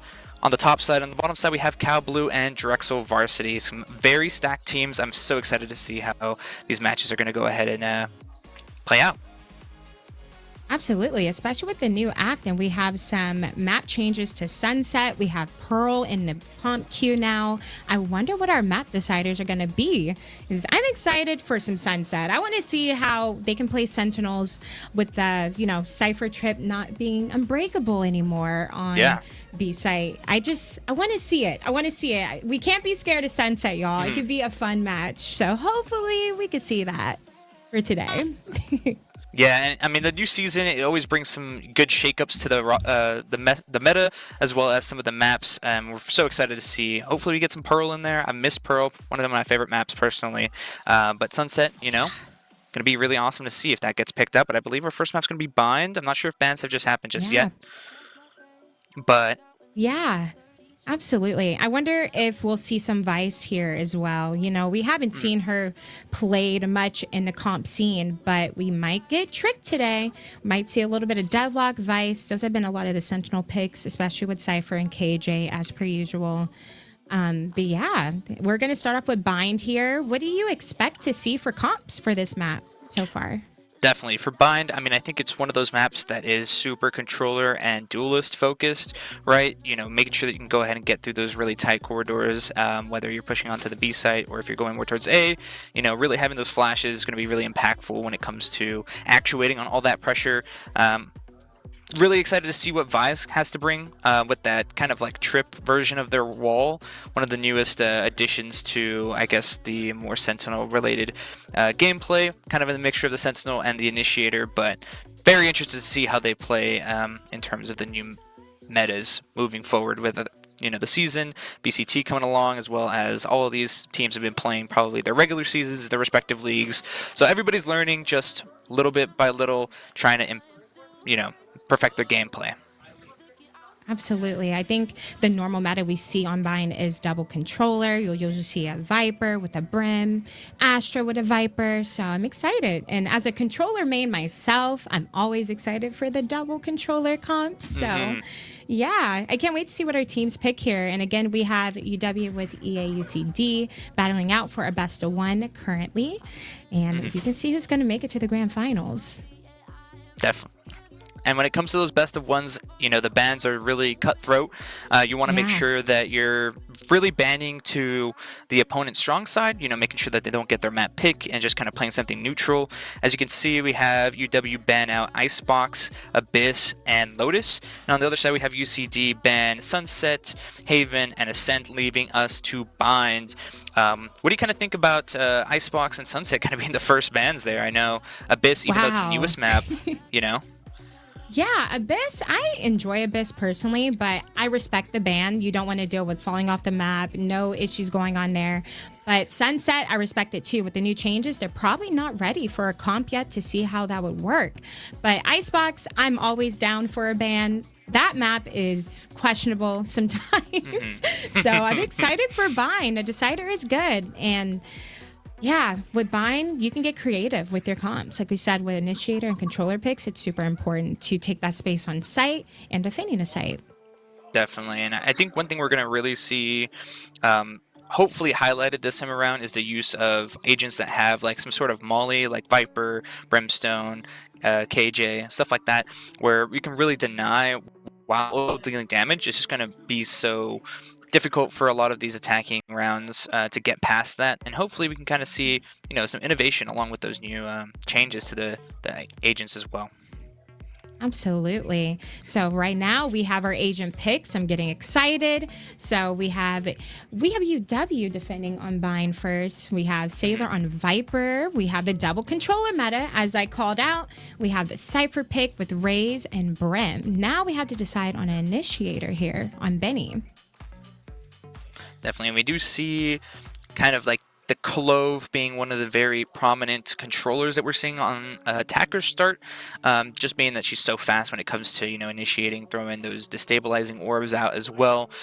Raze, just a really good staple, same thing with Cypher.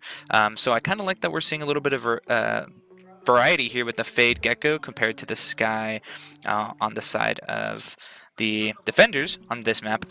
But overall, some pretty default picks, nothing too out of the ordinary. I'm very excited to see how the Sky and the Fade kind of match up against each other, but it'll be the battle of the initiators this time around on Bind for sure. Absolutely. The double initiator pick, you can use that Gecko Thrash to really take sight and deny the Spike Defuse. And of course, the Fade and Raze combination is always the meta. I think with that Tether and the Raze nade, it's always going to deal a great amount of damage. Sometimes you can secure some kills too on a short.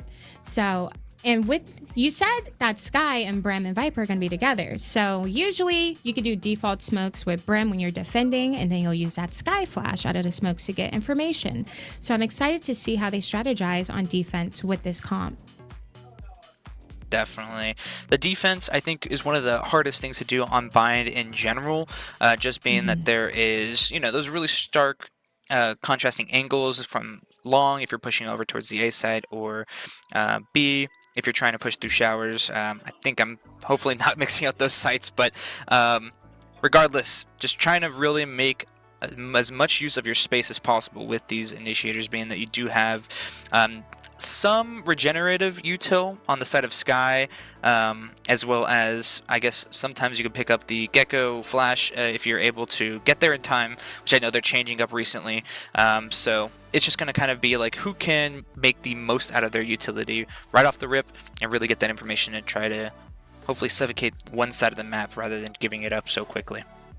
Absolutely. Yeah, with UCD, they have that Gecko Flash, they have that Fade Eye that are rechargeable. Gecko can pick up the Flash, like you said. I think with UCD, when they're attacking this first half, we should see them going full throttle. They should just go fast. They should take that space immediately. With the Clove Decay, the Raze Satchels, they can take all that space on A quickly, especially with the Clove Smokes too.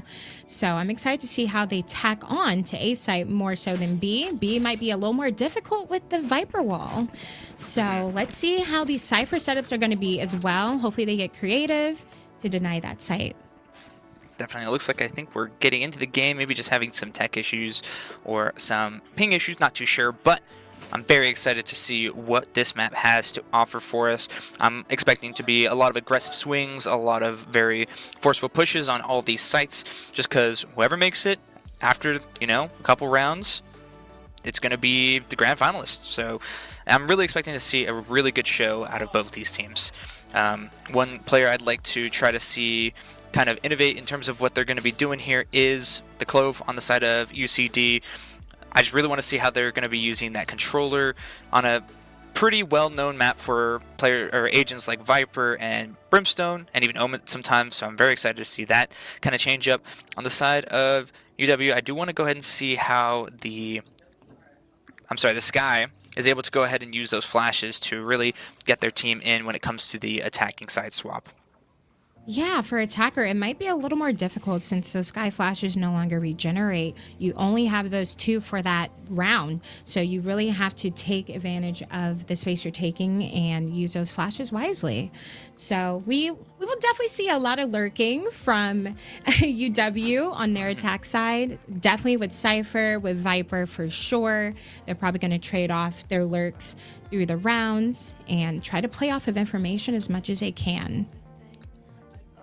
Awesome, yeah, for sure. I think when it comes to Bind, it's just one of those maps that it's really like a battle of attrition when it comes down to utilizing those teleports to kind of throw off your opponents. Like it's seen being used by the attackers rather than the defenders to try to rotate really quickly.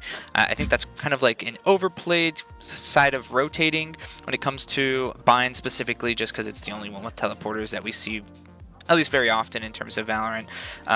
What do you kind of think about, the overall strategy behind using some of these teleporters and some of these like individual map kind of nuances in matchups?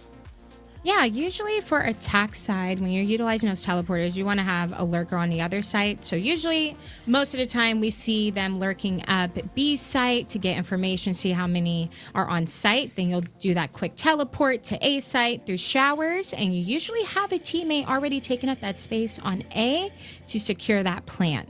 So I'm sure we'll see a lot of that. We see a lot of that in VCT and in just normal ranked pub gameplay.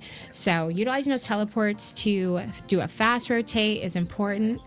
And yeah, I'm excited. I love Bind, and I think the teleports are just one of the best features of the map. But we are going to take a quick break, so don't go anywhere. We will be right back. See you guys later.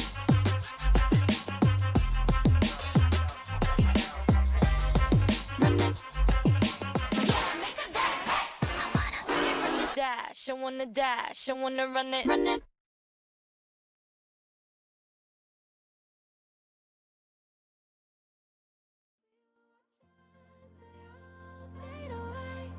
Lean into me when there's nothing to say, 'cause you don't have to go out every day with your good up,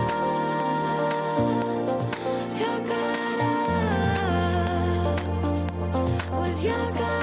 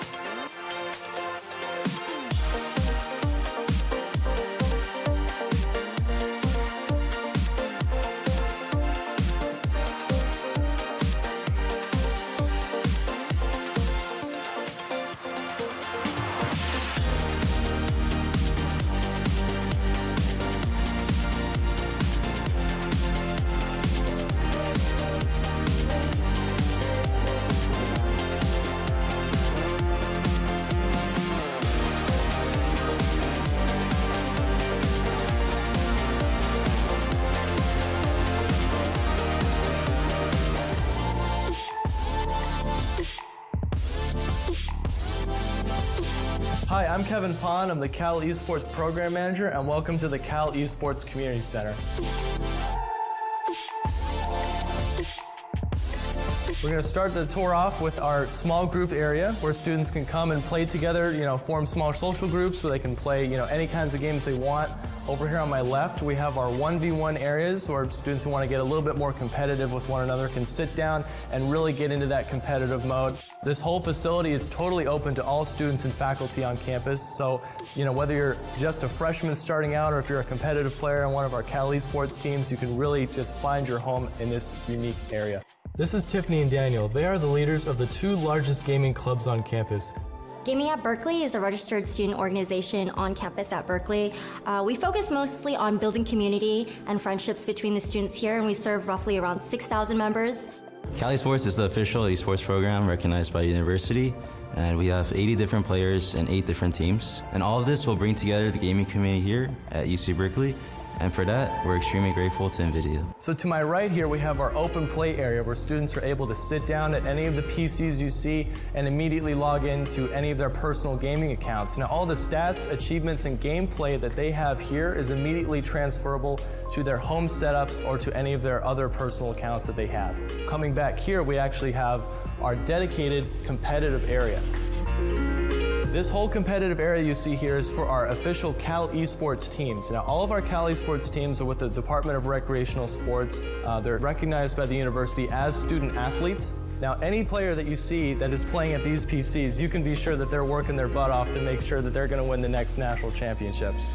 Now behind me here is our Student Broadcast Center. Now the Broadcast Center is kind of echoey because we're still putting in our sound absorption foam on the walls right now. We're going to have this whole setup dedicated just to students who want to stream, broadcast, shoutcast, any esport title that they want so they can build that experience and take it with them after they leave Cal. So these PCs have the capability to beam anything going on in this room to the TVs you see out on the main floor. So if we have students in here who are streaming for the first time, they're able to broadcast live to the center and share their experiences with everyone here. And NVIDIA has set us up with some monstrous PC gaming rigs. All of these PCs can output 240 frames per second for all of our esports titles. I absolutely can't wait to see what students' reactions are going to be when they walk in through those doors. Go Bears!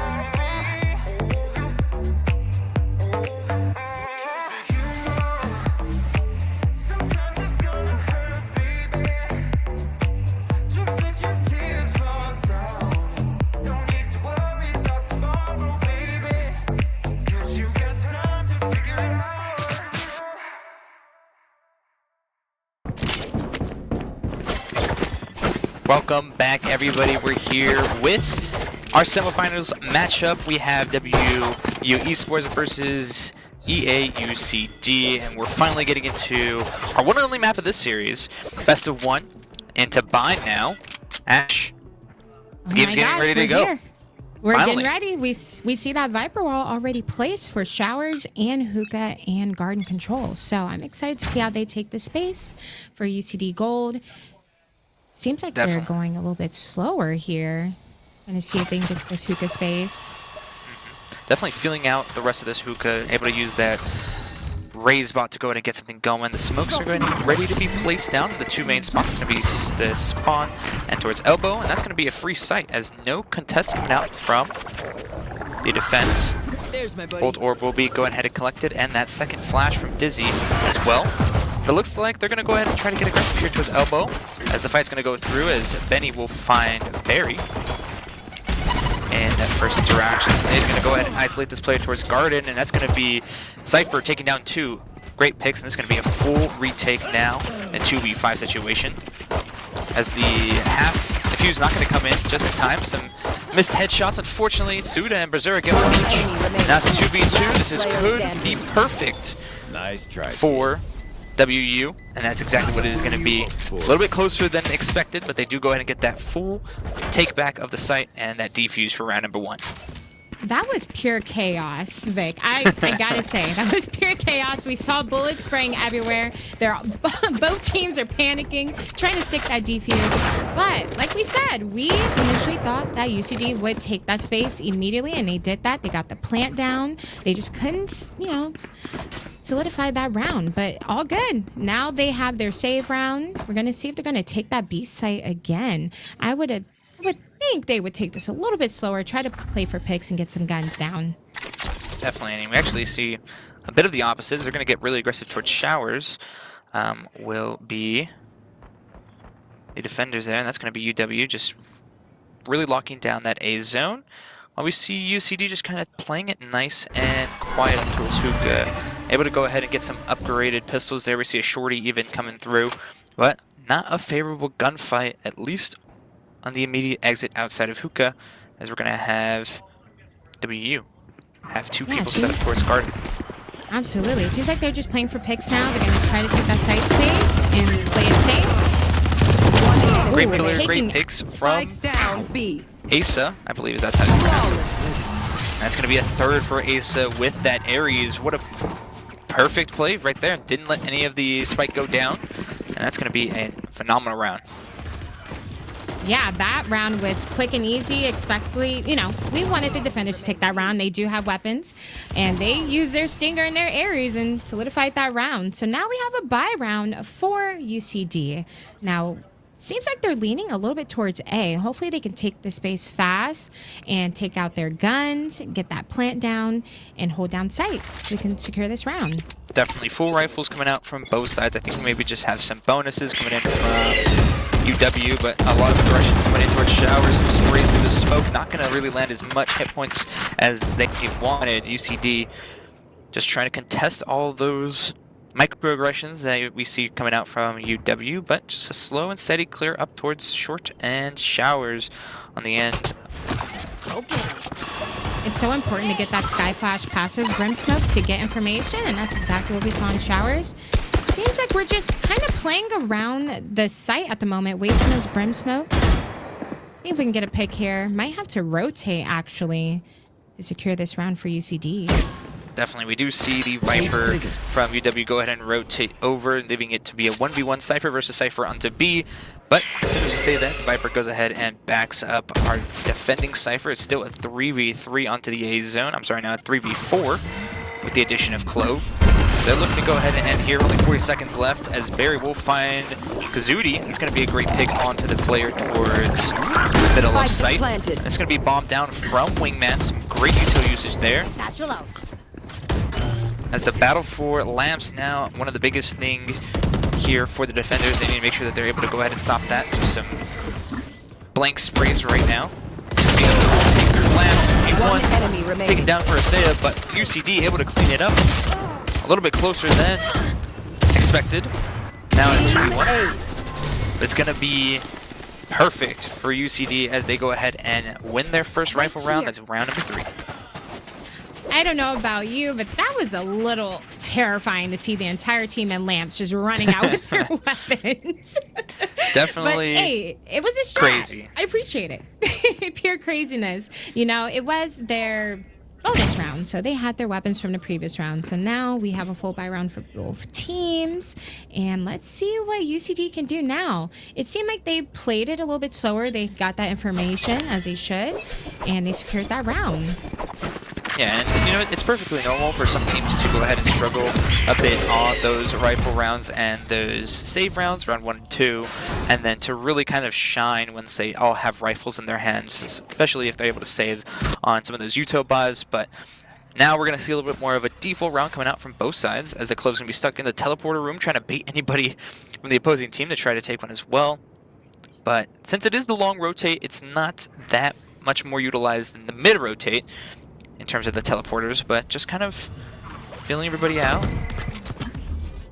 Yeah, currently we see Viper and Cypher just holding out B long, so they know that it's clear. They have that Cypher utility to check for Hookah as well, but we do see Suda here trying to get a pick, get some information for the team.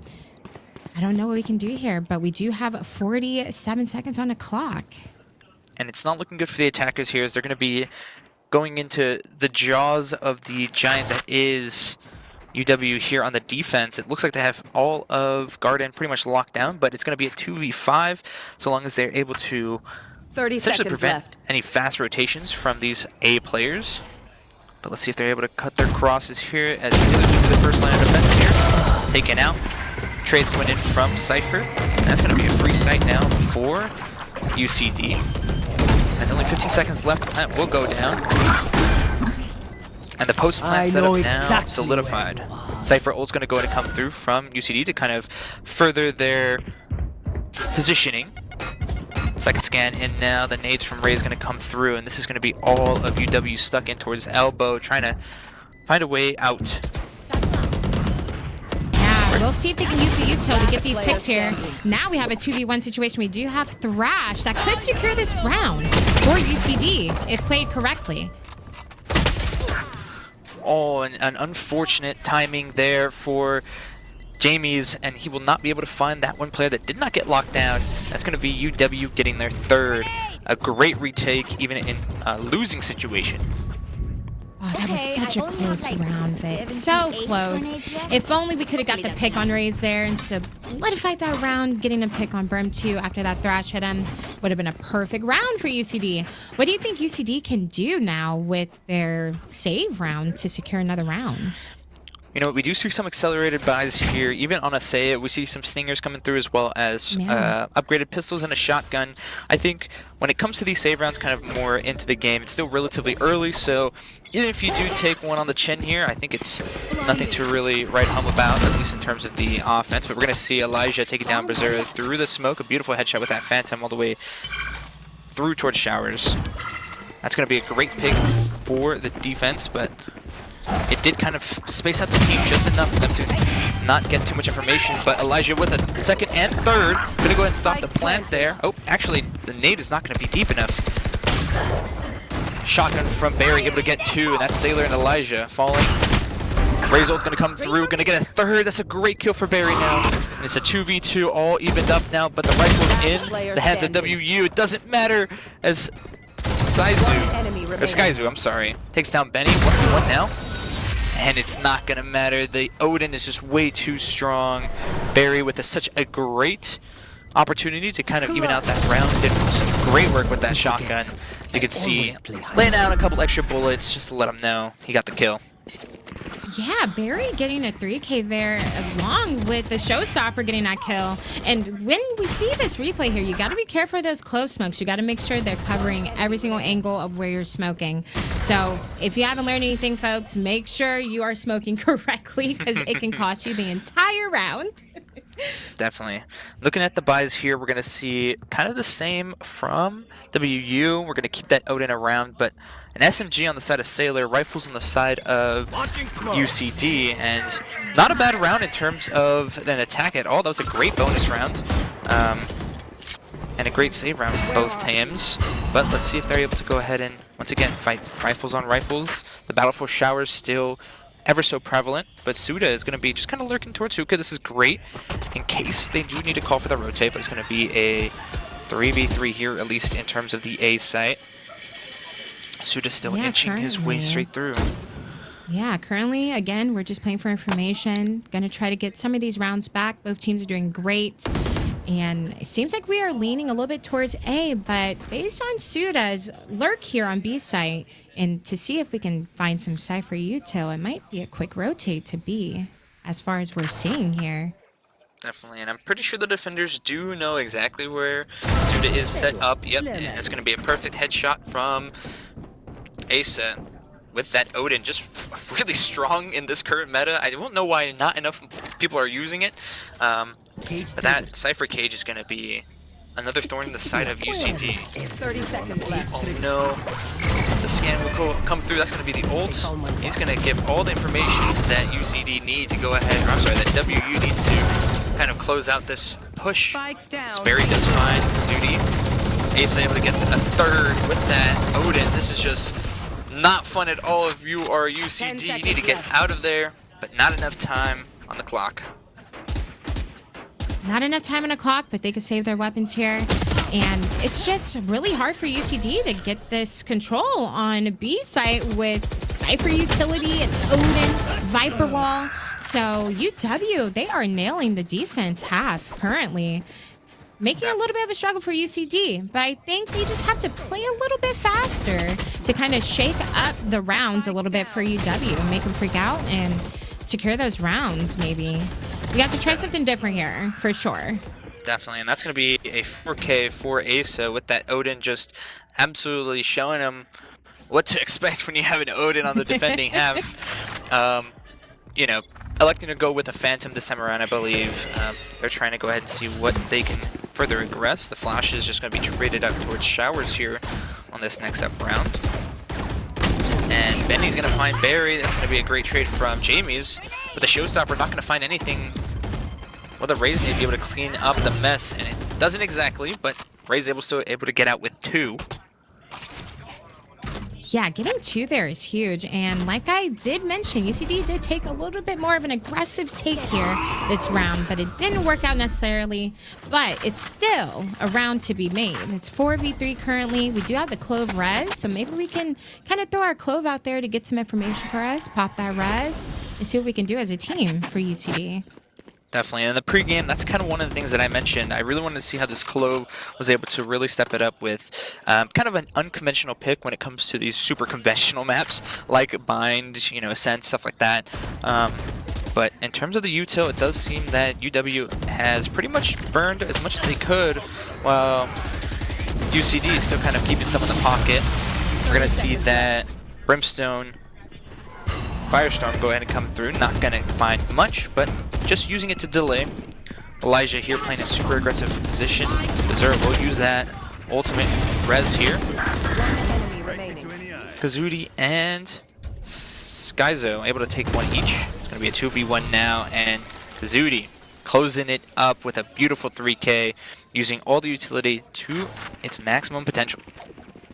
Yeah, that Brim orbital strike was huge to delay that plant, and it secured the round, honestly, because they could have just took that space immediately, got the spike plant earlier. So I think that was well played by UW once again. They are utilizing all their delay util to stop that plant spike. So that's where UCD has to figure out, how can we get past this util? How can we fake the util, maybe rotate, or just take the site fast? Definitely. We're going to see a lighter buy coming in from UCD. We're just going to see some upgraded pistols, a Guardian, and a Sight SMG. Benny will find Barry just through the smoke. That's a great opening pick. I believe Barry is just trying to over-aggress with that blast pack, but unfortunate to lose somebody so early on into the round. Really need to work together and try to at least make the most out of those Gecko flashes to try to at least secure 1.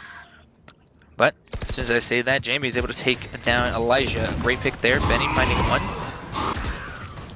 Instant trades coming straight through from short. A great wallbang coming from Benny as he's looking for his 4th on the round.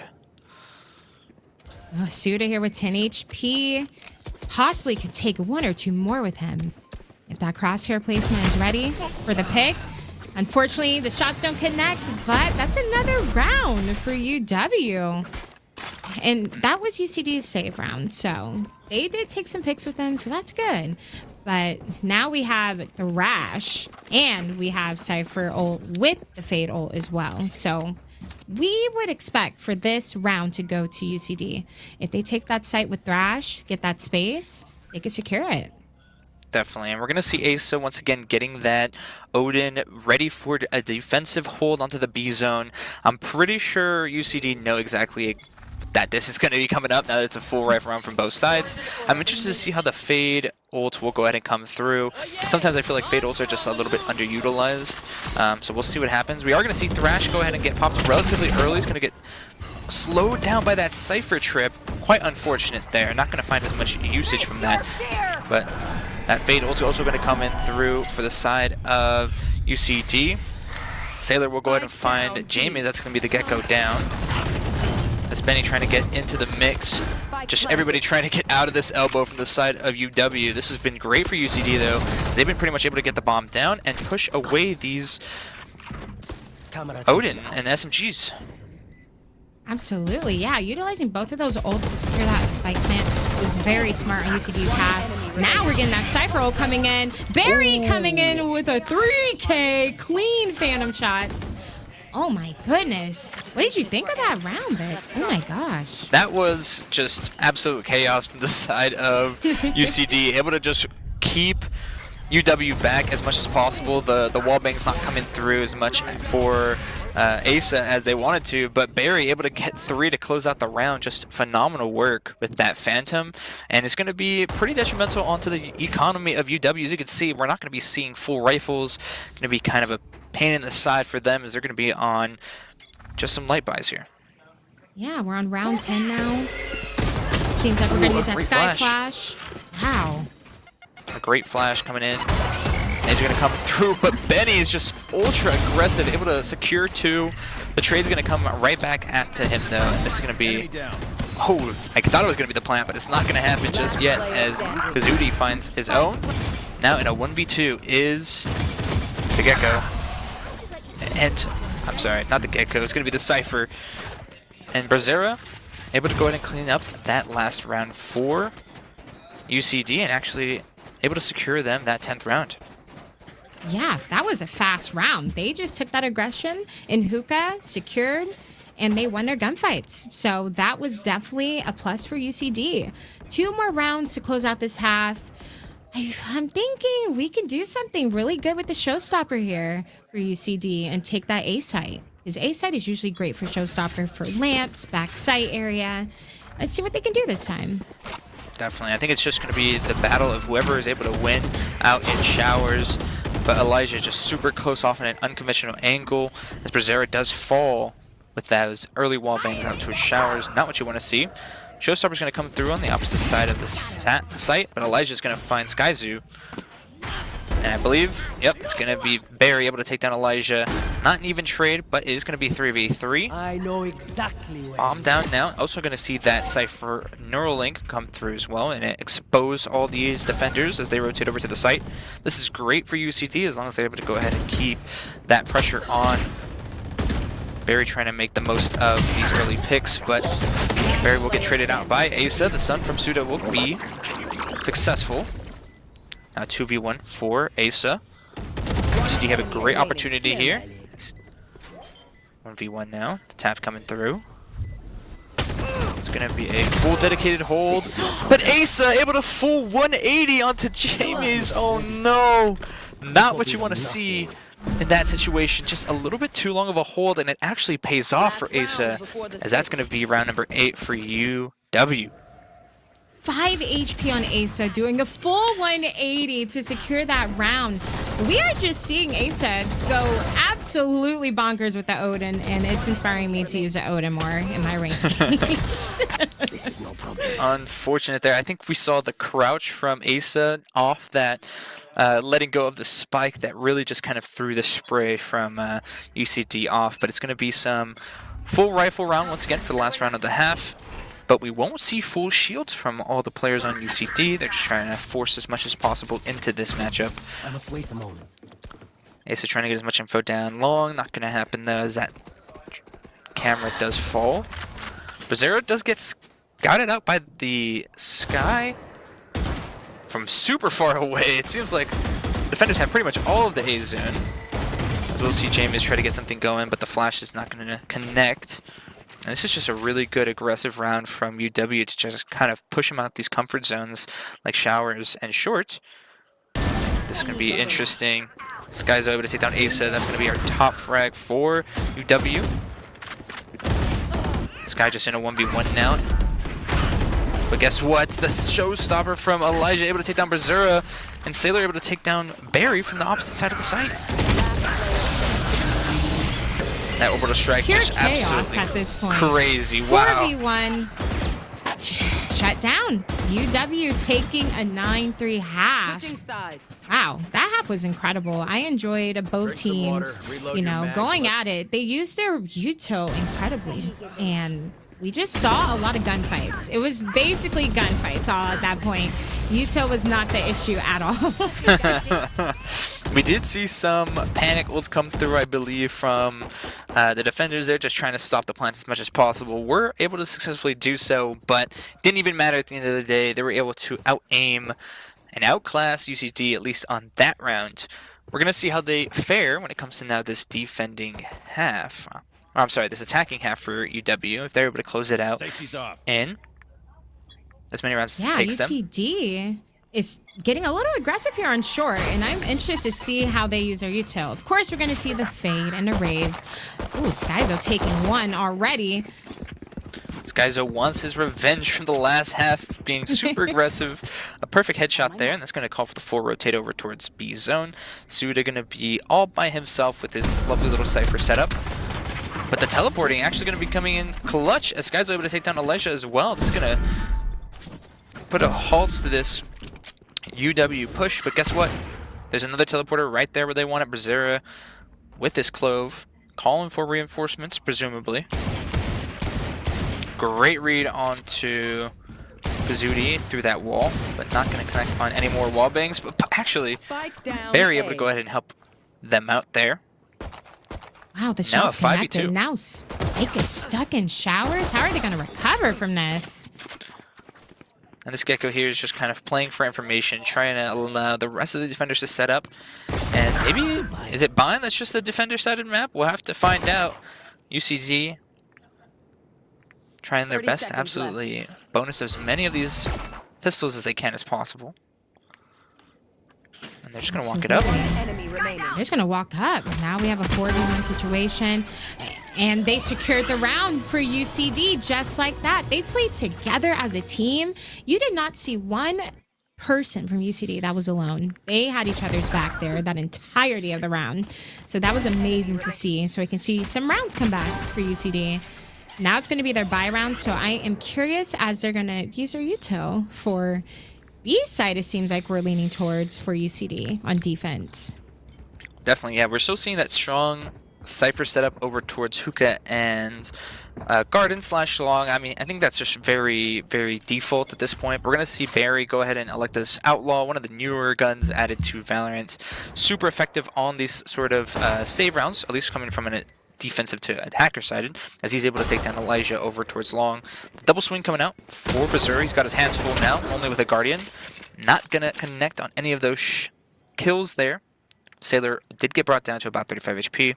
But that's going to be a Guardian in the hands of somebody you really don't want it in. And that's going to be the full rotate now from UW over towards the A zone. Slow and Steady wins the race, and they're hoping to at least mismatch this team over onto the A zone. But I think enough time has passed. The rotate's now coming through. The orb now collected, and that's going to be the sound cue for what looks like a round ending on A. And hopefully they are conscious of short here because we have the Fade sitting there waiting for a pick, trying to get the information for their team on defense. The smokes are down, so they can secure this plant. And with that Guardian in a hand, they can secure this round, even on their eco. Oh, and Benny and Suda trade kills each. Bomb does go down as Jamie's will fall to Benny. Suda able to trade out Sailor there. Benny super hurt. As Suda's just kind of waiting for any sort of over-aggression here. But now a 2v2 with Bomb down is not what you want to be in for UCD.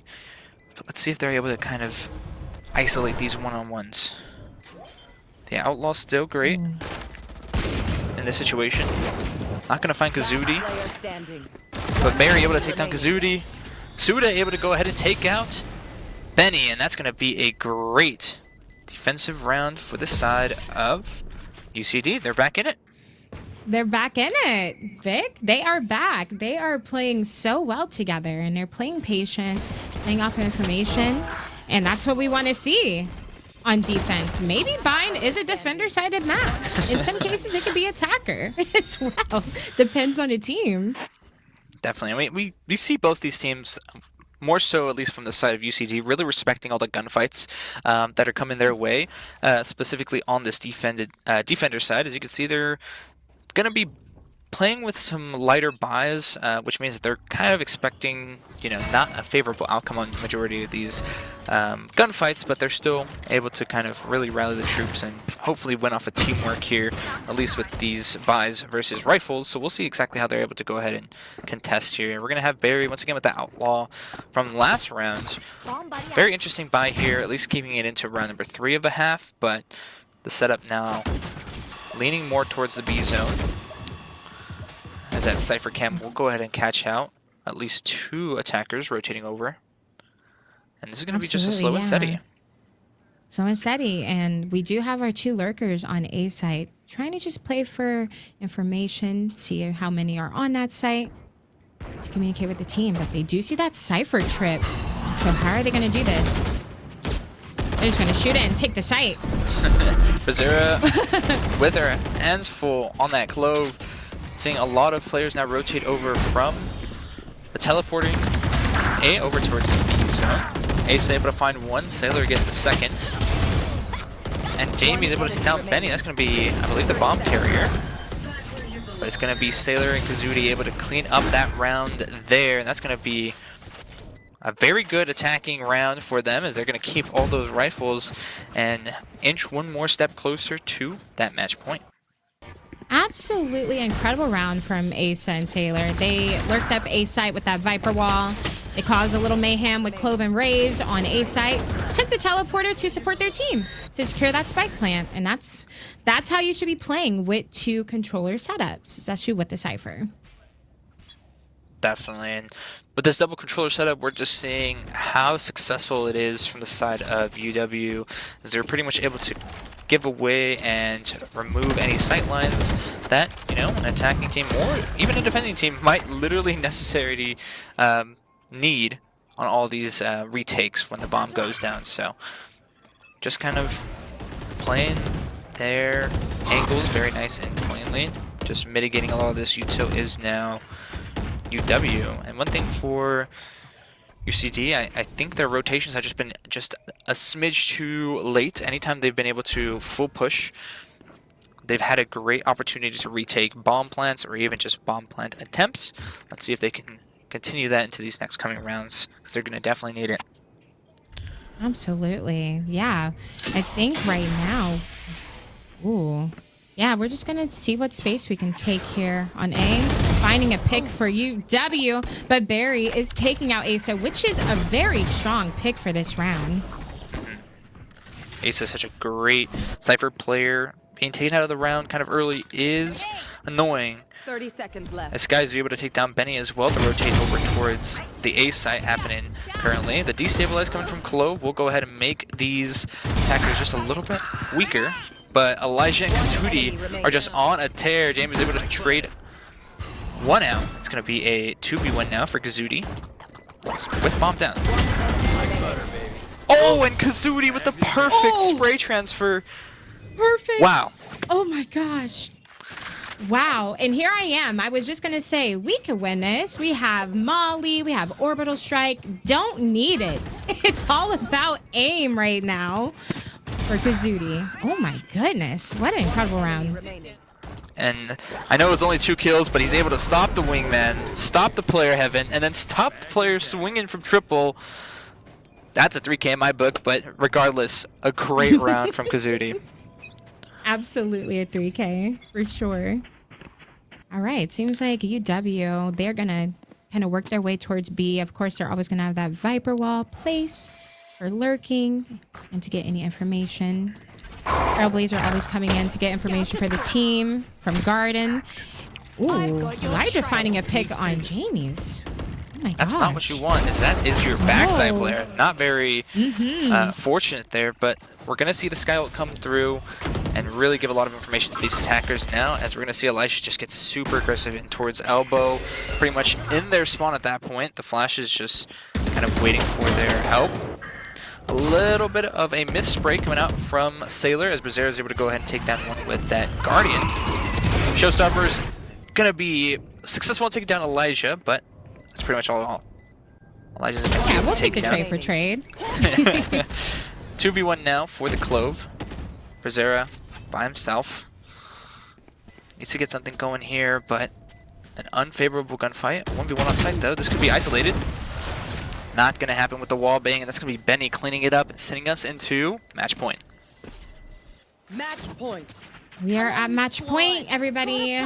I think we have seen both teams do an incredible job on both sides, but you know, UW, they are just solidifying these rounds with their utility and winning their gunfights. They're taking that space. They're doing it correctly. Definitely, and just really making sure that they're playing together, and they always have a backup plan is UW, as you know, it would have been a 1v1 on site, but thankfully that player out towards long, that last round, was kind of that saving grace there if needed, but was not necessary this time around. Asa once again with this Odin looking to cause some havoc here. Let's see if they're able to go ahead and get anything going this time around. Showstopper from Elijah, gonna get stopped out mid-air from Barry. Traded right back out by Sailor, and that's gonna be the Viper. Wow, the Viper ults immediately popped and shut down from Bazera with this Guardian once again. Tags coming in from Kazuti towards Lamps. That's going to be great information from this Clove. Now Asa with that Odin able to take down one of their own. So trying to play for this retake, a 3v3. Heals coming through. The side of the UW. And a great spray from Asa able to take down Bazera. That's going to be unfortunate. And we're going to see Thrash coming through. Thrash is coming in. Oh! No! Wow! That timing! The timing just Absolutely so poor. incredible. Wow. I think it was just maybe a misclick on the jump or the launch of Thrash, but guess what? Thrash is going to go again for Jamie's. He's trying to find as much as he can from his backside. As Benny finds Suda in a 1v1 now, Jamie's not gonna even matter because Asa with that Odin, another 3K, and that's gonna be GG's. GG's, everyone. UW and UCD did incredible, but we got to give the semifinal trophy to UW Esports. Absolutely phenomenal gameplay coming out from both teams. UCD had so many great opportunities and a lot of great rounds when they were able to find them, but UW just a step ahead, and we'll go ahead and advance to our grand finals now. Just some great overall plays and really just exploiting the util that we've been able to see from both teams, you know, when it comes to wall bangs or, you know, using those Cypher cages along with the trips. Just great util combinations coming out from UW to secure them this one, along with some great aim, obviously. But GG's to both teams. Yeah, I think we definitely have to highlight Asa. Definitely have to highlight Barry. Everyone, they did great. They were able to win those gunfights, secure the round, and clutch for their team every chance they had. Definitely. And one thing I do want to say from UCD's end, although this match didn't go in their favor, they did have some great ideas, and I feel like, you know, in the future from them, obviously we've seen them a couple times, I believe, in this Run It Back series. We're going to see a better UCD every year, just like we have been the past couple times, and they've been just on the rise. Absolutely. They're getting better and better every year. And a phenomenal matchup. Super excited to see, you know, how UW plays in this grand finals. Obviously, you know, the next team has, you know, a match coming up here in grand finals. They'll have some VOD to review, so we'll see how they're able to kind of work around that. Absolutely. I think UW is definitely going to be someone to look out for in the grand finals. So make sure you are ready and prepared with your util because they are ready and warmed up. Definitely. I believe we're going to go ahead and send it to a break.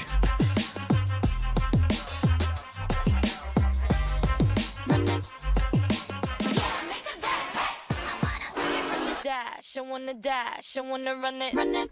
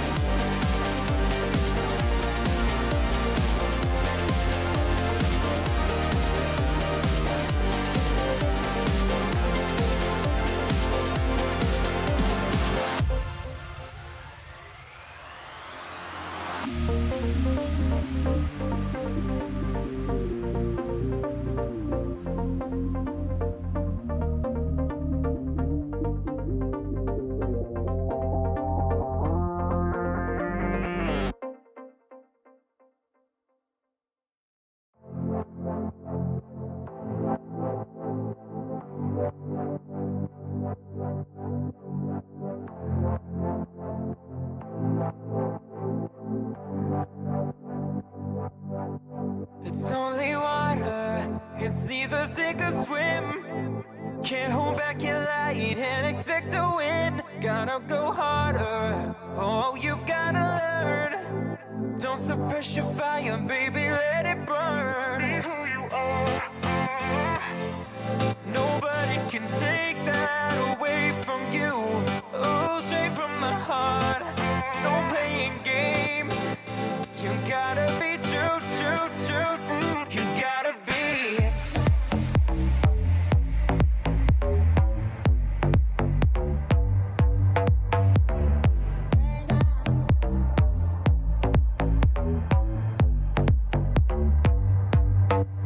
'Cause you're human. Sometimes it's gonna hurt, baby. Just let your tears fall down. No need to worry about tomorrow, baby. 'Cause you got time to figure it out. It's only water. It's either sink or swim. Can't hold back your light and expect to win. Gotta go harder. Oh, you've gotta learn. Don't suppress your fire, baby, let it burn. Nobody can take.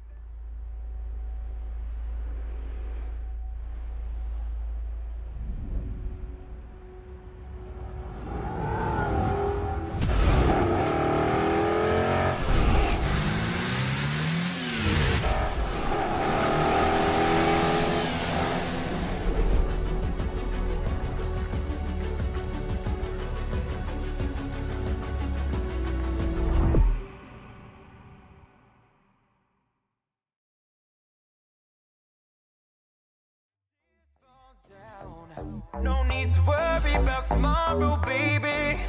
'Cause you got time to figure it out. Sometimes it's gonna hurt, baby. 'Cause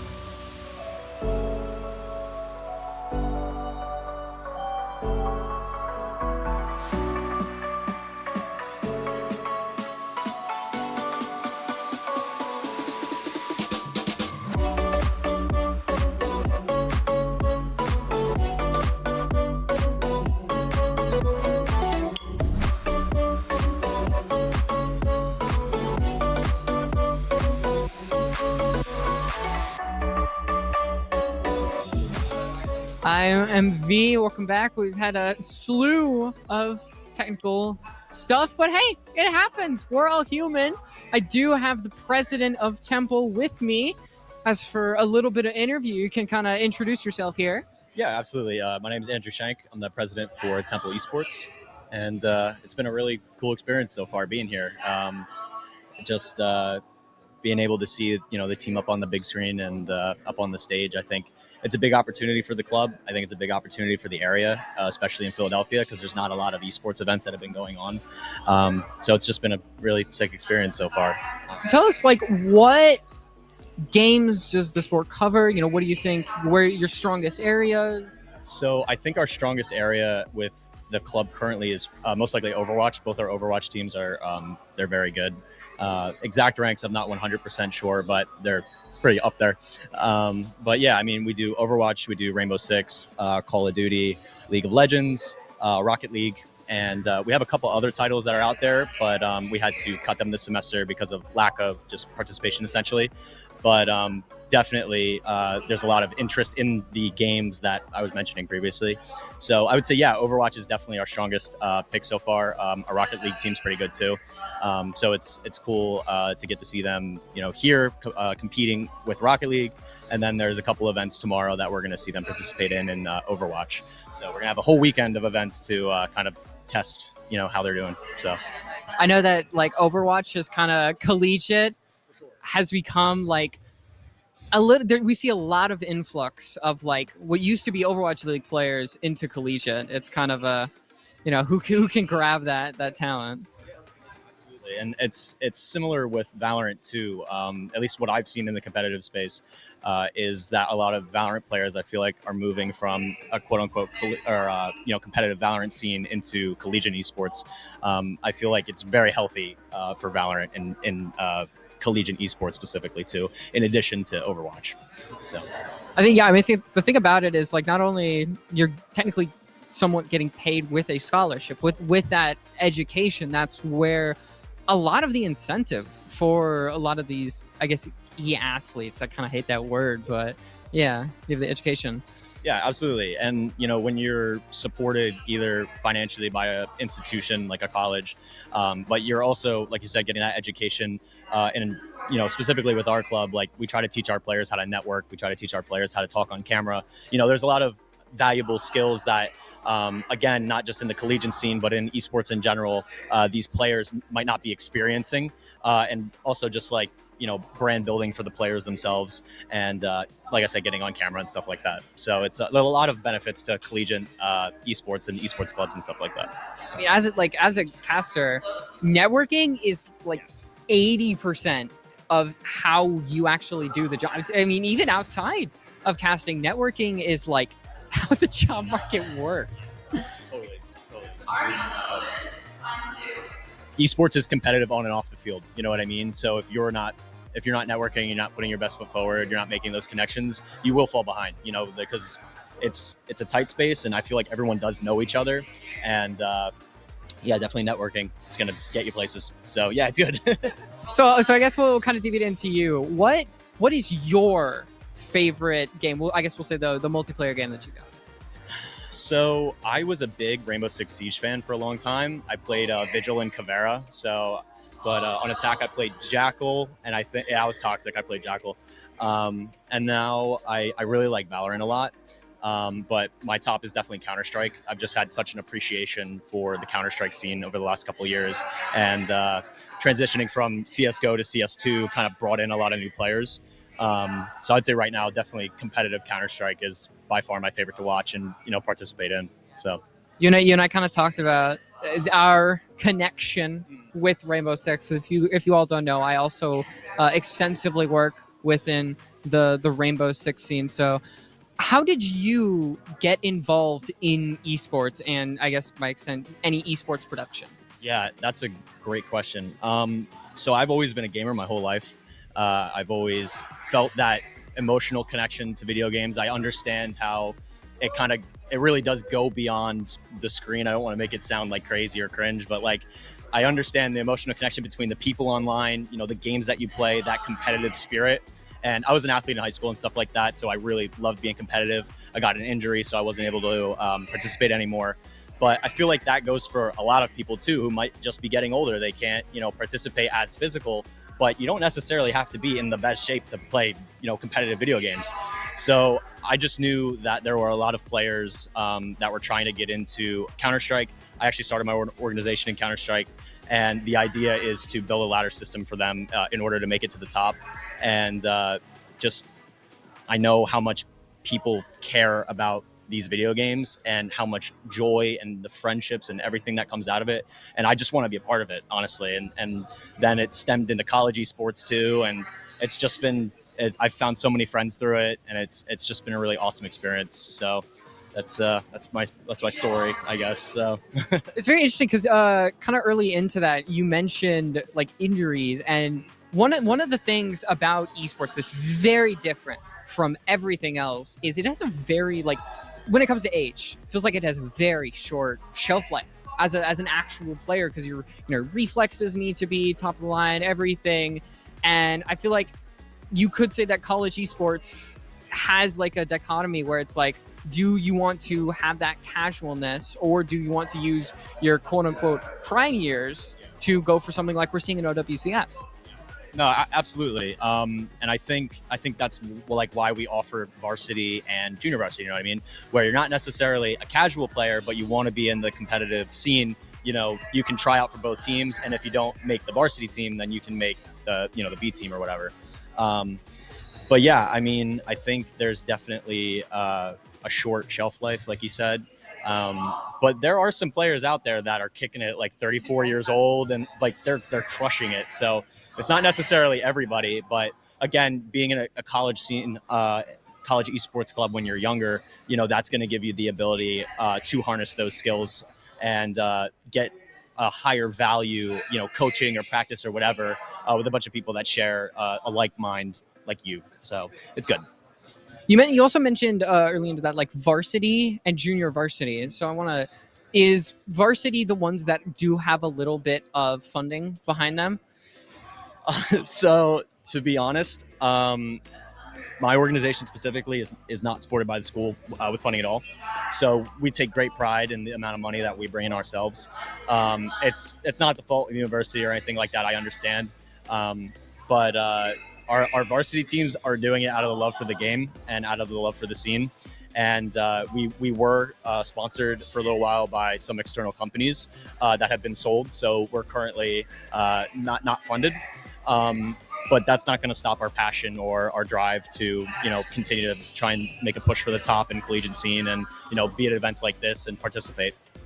It's the difference. Like you do have some esports programs which are entirely self-funded, but then you've also got ones that are almost heavily backed by the university. I mean, like Akron, I think is one of the first that comes to mind. Fisher as well. I know a lot of people. Yeah. It's do you have any opinions on kind of the differences with those? With like different funding types, I think it makes a way better story if you're not funded to the top. So I think in any situation where you're not funded, you actually get the most raw player out of that. You know what I mean? Because they're not doing it for money. They're doing it out of passion for the game. And they know that if they want to make money at some point, that they're going to have to put in 150% of the effort because they're not already being paid by the school. You know what I mean? So as long as my organization is supporting each other and, we're staying friends and we're boosting each other up, then I know we can get somewhere with it. And even though there's no money involved right now, if we do a good job and, we put our best foot forward, then we can find a way to get these players paid because they really do deserve it. Esports is kind of built on two things. It's, finances and just underdog stories. 100%. Yeah, absolutely. And finances, like you said, definitely if you're shooting for some of the better players, finances help a lot because you can just buy them essentially. But that doesn't mean there isn't opportunity, again, with unfunded teams or unfunded players, because that's where you can find some real gems for sure. So I think we've gotten through everything. I'll start to wrap this up. It has been a pleasure just going through everything with this. I'm glad you helped us with that so he can kind of let you out to your left. Yes, of course. Tip the hat. All right, so I got one last little thank you to go out there. It's actually FlyQuest. Had a historic run on Worlds, and you can celebrate with them with your very own 2024 Elite Worlds jersey. Every purchase comes with a free branded planter so you can have a little friend that helps you grow alongside NA's favorite League of Legends team. You get your jersey and so much more at flyquest.gg/shop. Don't miss out. This jersey will only be available to purchase for a limited time. We've got a little bit more of an extended break, finishing up some other things. Make sure you sit tight. We've got even more Valorant just around the corner.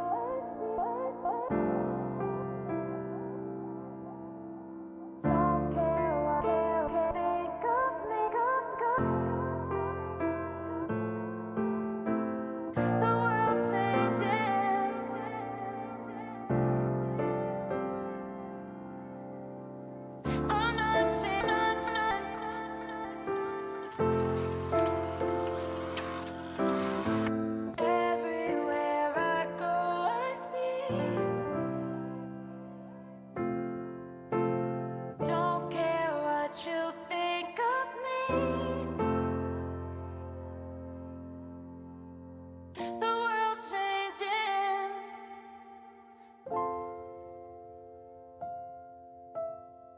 I'm not changing.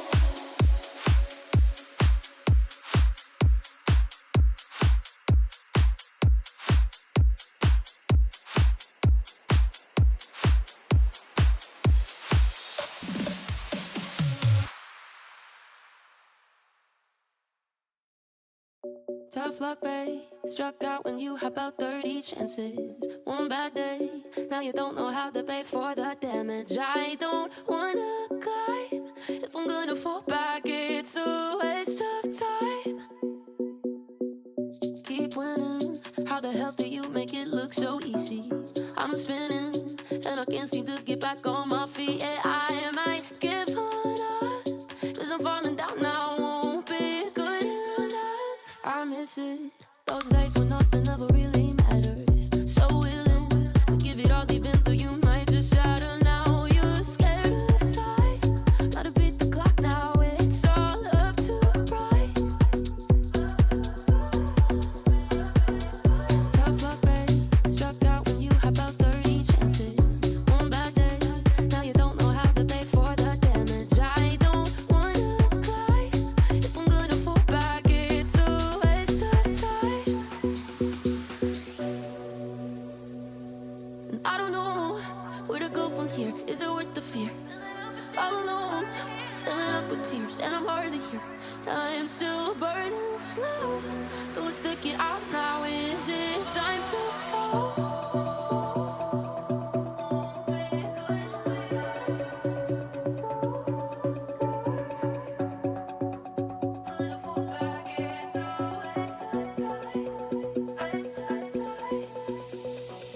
Keep winning. How the hell do you make it look so easy? I'm spinning, and I can't seem to get back on my feet. Yeah, I might give up, cause I'm falling down now. Won't be good enough. I miss it. Those days when nothing ever really mattered. So willing to give it all deep into you might just shatter now. You're scared of time. Gotta beat the clock now. It's all up to pride. Tough luck, babe. Struck out when you had about 30 chances. One bad day, now you don't know how to pay for the damage. I don't wanna cry. If I'm gonna fall back, it's a waste of time.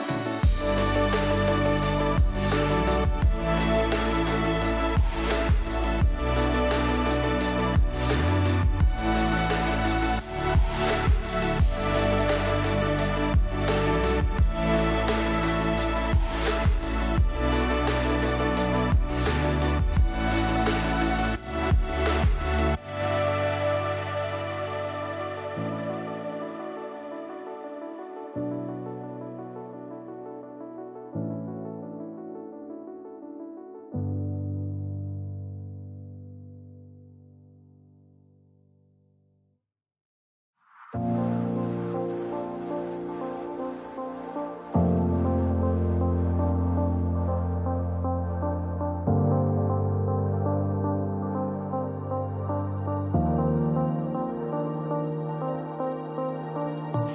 and I close my eyes, everything is black and white. I can't tell if we're getting closer.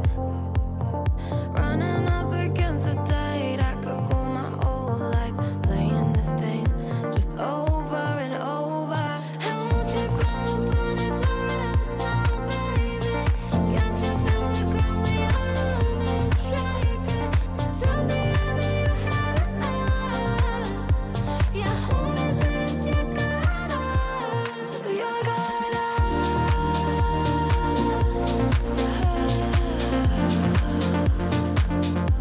With your guard up.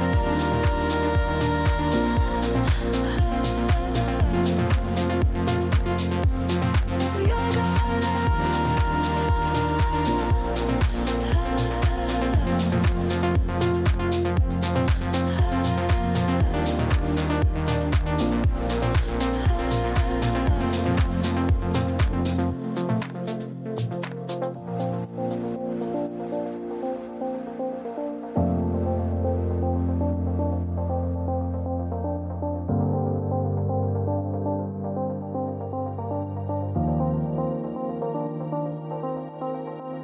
I'll help you find your peace of mind. You don't always have to climb. We can just stay under covers. Leave the old world behind when everybody's going blind. Baby, you don't have to suffer. And won't you come and put it to rest now, baby? Can't you feel the ground when your hand is shaking? Tell me I know you had enough. Yeah, hold me with your guard up. Lean into me when your worries they wait. We will watch as they all fade away. Lean into me when there's nothing to say. 'Cause you don't have to go out every day with your guard up. Your guard up. With your guard up. Your guard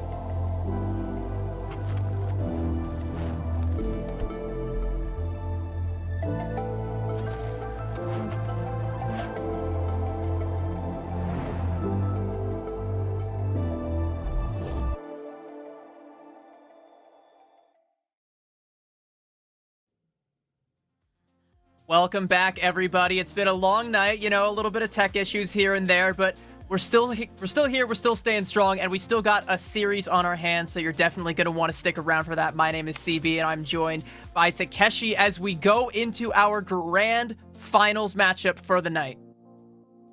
Yep, and we've got a big best of three here for you guys tonight. We've got UW, fresh off of their victory against Esports at Davis Gold. Unfortunately, my boys back home, they were not able to break out with the win. So we are going to have UW facing off against Cal Blue, the revamped Berkeley roster, coming in with some new firepower this year.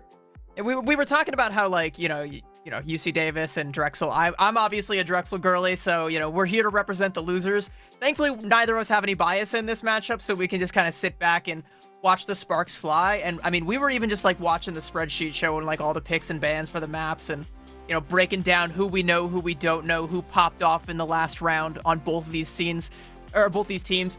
There's going to definitely be some sparks that fly. Yeah, and if you weren't able to catch a look at the Cal versus Drexel game because they were on the opposite stream, you missed a good one. There was a quick 4-0 run for Cal at the beginning, and then Drexel responded with a 5-0 run of their own before Cal really tightened up, closed them down on the CT half, 7-5. and then really carried it through with a strong two-side performance to finish out the game 13-5, I believe. So that was a pretty strong performance from Cal. Looking forward to see what they can do here.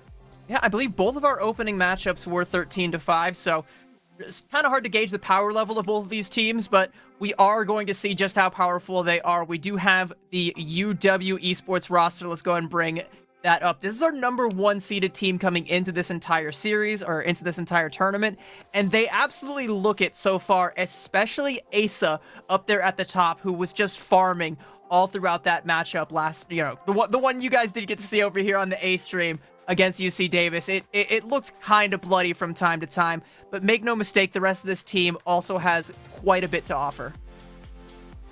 Yep, definitely an impressive performance from them, and given that I have spent some time with some of the Esports of Davis people, yeah, that was a decent squad that they definitely took down. So strong performance from UW in their initial semifinals match.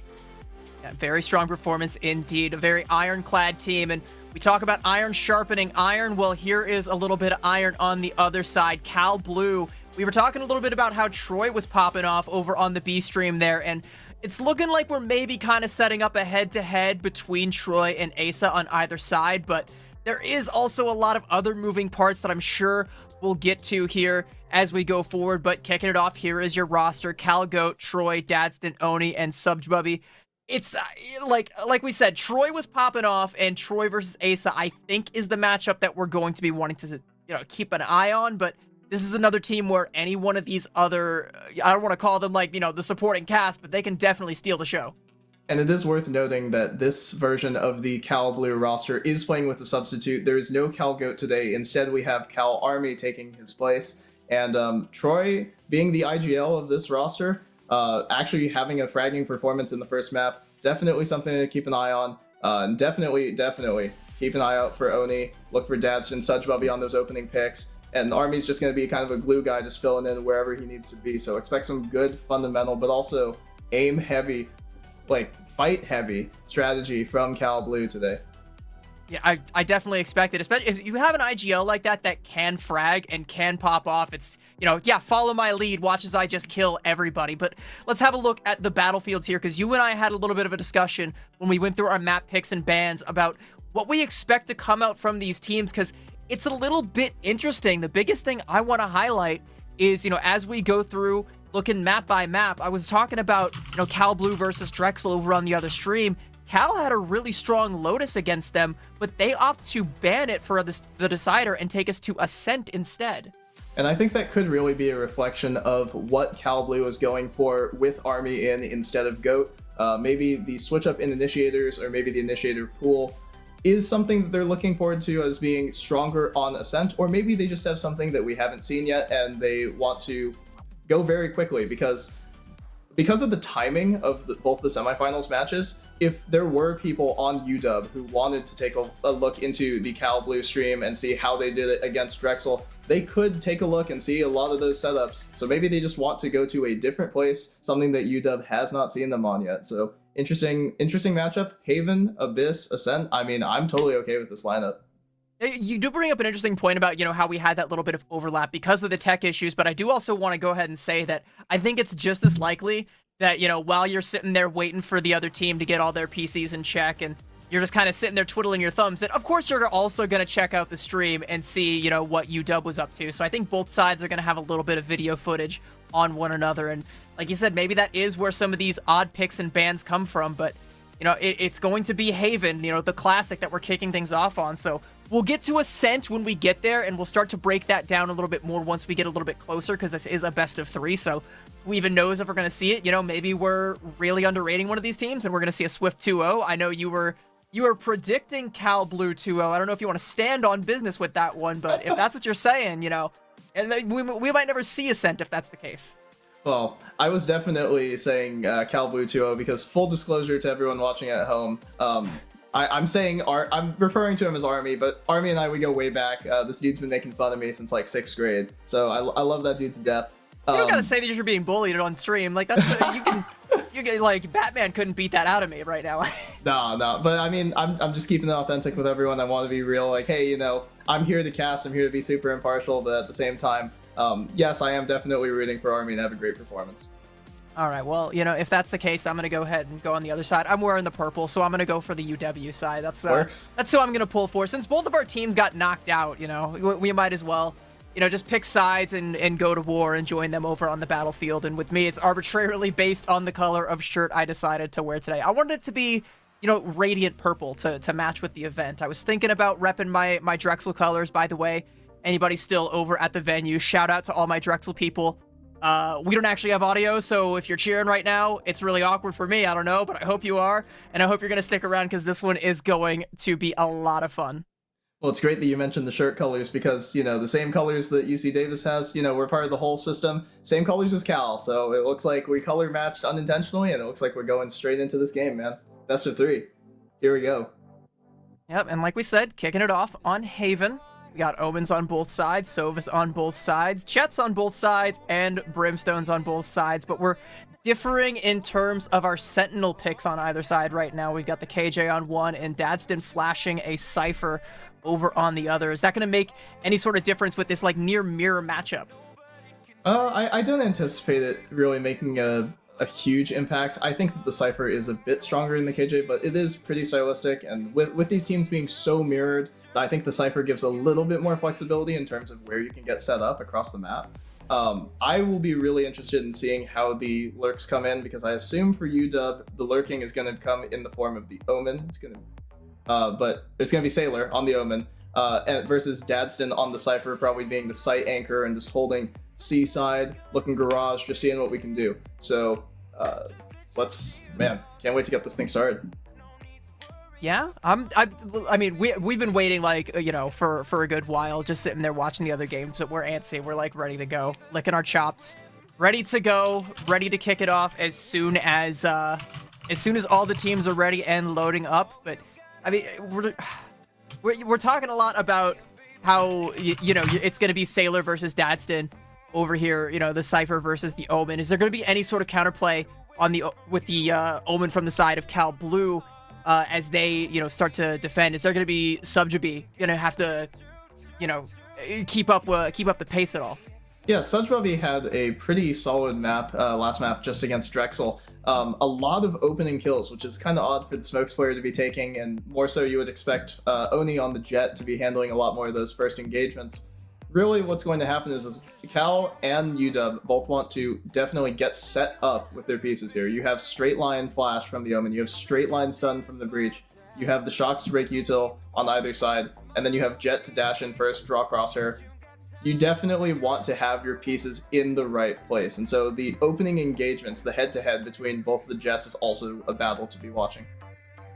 And I'm glad you brought up the Jets, by the way, because you have Asa flashing the Jet on one side, and that was, my player to watch from the side of UW going up against Troy, who's going to be going on that Brimstone again. Same thing that he was playing on Lotus against Drexel. Oh, sorry, on Breach. Yeah, sorry. My mistake. Rookie mistake. It's all right. We all learn. It's a collegiate event. It's all about being educational here over on the Breach. But same thing he was playing over on Lotus against Drexel, and it looked very, very strong on that character. So is there going to be any counterplay between those two? That might be a little bit more difficult to say, because with the Breach you want to be a bit farther back. So if the Jet is already up in Troy's face, or if Asa on Jet is going to be all up in Troy's face as Breach, there might be some issues here. I mean, Cal definitely needs to get it slowed down. They are a retake heavy team, especially from what we just saw last game. Cal was more than happy to take even numbers and try and fight their way back into a set site for UW. Both of these teams do need to be super proactive though. Look at how much exploration activity you have here. Jet is super mobile, Omen can get himself out of trouble, and then you have double initiator to set up for the duelists. There's going to be a lot of 3-man grouping, there's going to be a lot of 4-man grouping, and it's just going to come down to what they find on either side of the map. Well, we can yap all night about what we think these teams are going to do, but the only way to actually see what they're going to do is to get us into the game, and it looks like we are still waiting on that just a little bit longer here. See if I can actually see what might be going on here. A little bit more tech issues going on here, so just gonna keep it going, keep it flowing. Have a player crash. All right, yeah, it's it's been one of those nights, you know. It always is, and it would not be a collegiate esports event without one thing going a little tiny bit wrong. But it's okay if we got a player crashing. I mean, earlier we had people not having Valorant on the PCs, right? Like we had to make some fresh downloads. So I don't even know how that happens, by the way. Like I've been to that building and I've physically, with my own eyeballs, witnessed people playing Valorant, so I know it's on there. It was like, what happened? Some like malicious attacker just went through and sabotaged and just like, all right, we're gonna uninstall Valorant on every single PC here. Tee-hee, it'll be really funny. Then Drexel's gonna sit down, and then whoops, it's not there. Yep. Obviously, victory by forfeit. No shows. That didn't really happen, but you know, it was a little bit close there, you know, aside from that like 5-point streak there from Drexel. It was a victory by forfeit. We can blame the PCs. You know what? I'll let my Drexel bias come to fruition and say, yeah, we'll blame the PCs for that one. You know, if it hadn't been for that, we would have wiped, you know, 13-0. Yeah, definitely. And if Cal wins here, Cal having just beaten Drexel, that means that Drexel would have, by transitive property, they're probably power ranked above UW if we do the transitive property and it's like a stomp, you know? So if either map is quicker than 13.5, you can flash your Drexel Pride all day long. Yeah, and you know, on it, like whatever kind of math that is, I don't think they teach it at Drexel, but they should start. And you know, I'll be the professor. All right, I'll put the clip on tie and start teaching the Drexel supremacy for second place Math 101. Second place Math 101, definitely not a course that anyone from either of these teams wants to be a part of. I would definitely dread the midterm on that one. Well, Cal Blue's already passed that one, so you know we got to focus back on the teams at play. Because as much as I want to stay biased, as much as I want to just fill time talking about, you know, just how great Drexel could be, you know, they unfortunately didn't win against Cal. You know, Cal does look to be at least roughly as strong as UW, which is why I'm so excited about this matchup and the fact that this isn't a best of one, this is a best of three. We do have the potential to be on our Lionel Richie business and go all night long with this. But, you know, the longer it takes to reload into the game, a little bit later it's going to go. Yep, and apologies to those of us watching on the East Coast, but for those of us on the West Coast, I think we're chilling. Yeah, you got time to like pop down to the kitchen, grab a snack over on the West Coast. Over here, you know, we're looking out. It's pitch black. Everything's about to start closing. You know, I'm sure all the people, you know, still down at the block are having a great time. It gets dark so fast already. It's crazy. It really does. I was walking to the store, like just up to like the CVS pharmacy, like the other night. It was like 6:30 p.m. and it was like already like pitch black. So dark, but not as dark as it is for our one player who still has yet to load in. So we're going to throw it to a quick break, and we will be right back once we have the action completely ready to serve up to you. Don't go anywhere. Let's say you're deep in a show, or a game, or the game, on a train, at home, at work. Okay, maybe not at work. Point is, at Xfinity, we're constantly engineering new ways to get the entertainment you love to you faster and easier than ever. That's what I do. Is that Love Island? I got it, Dave!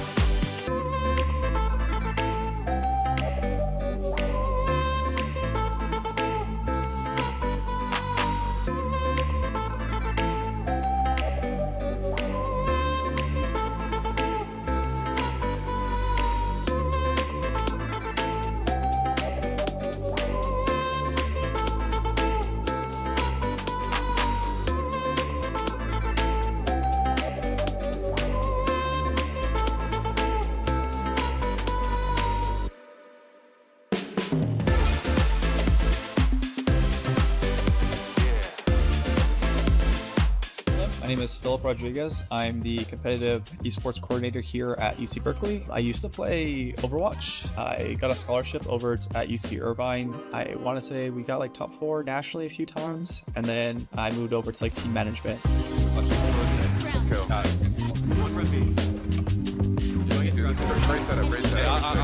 lead stage, Cody. Stay, Cody. Yeah, I got you. I have my stun for C-Lock. Nice. Stunning. How many I can stun? Good trade. Just wait, Obi, just wait. Nice, Obi.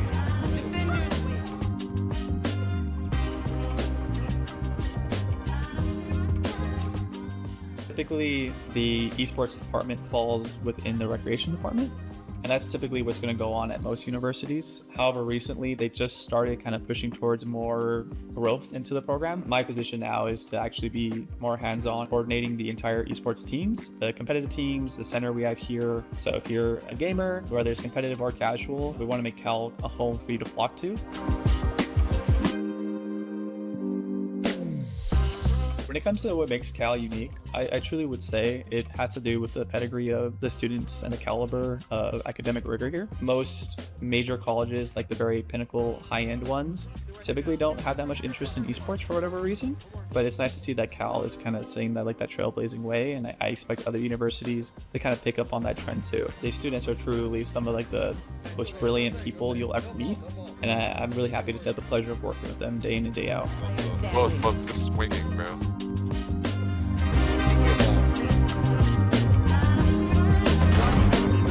Ace!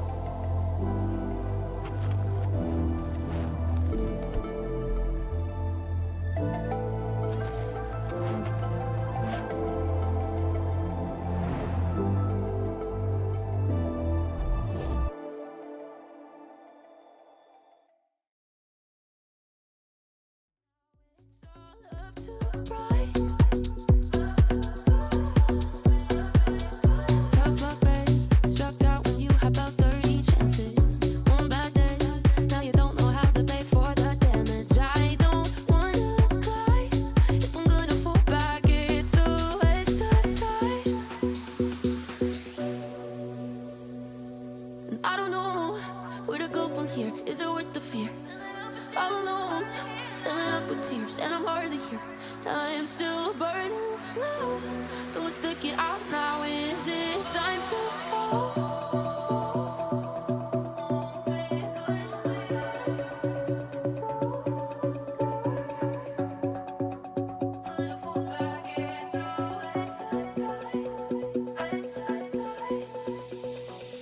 Keep winning. How the hell do you make it look so easy?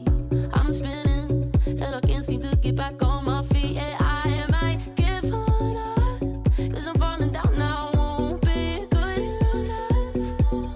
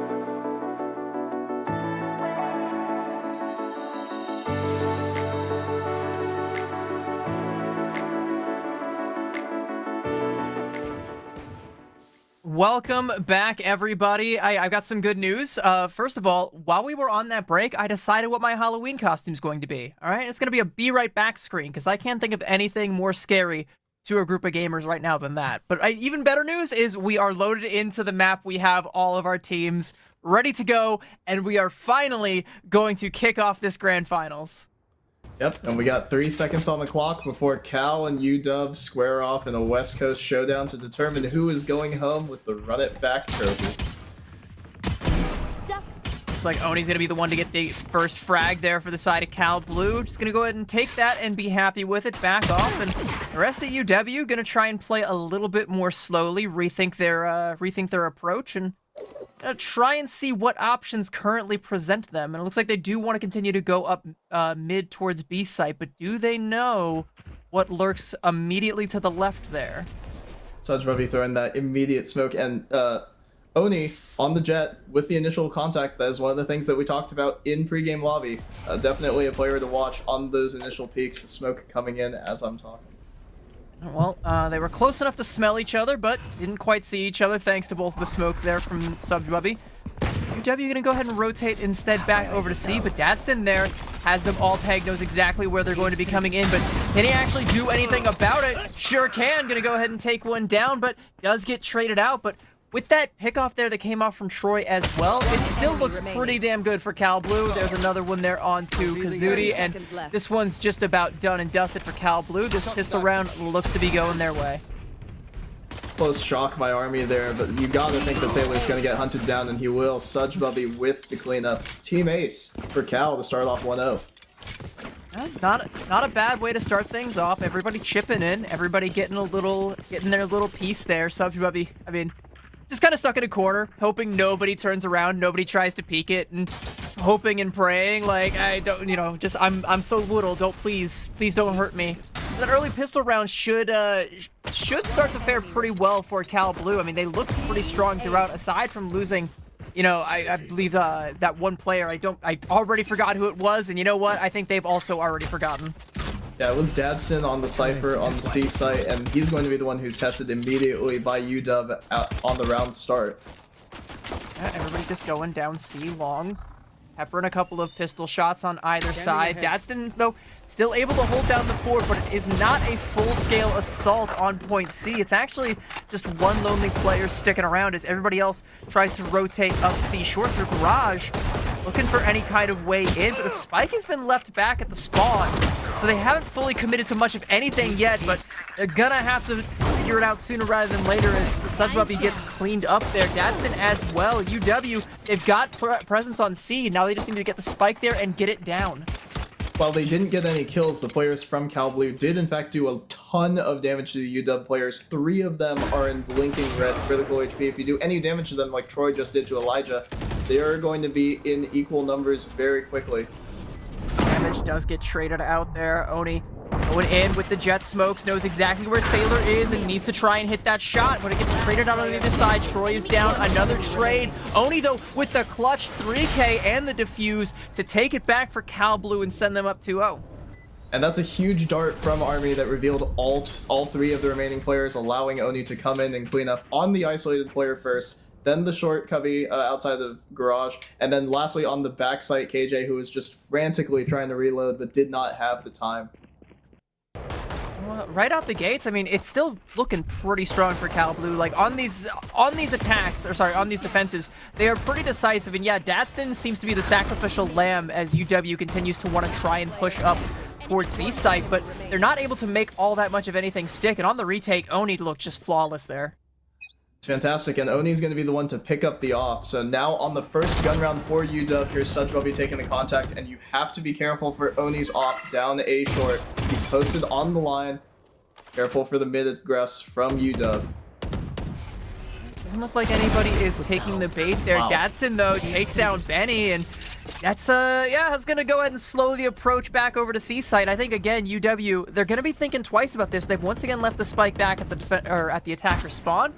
Still trying to make a decision, but I think Dadston might have shooed them away from C at least initially, as they continue to play slow and inch ever closer towards it.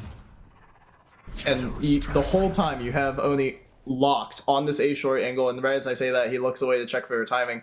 But the Jet is totally locking down the other side of the map. You have the other 4 players from Cal just locked in on the C side attack. You have the fake smoke to show presence towards A.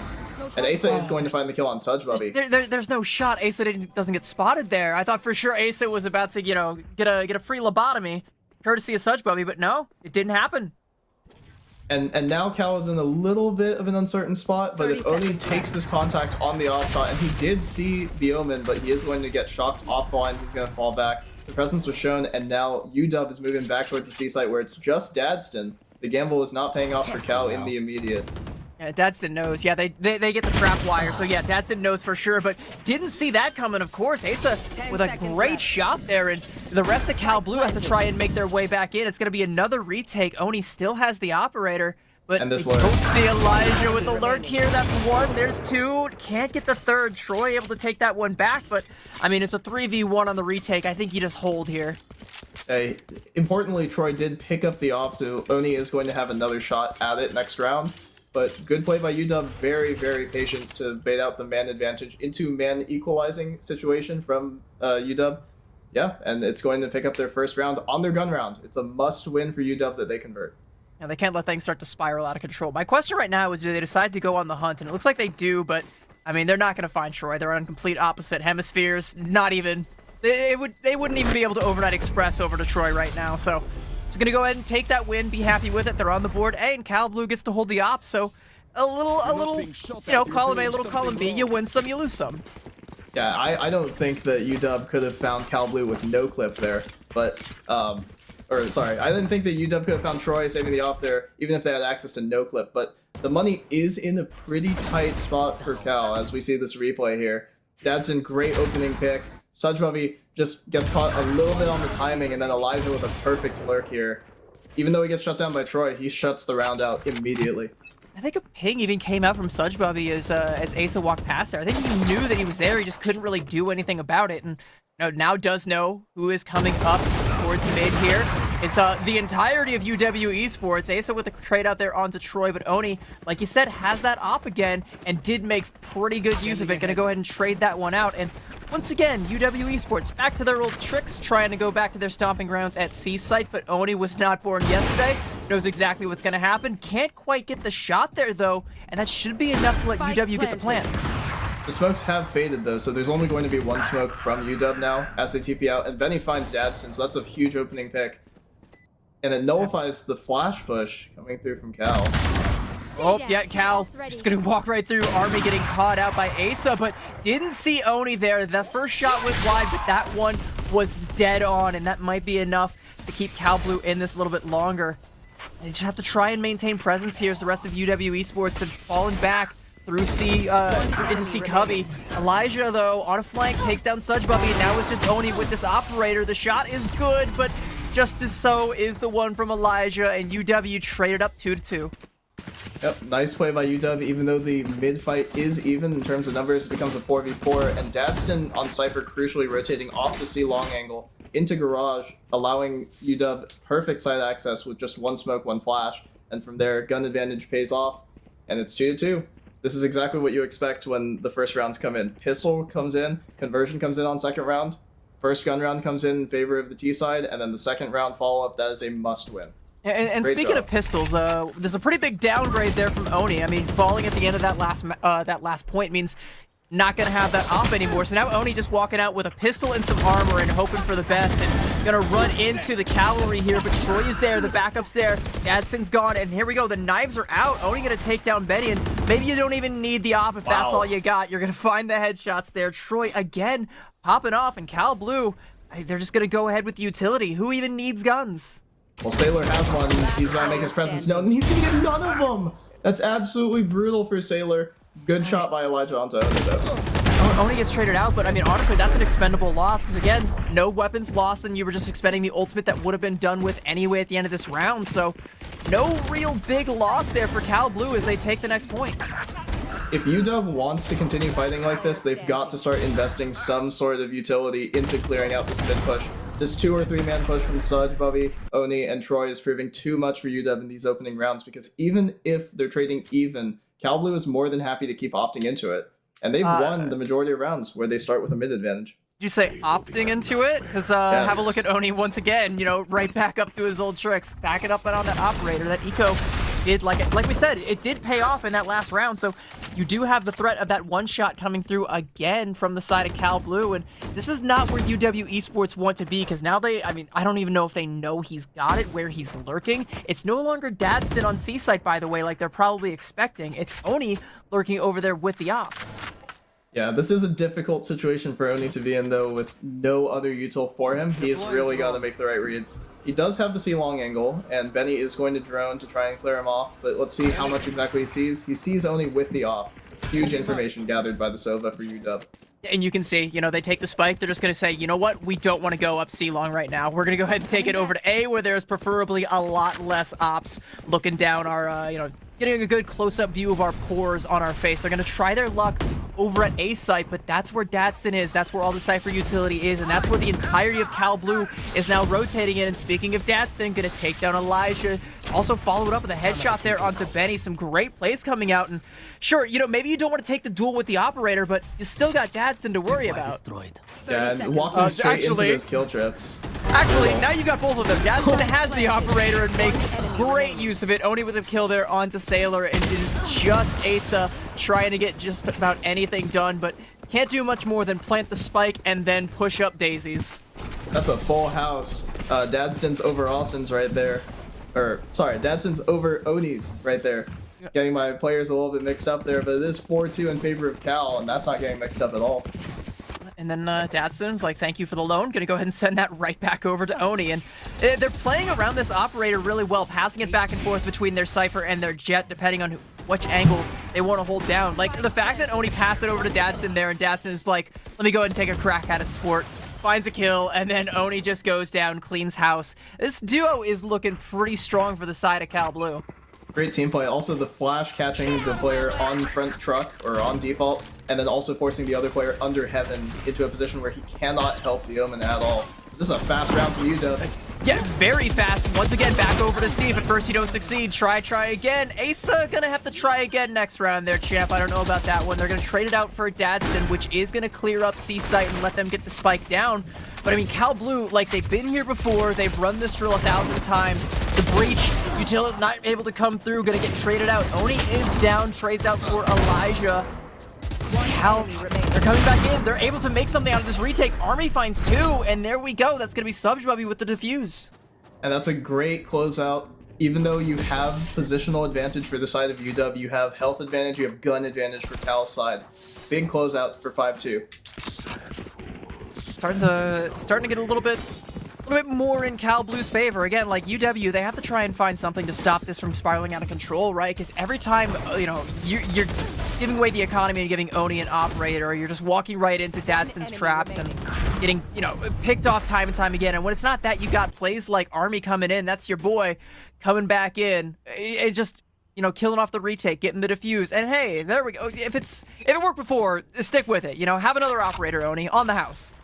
This is a 4-man setup from Cal on A side, going to get all the information here, but Dadston has to be careful. He doesn't know that there are 5 people waiting for him. There's survival smoke placed behind him, smoke in front of him, and he's getting ulted. He's just got to play live. Yeah, Hunter's Fury coming out. They know exactly where he is, and he's got to hightail it. Gonna go ahead and come back in through the smoke and peek out a little bit, but Asa is holding the door there, not letting him through, and that's gonna be enough to get the spike down. And now you got 5 men on C. It's a 5 versus 5 with a very, very low HP Dadston, so we'll call it 5 versus 4.5 right now for the retake on Cal Blue. Yeah, and the KJ ult this early is going to lock out a lot of the retake opportunity. No detains, thankfully, for Cal, no missteps. Here comes the Omen ult. Roy setting up util. Remain, Oni does take down Sailor. Ooh, at close range with the judge there too, and that's good for Cal Blue. It's good news on the retake there. Dadston to go ahead and try and fake the defuse, and UW Esports have actually been pushed back. They've all fallen back to C long, but they're gonna have shots on the spike. Dadston's trying to get the defuse, but Benny with the flank takes down 2, but the defuse, ooh, it was inches away, but it didn't come through, and UW, despite dying to the spike, will go ahead and take that and run with it. They're back on the board 5-3. That is a chaotic round, but that's 3 ults off the board for UW. In exchange, that's a couple ults from Cal. 5 ults used that round, and the round goes to UW. Nice job in the post plant. Huge lurk by Benny. Late lurk finds the first one through the smoke, and Dadson's actually looking to hold this the whole time while Sudgebubby looks to cover. But the sidearm is not enough to actually clear out Benny, and he shows up big with a quad. University of Washington. I mean, like that. Yeah, like you said, that flank was just it. Like that was enough to seal it. Granted, I mean, it was so chaotic that I don't even know if Cal was going to be able to actually stick that defuse there. But you know, that's in the past. We got to move up to the present, and in the present, UW, they're no longer going for C site, but they're gonna get clipped trying to head over towards A. So maybe they're thinking twice about that when they've already lost 2 men, and up there goes 2 more. And this should be a clean round. Wow, it's just clinical from Cal. No util on mid, no KJ turret, no nothing allows Sudgebubby to walk straight up into window, get the opening kill, and then UW is in complete disarray. They try to fast push A with 2, gets shut down by Army, and then both the other players get cleaned up mid with only 1 kill back. Just a fantastic round from Cal. They walk up and try and say, you and what Army? And it's like, oh yeah, this one. It's me. Army, right here, holding the door. You're not coming through. All right, sorry. This is a good game from Cal's individuals. Oni's having a nice game. He's on 13 already, but the rest of the team is about 7 or 6 kills apiece. This is a pretty balanced kill distribution, so it's good to see the individuals coming out to play. UW, once again, you know, they got a couple going up mid, and it looks like the rest of Cal is kind of expecting this C site push to come through again, so it's going to leave a lot of A site kind of unguarded, and maybe UW can try and find a way to get their way up over there. It's just that one Sova over there on A short they're going to have to worry about, and right now they're trying to worry about Sudgebubby up here, up on the boxes. He's not going to be able to scout it out, checked the corner but didn't look up, and now is staring at the lights. Nice dodge on that flash by Sudgebubby, and an instant headshot is going to send Elijah back to the spawn. UW, I mean, UW, it's another dire situation, right? They've got, you know, only 3 up. They're trying to go through mid now, but every time someone split off to try and make anything happen, especially over here at B site, they've gotten clipped. And, you know, now you've got Dadson over there. You're going to have some Cypher, Util. You're going to have Sudgebubby, again, continuing to be the bouncer and just not let anybody into the club here. And if you even manage to show face here, which, yep, Kazuni does, again, makes the same mistake. Doesn't look up. Sudgebubby with the 3rd of the round. Maybe we can even make it an ace. There's a 4th. One more. No. There it is. Sudgebubby with the ace. Huge anti-eco cleanup by Sudgebubby. I was going to say, the thing that makes it feel even worse is your first 2 go down and the rest of you are on pistols. You have no chance in this round unless you can actually make it messy. And Sudgebubby does a great job of finding the first 2 kills of this round and completely resetting without really taking any damage. It's just kind of odd, though, because like at a certain point, I feel like, you know, you've seen 2, 3 people die from this same spot. Surely you don't just walk right in if you don't actually know where the shots are coming from, if you can't check your corners, or you identify that he's like up there on the box, and maybe you say, yeah, I don't want none of that. Maybe I take the spike elsewhere, because he was there. Dadson was there as well. Maybe they just didn't have enough intel and were worried about something happening at one of the other sites, but regardless, they just throw themselves off a cliff like lemmings right into Sudgebubby's waiting arms, and now it's Army over here with arms wide open, just waiting for anybody to walk up. Zudi in the smoke. Sailor gonna come right on through, though. Not what was expected. Oni with letting the knives fly. Gonna go ahead and follow Kazuki with the kill there onto Troy. And despite the initial losses, UW are able to get the plant down. Is it gonna be enough? They take down Dadston as well, and now it's just Sudgebubby. You got the ace last round, buddy. Maybe you got one more in you? I've just been informed by production they do prefer UW Esports, and UW Esports is going to pick up this 4th round very convincingly. You can't think that Sudgebubby actually has a huge clutch in him. I say as he's out to prove me wrong. And maybe he does. Maybe he's got a little bit of something left in him. I mean, gonna go ahead and take down 1, but you still got 3 more to go, and they know exactly where homie is. I don't know if, it might not even be able to get to the spike in time, even if everybody else just closed their eyes, but nope. Wide open. They saw Sudgebubby coming through, and that's UW Esports 7-4. The more wins they're able to stack up here, the more they can stop this from spiraling out of control. Yeah, and that opening kill from Sailor definitely influences the round in a big way. If Army is able to occupy that corner position after that smoke fades, there's literally nothing that the T-side could have done about it. So UW Esports, this is a big round win. Sudgebubby just looking for a little bit more because they've stacked so many rounds in a row for the side of Cal that they can afford to just play with that money. But UW Esports going to take a timeout, trying to make sure this half is as even as possible, looking for 5-7 going into the half.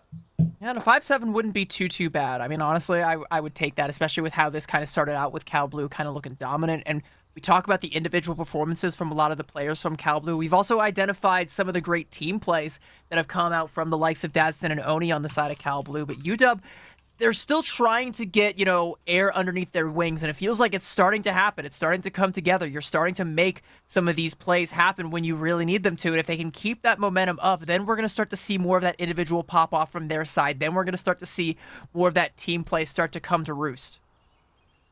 Yep, and after this timeout ends, you got another 15 seconds in the pre-round. Just watch where the UW Sports players are going to go. I anticipate they're going to look for a little bit more mid-contact because that's what Cal Blue has favored in the past. And then after this, probably look to accelerate on one of the side sites because they've recognized correctly that Cal is rotating their players in a horde. They're moving 3 of them at a time whenever they can. It's always a 1-3-1 or 4-1 stack that's moving for Cal Blue. Well, speaking of Cal, they do have Dadston and Oni on C site this time, and UW, try and play it slow, try and identify a way forward. And they do now know that there are some threats over at Garage, so maybe they don't really want to take that fight. Maybe they don't want that smoke, or maybe they do, because Ace has got an op as well and is walking up towards B site. It's currently clear, but UW doesn't know that just yet. Maybe Ace is going to be able to get a shot in on somebody who tries to come in and secure the site for the side of Cal. Nice shock dart from the side of UW Sports to break that trip earlier that Dadston had put at the mouth of B main. But it's all on Troy. This is a huge test for him, and here comes the smoke. Sudgebubby's going to go down first. Yeah, you want the smoke. Sudgebubby definitely got that smoke from Asa, came back over, finds that op shot, and we got 2 jets on either side with ops, and Oni is still just kind of twiddling his thumbs over there at A, and I think at this point UW have decided it's not worth it to try and play into that and try and win that duel. They're just going to win the fight over here at mid. They've now taken down 2. That should be good enough to get them in onto B site, and there's a little bit of extra damage there onto Dadston, who is practically on life support right now. They don't see him though. So it's going to get traded out before he's finally taken down, and Oni going to take a little bit of damage as well as the spike goes down. And UW Sports, they might be able to close this one out. Oni peeking around the corner, trying to find anybody poking their head out. Somehow finds Sailor. I didn't even see Sailor on there, up close. Wow. With the... How? How do you even find that one? That's very creative from Oni, but it's still a really difficult situation. Asa has the op. He's just going to hold open, and they have Sovol just in case Asa doesn't hit that, but he does. 5-7. Great timeout usage by UW Sports, and that's as even of a half as you could ask for.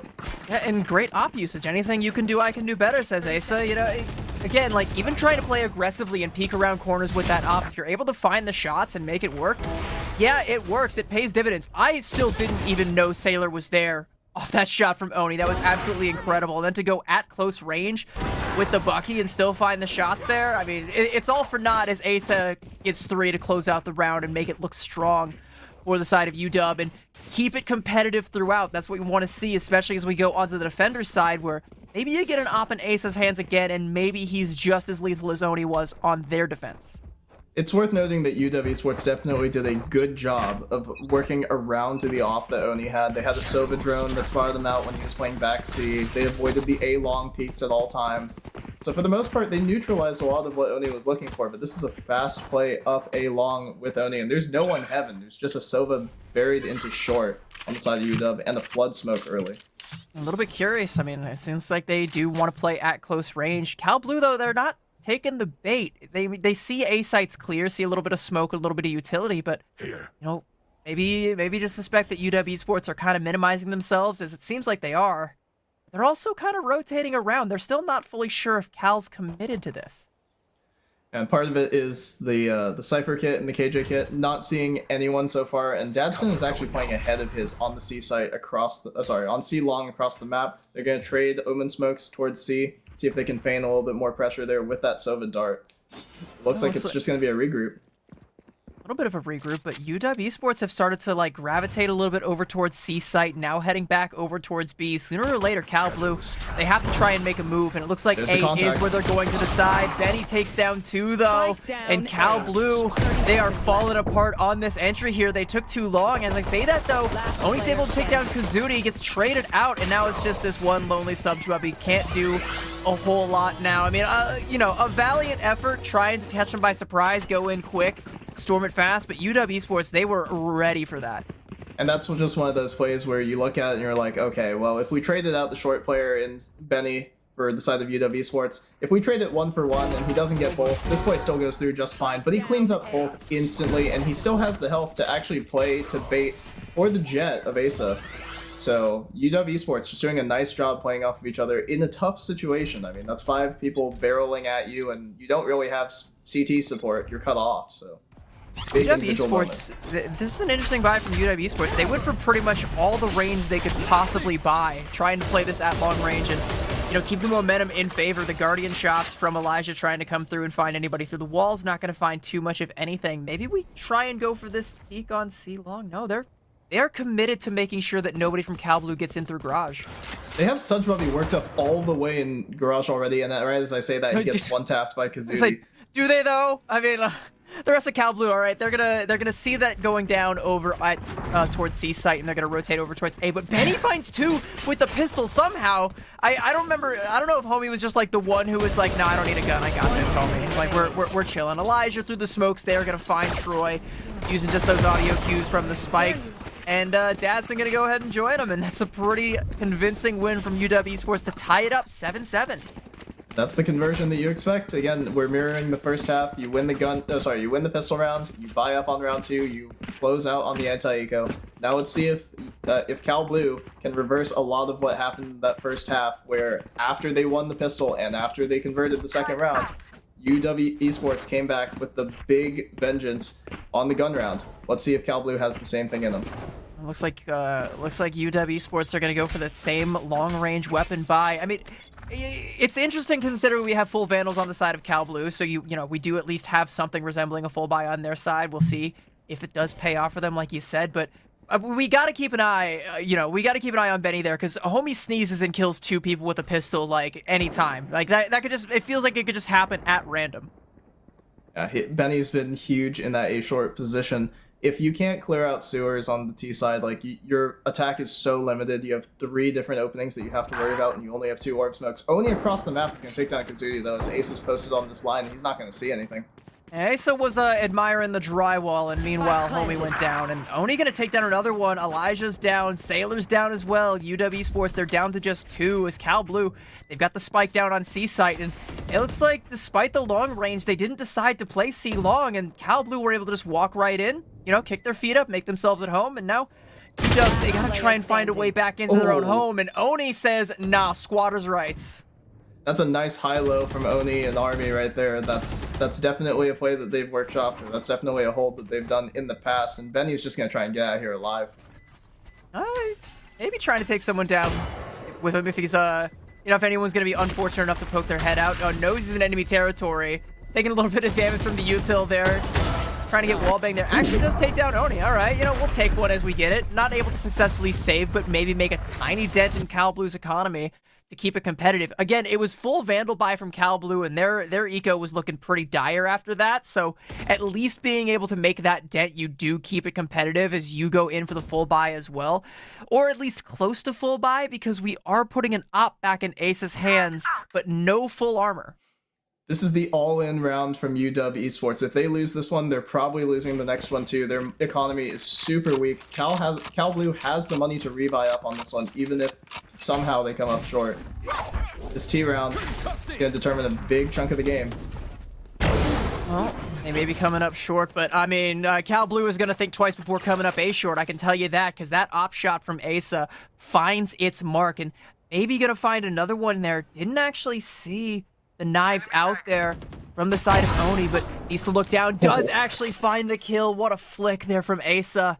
That's 2 down. And I mean, the rest of Cal Blue, they're kind of herded like sheep here. They're stuck over here at A long trying to, oh, wow. Okay, everyone quiet. Troy is about to get clipped there by Asa. There we go. There's the third. And the drone from Army is going to show that there's probably 2 on the front. Dadson gets the first. This offshot's not good. That was very, very close, but Dadson gonna go ahead and trade that one out, and suddenly it looks like Cal Blue, they're able to get the spike down, and they have control over the doorways, and they can go ahead and stop the ingress. No, Elijah takes down Dadson. It does get traded out, but it's Army with the 2v1, and can't be the one-man Army that Cal Blue needed, and Sailor gonna go ahead and, yeah, there we go. The second attempt, grab the op, make sure we've got that in our back pocket, get the defuse, and UW Esports tie it back up 8-8. And that's the thing about this game. I mean, yes, Asa hit some fantastic shots, 5-on-2, 3-man advantage, and you know exactly where both the other 2 players are. The cover doesn't quite come in from Benny this time. Dadson gets the first, and the off shot from Asa misses on the follow-up as we check this replay. You're going to see all 3 of the kills from Asa. He's been lightning quick with these flicks so far. And it's also kind of like you said, this buy was all or nothing from them, and for a second it did look like it was going to be all, but you know, Dadson comes in, finds the kills, they get the plan, and then they get the plants, but it's just not enough. It's just not enough for Cal Blue to stay in it, so it does actually go the way of UW Esports, and they're looking to go ahead and keep that momentum going as they've got it everybody spread out across all 3 bomb points. Another quick take from Cal Blue on C-Site. Oh, big shot by Kazuti over onto Oni. Is Sailor going to win the fight against Sunbubby? He does. And Elijah anchoring backside, Troy's down, and Sailor takes down Army, so it's all to Dadston in a 1-on-3 clutch. Spike is down there too, and that's a really rough spot to have to go to try and pick up the spike, because that is right in the view of everybody who is currently holding down on the side of UW. I mean, if Dadston tries to go for this, I think he might just be cooked. Has to check every single corner completely, but you can see Benny there, you know, I mean, we, the observers here, we can see Benny there. Dadson has no idea, but knows if he tries to go ahead and take that angle, he is as good as done. He's just trying to find that timing where he can where he can see maybe he can catch someone on the rotate. Maybe Benny peeks his head out a little bit too far trying to hold this, but he's actually going to turn around and watch the other direction. It's so tense. Yeah, Benny just going back and forth. There we go. There's the shot. We can kind of technically call that a 180 shot just to glaze Benny up a little bit more, but that is also going to be University of Washington Esports finally getting themselves the lead 8-9. And, you know, we did both say, I mean, you said Cal 2-0. All right, you know, you said Cal 2-0, but this has been pretty close, at least on map 1. Yeah, it's been super competitive, actually. There's been a lot of really close rounds that are coming down to the difference of a single bullet. Like, if that's a one-tap from Dadston, the round is on. Breach is on 1 HP. You know where the Omen is because he already threw a sight smoke earlier. So, one shot really is the difference. And even though they're currently, you know, losing by just 1 singular point, I do also kind of want to highlight Cal Blue a little bit more as Troy falls. I mean, we glazed up Troy as being an impact player against Drexel in the previous match, but homie's bottom fragging right now, and you've got a lot of other players from the side of Cal Blue currently stepping up, and there goes Kazuti stepping down, courtesy of one of those players I was just highlighting, Sudgebubby. Oni there in a takedown Sailor, and it's looking pretty good for Cal Blue despite the trade out there onto Sudgebubby. They do have C-Site completely clear. The spike isn't there. Looks like they're going to try and fake it and take it all the way around towards A-Site? They have Dadston on a super late lurk, and Asa's on the op watching the mid lurk. He's not going to see this coming. Oh no, this is diabolical with the knife there into Asa, and Dadston, yep, just gonna go ahead and sneak right out the back door, put up the Cypher cage, and nobody is going to be the wiser as Cal Blue is able to get the spike planted down on C-Site. What a great play that comes out from Dadston, and now if you're UW Esports, how do you get the retake here? The kill on Asa leads to a completely defended A site, and it means that Cal is going to tie this game up again and recovers the op for Oni. And there we go. There's that op shot onto Elijah. Oni gonna go ahead and, I mean, it doesn't even need the op. Gonna find the headshot onto Benny, but maybe we get a little bit of a trade here, though. Wait, did they give it to Army instead? I'm not sure. I think they were just trying to give a rifle over to Army because he was using the stinger that Dadston had earlier. I'm pretty sure. I definitely saw Dadston drop the op. I'm really hoping that somebody picked it up because you're definitely gonna want to keep hold of that. But yeah, that kill from Dadston, that was just everything. That knife is just crazy disrespect, and to do something like that here in grand finals in a tied game, a game that you were actually losing by 1 round. They lost the op. No one has the op anymore. It's just gone. Oh, well, maybe it was a tactical decision by Cal. Maybe it was an accident. So we'll just have This to... is the weapon of the enemy. We will not use it. It's like that. Yeah, it's just like that Batman comic where he just breaks the rifle in half. It's just nope, we don't need it. I sure hope you don't need it because you're still tied up 9-9. I think you at this point would like any advantage you can get. And how about a man advantage for Cal Blue as Oni just waltzes right in and takes Sailor's head for himself. There's been so many 50-50 duels that have just gone the way of Oni. This guy is absolutely unconscious right now, and he is unafraid of anything that UW Esports is sending at him. Asa caught with a knife out. Asa is just, you know, frolicking about in the defender's spawn there, and yeah, not gonna make that mistake again, I'm sure. Benny with a shot there onto Oni to at least even things up marginally, but even is very subjective as it's currently a 4-1. Make that a 3-1, courtesy of Benny, who is still finding people just falling into his, I want to say trap, but there's not really any traps here. They're just kind of, you know, walking face first at him. The trap is that Cal Blue is slowly closing the net. They have all the information, and they have Sudgebubby walking through spawn, so as long as Army doesn't die here to the dart plus swing combo, he does. He will get traded immediately by Dadston, though, and that is still the round advantage for Cal. 10-9, and 2 guns make it through. You definitely take that, but I think it's just silly that you kind of let Benny get away with 3 kills there. Well, like he was just minding his own business, you know, mourning the death of his good pal Oni, and you know, everybody else just tries to rain on the parade, and he's having none of it there. Again, you know, we talk about Oni, by the way, who is just been on a tear this entire game. We were talking about how many duels Oni has won outright, getting 3 kills in that round. It's crazy. Bit of an overheat moment at the end, but you know, that's one of those things where you're in the heat of the moment, you just want to keep it going, and Oni has all the momentum, stopped immediately by Sailor, right as I say it. I was gonna say what momentum, or sorry, Sailor says what momentum. Sudgebubby's gonna have to go ahead and pick up the slack and is gonna trade out Kazuti, so hopefully that's gonna be enough to keep UW in it. But there was a lot of damage that came out. Have a look at those health bars up at the top of your screen right now. They are quite minuscule for the side of University of Washington at the moment, and they're definitely gonna need all the health they can get as Cal Blue starts to pour back in to try and retake this. Dadson cleans up the very low HP characters on the other side, gets traded out by Benny with the pistol there. It's the headshot, but Sudgebubby trades that back out, and Cal Blue 11-9, looking to run away with it. Benny in Sewers, I feel like, has gotten more kills than some of the other, you know, like some of his teammates. Like just from that one position, I feel like we can count just this half. He's had probably 8 or 9 kills from that one position, but unfortunately this time it's not enough. He's like Pennywise. You got to stay out of the storm drains, all right? You go into the sewers, you're gonna get 8. It's a difficult position to be in, and it's reflected by the fact that UW Esports is taking their other timeout of this half. It's an 11-9 scoreline in favor of Cal Blue. This is a must-win round, and they just ecoed to set up this gun round. If they can't clean this one up, it's probably 13-9 game over. We'll see you in map 2. Why? I mean, we are going to a map 2 anyway. You know, we got a best of 3 series here, but the fact that on map 1 it's this close, and that we're using all these timeouts, and that we're really having to stop and think about every single decision. You know, an 11-9 scoreline, and like you said, another eco round from UW where they've set themselves up for a bye here. Maybe we get another all or nothing where they go for, you know, they try to get Asa and Op. They try and give everybody else, you know, the armor, the vandals, everything that they could possibly want to try and hold strong here.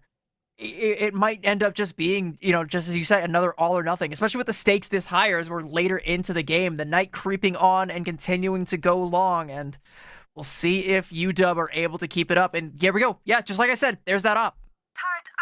And it'll be all up to Asa, really. Asa has to be the impact player. They're going to set him up on the A-long peak. So he has the info on the dart, instantly broken, but there is the cage to fake the cross from Dadston. So it's going to be up to Oni on this ISO against Elijah. Will Elijah give him the time of day? Oh, Oni not looking the right way right now. There's some smokes, and Elijah, I think, knows that there is danger coming, but maybe not. Cal Blue gonna go ahead and tuck their tail between their legs and back off a little bit more slowly. Asa hasn't been a factor with this op just yet, but you know what? A kill onto a drone will count it. He didn't actually even kill the drone. The drone kept moving for a second. A kill on the drone would have been nice, but unfortunately we don't even get that, so we can't count it. Well, it does reveal the op, so it does show that UW Esports is playing their hand, so they don't know on the side of Cal where exactly all this pressure is coming from. Elijah has a chance, but he's going to get spy cammed in the window. able to get out alive. Yeah, I mean, only lost half his health on that. I mean, that definitely could have gotten a lot worse. And now here we go. Asa can't get the shot, though. The breach utility coming back, and Asa isn't going to be able to make use of this op. Has to try and find another corner to maybe get some close range shots. There is one on Sudgebubby. Can't find it onto Oni, though. Oni going to go ahead and lob, and Army comes through, drills. Elijah, though, finding two, and Cal Blue, they might have completely stalled out here.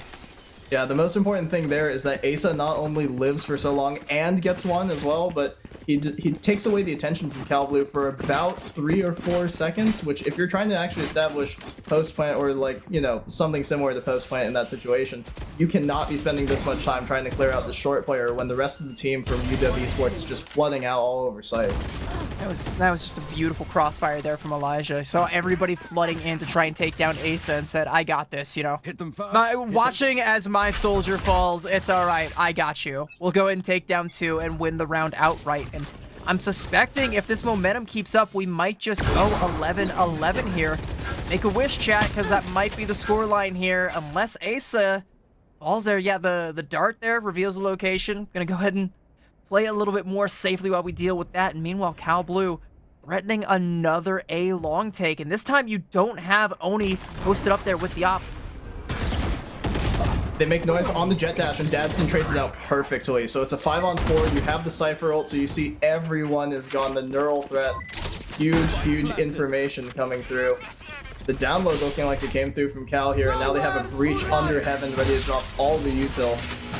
There's the Hunter's Fury as well. It's not doing all that much, but Troy damn sure is. Takes down Elijah, and Cal Blue, they're looking stalwart right now. Asa's finally on site with the op, but doesn't have any angles. And yeah, you just gotta save. You can't risk going in there with that at close range when Cal Blue have all the angles you could possibly want, everything, and then some, and they're sending themselves to match point.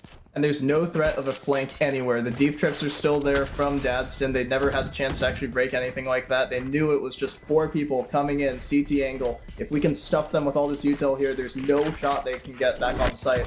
And there you go, a flawless round really from Cal. 12-10, game point. Map 1. Match point. Yeah, it bears repeating that this is just map 1. I mean, we still got 1, potentially 2 more rounds of this, and if it continues to go blow for blow, like I said, we're about to be on our Lionel Richie business going all night long. And I think both these teams, you know, like you mentioned, they're on the West Coast. You know, they're down to stay up a little bit. It's a Friday night. Why not? Asa gonna continue to hold on to that op like they did before.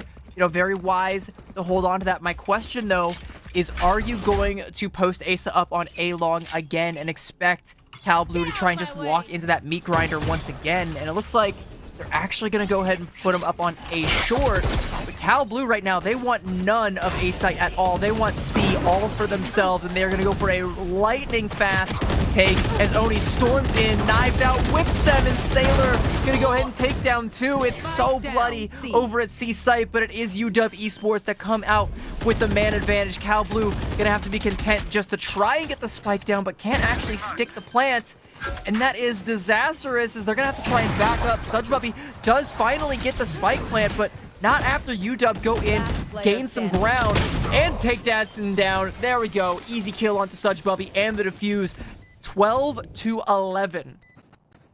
Yep, and that is obviously not just from the context of the 12-10 scoreline. That is a must-win round to keep your hopes alive in this round, or sorry, to keep your hopes alive on this map for the side of UW Esports. It's looking a little bit difficult, a little labored from Cal. The missed knives from Oni probably could have closed the game out if he hit one of them. Well, I mean, you got to close the game out now if you have the opportunity to, because, I mean, sure, Cal Blue, they got the match point, but UW, they got the momentum, and they still have Asa on that op. And, I mean, you know, Asa's not even top fragging anymore, by the way. Like I mentioned, you know, every time that Benny sneezes, he kills 2. Homie has, there's definitely some pollen in the air, because he's been doing a lot of sneezing. Well, hopefully they don't sneeze mid-round here, as we are looking for one more C execute. It's going to be fast from Dadson and Troy both getting 1. 5-on-3 immediately for Cal Blue, and they have damage onto Elijah. And they're going to get the spike down as well. It's going to be a 3 versus 5 retake from UW, as everybody's playing from the defender spawn side. They know exactly where Elijah... No, they don't actually know where Elijah's going to be coming in from, but Elijah knows where they want to be playing, but can't really do anything about it, as Oni was ready for it. Now we're down to 2v5. And can can UW get much of anything done? No, the op from Asa takes down Sudge Bubby. The knife actually takes down Oni as well. Wait, Asa might actually be able to do this here. Gonna go ahead and drop the smoke. Breach Util coming through, taken down, and no, Asa with a valiant attempt takes down 2. Tries to throw the smoke, fake the defuse, and get himself an angle, but he just can't quite do it. And I mean, 13 to was it 10? Was it 11? I forget. It felt like it was, neck and neck the entire time.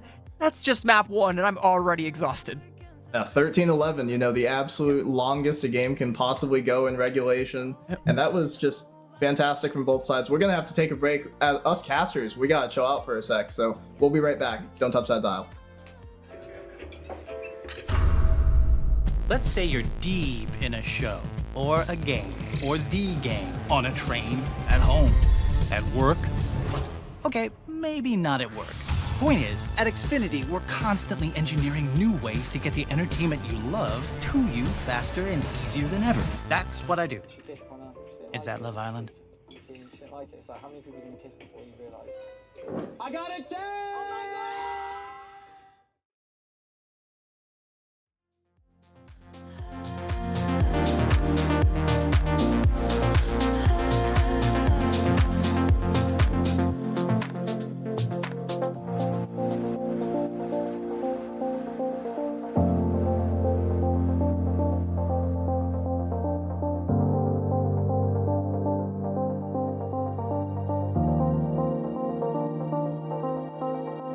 I'll help you find your peace of mind. You don't always have to climb. We can just stay under covers. Leave the old world behind when everybody's going blind. Baby, you don't have to suffer. And won't you go and put it to rest now, baby? Can't you feel it growing on me, shaking? Tell me how do you have it now? Yeah, always with your lean into me when your worries they weigh. We will watch as they all fade away. Lean into me when there's nothing to say. 'Cause you don't have to go out every day with your good up. Your good up. With your good up. Your good up.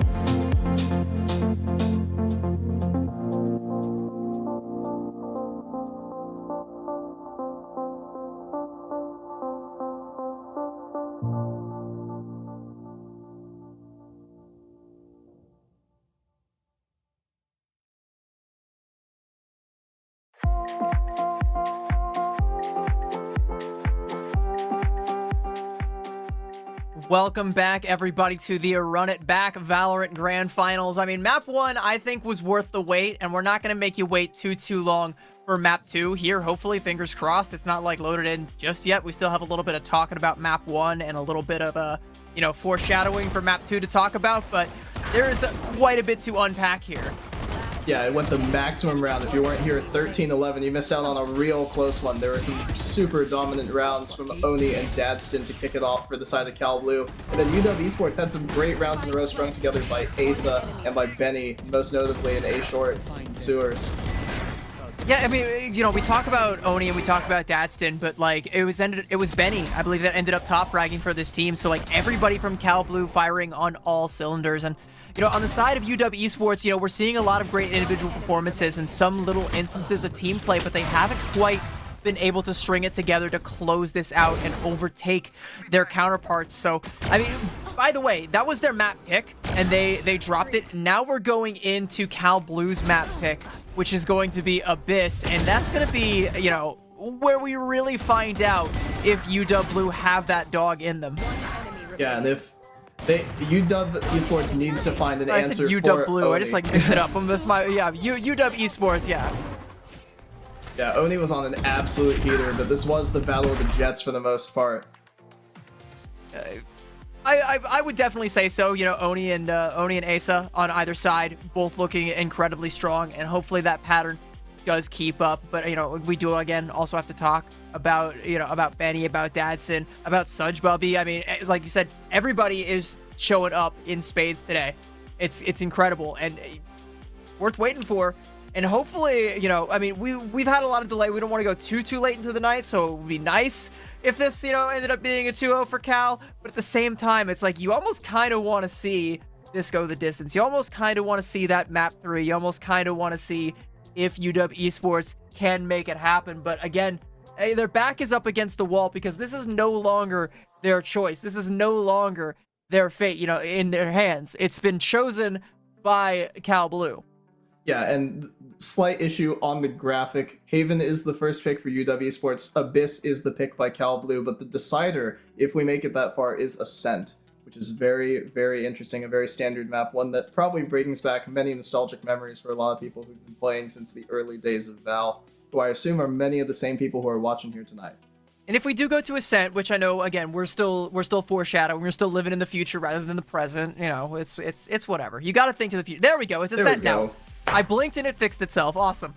If we do go to Ascent, we talked about how Cal decided to ban Lotus and take us to Ascent. That leads me to believe that they have something up their sleeve, either like you said with the rotations of their players, you know, having Army coming in to play, you know, on this roster and feeling like that would be stronger for them to not take it to Lotus like they did against Drexel.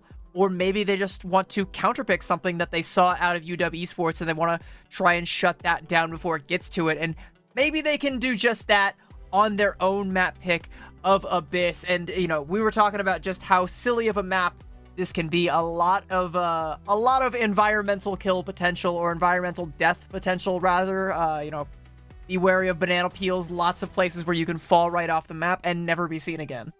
This is a massive, massive map. Like, to say that Abyss is, like, big is kind of underselling it. Because, you know, when you think of big maps, maybe you probably think of Haven. Abyss is absolutely massive. If you mess up your pathing, you're going to get caught by one of the 20 different places that a lurker can occupy in mid, in A short, outside of either site. And every one of the chokes is pretty narrow for the most part. And there's a lot of different ways you can defend it. There's a lot of different ways you can attack this stuff too. Mid control is going to be a huge priority. Get ready to see Astra, global util everywhere. Now, wait, you said, you know, lurking in the shorts. It's not quite sewers, but maybe Benny is going to be another threat on the side of UW. Is that like a fair prediction to maybe make, or am I just wishful thinking here? I think that's a very fair prediction to make. There's the Heaven area on the A site that's very annoying to clear out. So if Benny wants to keep playing the Sova or something different where he can actually anchor at that position, he can put out some big damage. On the opposite side of the map, if you're more concerned about the short side, the library area, there are plenty of places for Benny to rat out there as well. You can throw high darts, you can swing off your own stuff with survival smokes. There's a ton of different counterplay to see there's a ton of different ways to counterplay it. Let's see what UW Esports has in store for us. I think you know, maybe you misspoke, but you also did kind of say something correctly, because I think there is going to be a lot of counterplay when it comes to these two teams. You know, as long as UW Esports did bring a good, a good Abyss to the table. As long as they are at least half decent on this map, I do think there will be a fair bit of counterplay because these two teams, they're going blow for blow. All right, there is a ton of talent on either side, and they are showing up and giving it their best. Let's have a look at. Do we have the? I don't know if we have the character select screen ready to go to see exactly what it is that they are going to be playing, but we're. All right, yeah, not quite ready. Not quite ready. All right, I was cooking that segue, hoping it would go somewhere. Unfortunately, no. So we get to talk about the map a little bit more. Hopefully, UW Esports have brought themselves a good Abyss to the table, and hopefully they don't get sent to the Abyss, aka second place by Cal Blue with, like you said, as you predicted, potentially a Cal Blue 2-0. Yeah, and I just think that the main thing to look at here is Abyss is still rather new. I think if you ask a lot of people, Abyss is not very high on the list of maps that they'd like to play. I mean, I know in my experience, not fond of Abyss, not fond of Icebox, not fond of Breeze, but these new maps, there are gimmicks, there are new things you can exploit, there are different pathings that you can take that people maybe haven't explored all the way out yet. We talked about Astra earlier. Fifth Star is back. She's kind of back. Global Util on a massive map, huge impact. So look for other champs that have movement abilities. Yeah. I'm also surprised so far that we haven't quite seen the Neon coming through, because that's something that I have seen a lot from a lot of different teams. And, you know, I did kind of expect Cal Blue to run that on Lotus, and it looks like UW Esports are going to actually bring that out. I spoke it into existence over there on Abyss. That's very interesting. The counter to the Neon is going to be the Yoru on the side of Cal Blue. The Astra's coming out from Sudgebubby, but the answer is actually Clove for Kazuti, who was the KJ player for UW Esports last game. They're switching up a bit of their setup, so let's see if their personnel change works out for them. The only Sentinel on either side is going to be the Cypher, which I think, you know, both of these teams, I mean, especially Dadson, by the way, have looked great. Actually, no, I mean, UW didn't play it last round. Sorry, I shouldn't say both of these teams, but Dadson especially did look great on that Cypher and carrying it over onto Abyss as well, onto map 2. But, I mean, outside of the Cyphers, you know, no Sentinels. Entirely, we're going super aggressive here with just all the initiators, duelists, and controllers you could possibly want here. You know, I'm gonna be looking at Asa. All right, that's gonna be my player to watch for this one. Once again, as he was the entirety of the last match for the side of UW Esports, I'm gonna be looking at Asa on that Neon to try and play similar to how he was playing on that Jet, and maybe make some magic happen. And speaking of Jets, Oni back on that same pick once again. And it is interesting to note, because we spent a whole segment there talking about Benny's impact in short, and he's not even playing in this one. UW Esports has subbed in Ballin on the Cypher. So that explains the Kazuti switch onto the Smokes and why Ballin is now playing the Sentinel. So Elijah on another similar position to the Breach he played last game. He's going to be playing Gecko now. Asa on the Star Duelist role. Sailor switching off of the Smokes and onto the Sova. So some similarities coming through from both sides. Movement Duelist, Info Initiator, Flash Initiator, if you think of Yoru as that sort of site, or as that sort of style, and then you have the Cyphers on either side as we get right into game. It feels nice to just go straight from the character select screen into the map. What a wonderful feeling that is. Unfortunately for Oni, it is very fleeting as he's going to fall right out the gates, and Dadson going to go ahead and join him. The dynamic duo is going to be taking a dirt nap courtesy of UW Esports as they're going to get the plant down already, are Cal Blue, but UW, I mean, 5-stack heaven. Yeah, it's a pretty aggressive 5-stack, and they are raining down from the heavens. Troy going to get traded out here, though. Elijah going to fall as well, and it's looking pretty bloody on either side, but Elijah might be able to stick the defuse. Going to go ahead and take a little chill pill on that as Sudgebubby goes and peeks around the corner, but the defuse does come out before Sudgebubby can even make contact. Well, wait, there's a little bit of contact for you. Just a casual 3K at the tail end of the pistol round. That's what I like to call a Pyrrhic victory. Well, I mean, getting the bomb down, or getting the spike down, getting the plant through, you got some of the util out because you forced out the wingman, you forced out some of the other stuff from the side of UW. So yes, UW does win the game, but, does win the round. We're getting a little bit ahead of ourselves here. But Sudgebubby recovered. They win the game. We're going to map 3. Let's do it. Sudgebubby recovered in a big way with those 3 pistol kills. He has enough to actually get himself a gun, so Cal Blue is going to look to force on this round 2. Interesting. Like you mentioned, it's one of the newer maps, so I'm curious to see how playing, something ranged like a Guardian on the attacker side is going to fare, especially when you're going in this fast, this aggressive. And Oni slipped on a banana peel, it would seem, so that's going to be one lost on the entry. Hopefully that's not going to be too big of a loss for Cal Blue, just potentially your star player going down, and Elijah going to go ahead and clean up the rest. There's 2 down for Elijah. Kazudi going to go ahead and take one for himself. Can't quite finish off that last one as Army going to go ahead and take that one, but will fall, and Cal Blue, without the help of Oni, aren't able to make this one stick. It's that vertigo effect, you love it from the other traditional tac shooter, and you're going to see a lot more of it here. There's so many pitfalls. You have to be super worried about everywhere that you move. If you aren't careful on one of these movement duelists, you're going to take it a little too far. You're going over the edge. And for Oni's sake, I really hope no one was observing Oni at that point in time. I really hope we don't have a replay for that one.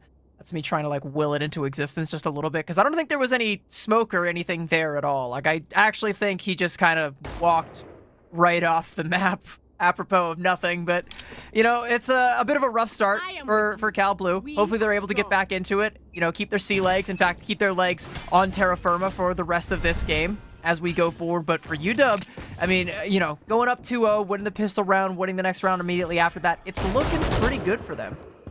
Nice find by Elijah to open up the round. That's 3 rounds in a row that UW Esports has had the man advantage. Unless Oni can find it, he's not quite going to get the 1 for 2. Elijah is lethal on this angle, and they can't quite clear him out. They're going to, put a little bit of shots down range, but it's not going to do all much more than graze him. Salo, on the other hand, going to go ahead and use the drone. There's a 3rd kill for Elijah, and down to 15 HP, going to take a 4th. Ballin, going to go ahead and take that last kill as the ace can't come through for the Fallen, but we will take it. Oh, well, UW Esports with a much more convincing start here. You win the pistol round, you win the conversion on the Force, and so you're going to win against the anti-eco as well. Here comes the gun round for Cal Blue. Let's see if they can do something a little bit different on this T side that's looked... It has gained access to the site very quickly. It's fizzled out shortly thereafter. Yeah, they're doing a great job of getting onto a site. It's just a matter of okay, now what? We're here and we've got the spike down, but we don't really know what exactly is the next step in the plan. And right now, I mean, plan A already has fallen apart as they've once again, lost one on the Ingress there. Troy gonna fall right out the gates, and the rest of Cal Blue gonna fan out. They will take down Kazudi, and I think Oni holding this angle, maybe this is why he fell off the map last time. I think it was, just inched a little bit too far to his right there, but only gonna go ahead and take down Sudge Bubby. Asa takes down Oni, doesn't need to let gravity do the work this time. Will go ahead and apply good old-fashioned lead to the dome and call it good. And Oni looking for the door there, trying to break it so he could get away from the Sova Drone Neon Swing combination. Unfortunately, was not quite looking at the right place to break that, so another misstep from Cal Blue means that UW Esports well on their way for their 4th. Yeah, well, you do have Dadson going back. Nope, not going back for the spike, actually. Just going to go ahead and leave it there. So I guess we're going to try and take this 2v4 and go for the kills, or wait for an opportunity, because they don't know the locations of any of the UW Esports players. They don't really have any of that intel as to where they're going to be guarding. They can hear a little bit of activity going on over at A site, but can't really do a whole lot about it. Dadson maybe trying to go on a flank here to try and maybe go for a pincer here with Army? He's gonna get caught. It wasn't, missing one of the prongs of that pincer now, and it is just going to be Army, and it's time to save. Yep, and that's another very convincing round for UW, or for UW Esports. They are winning the mid fights that Cal are trying to take. We talked about it in pregame, as Army tries not to get hunted down by the Neon. Alright, well, mission successful. Gonna go ahead and take down Asa. Sailor peeking around the corner. And there we go. Save unsuccessful at the last possible second. Army does fall, and it was all for naught. UW Esports continue their rampage through Abyss, 4-0. Cal Blue, they look a little bit lost, at least here in the early stages of this map. Yeah, it's interesting because, thinking that this is their map pick, and T-side, attacker side is definitely favored on this map with how large the map is, how far you can string out the defenders if you do get the opening picks. Cal has just been a little bit unsuccessful, with finding the numbers again. It's their map pick, yeah, but I mean, maybe they're feeling a little bit, on their Lewis and Clark business, trying to unchart some territory, but there is a lot of hostile wildlife over here in this Louisiana purchase, as Two members of Cal Blue gonna fall right out the gates, Oh, making a rope third kill. Oni. Yep, off the rope. A great shot there from Sailor, and some good shots from Ballin, but Army's able to trade that one out, but Asa still got the overdrive up and running for a few more scant seconds. Not gonna be able to find much of anything else with it, but I mean, the damage is already more than done. Yeah, Cal Blue, if they want a chance back into this round, it's going to be Troy on the back of some heroics. He's going to have You'd to have find that the spike Neon, control. and he's going to dig the... Yeah, he's going to have to dig the Gecko out. So Army does move over to help him. There's not going to be two prongs to this attack. It's going to be the drone. Cleared out by Troy. Nice, and they know where the Neon is. The Free Fire comes through, but Troy's 1 HP already. This round is super, super difficult for Cal to actually try and find anything. You kind of just have to have Troy go in and like be the sacrifice, do as much damage as you can before you fall. A nice shot there comes out from Army, but it's not quite enough, and Army is going to be the one to fall, and Troy doesn't have the HP to hold on for dear life, so Cal Blue going to drop another point in UW Esports. 5-0. It's looking so good for them. Yeah, they've been playing these rounds super clean. They're not panicking at all. Once they have the man advantage, they're not giving it up. And Cal looks like they're a little bit on a different page of each other. Troy's got the Bucky now as everyone else is buying up to full, but you got 4 ults on the side of Cal Blue.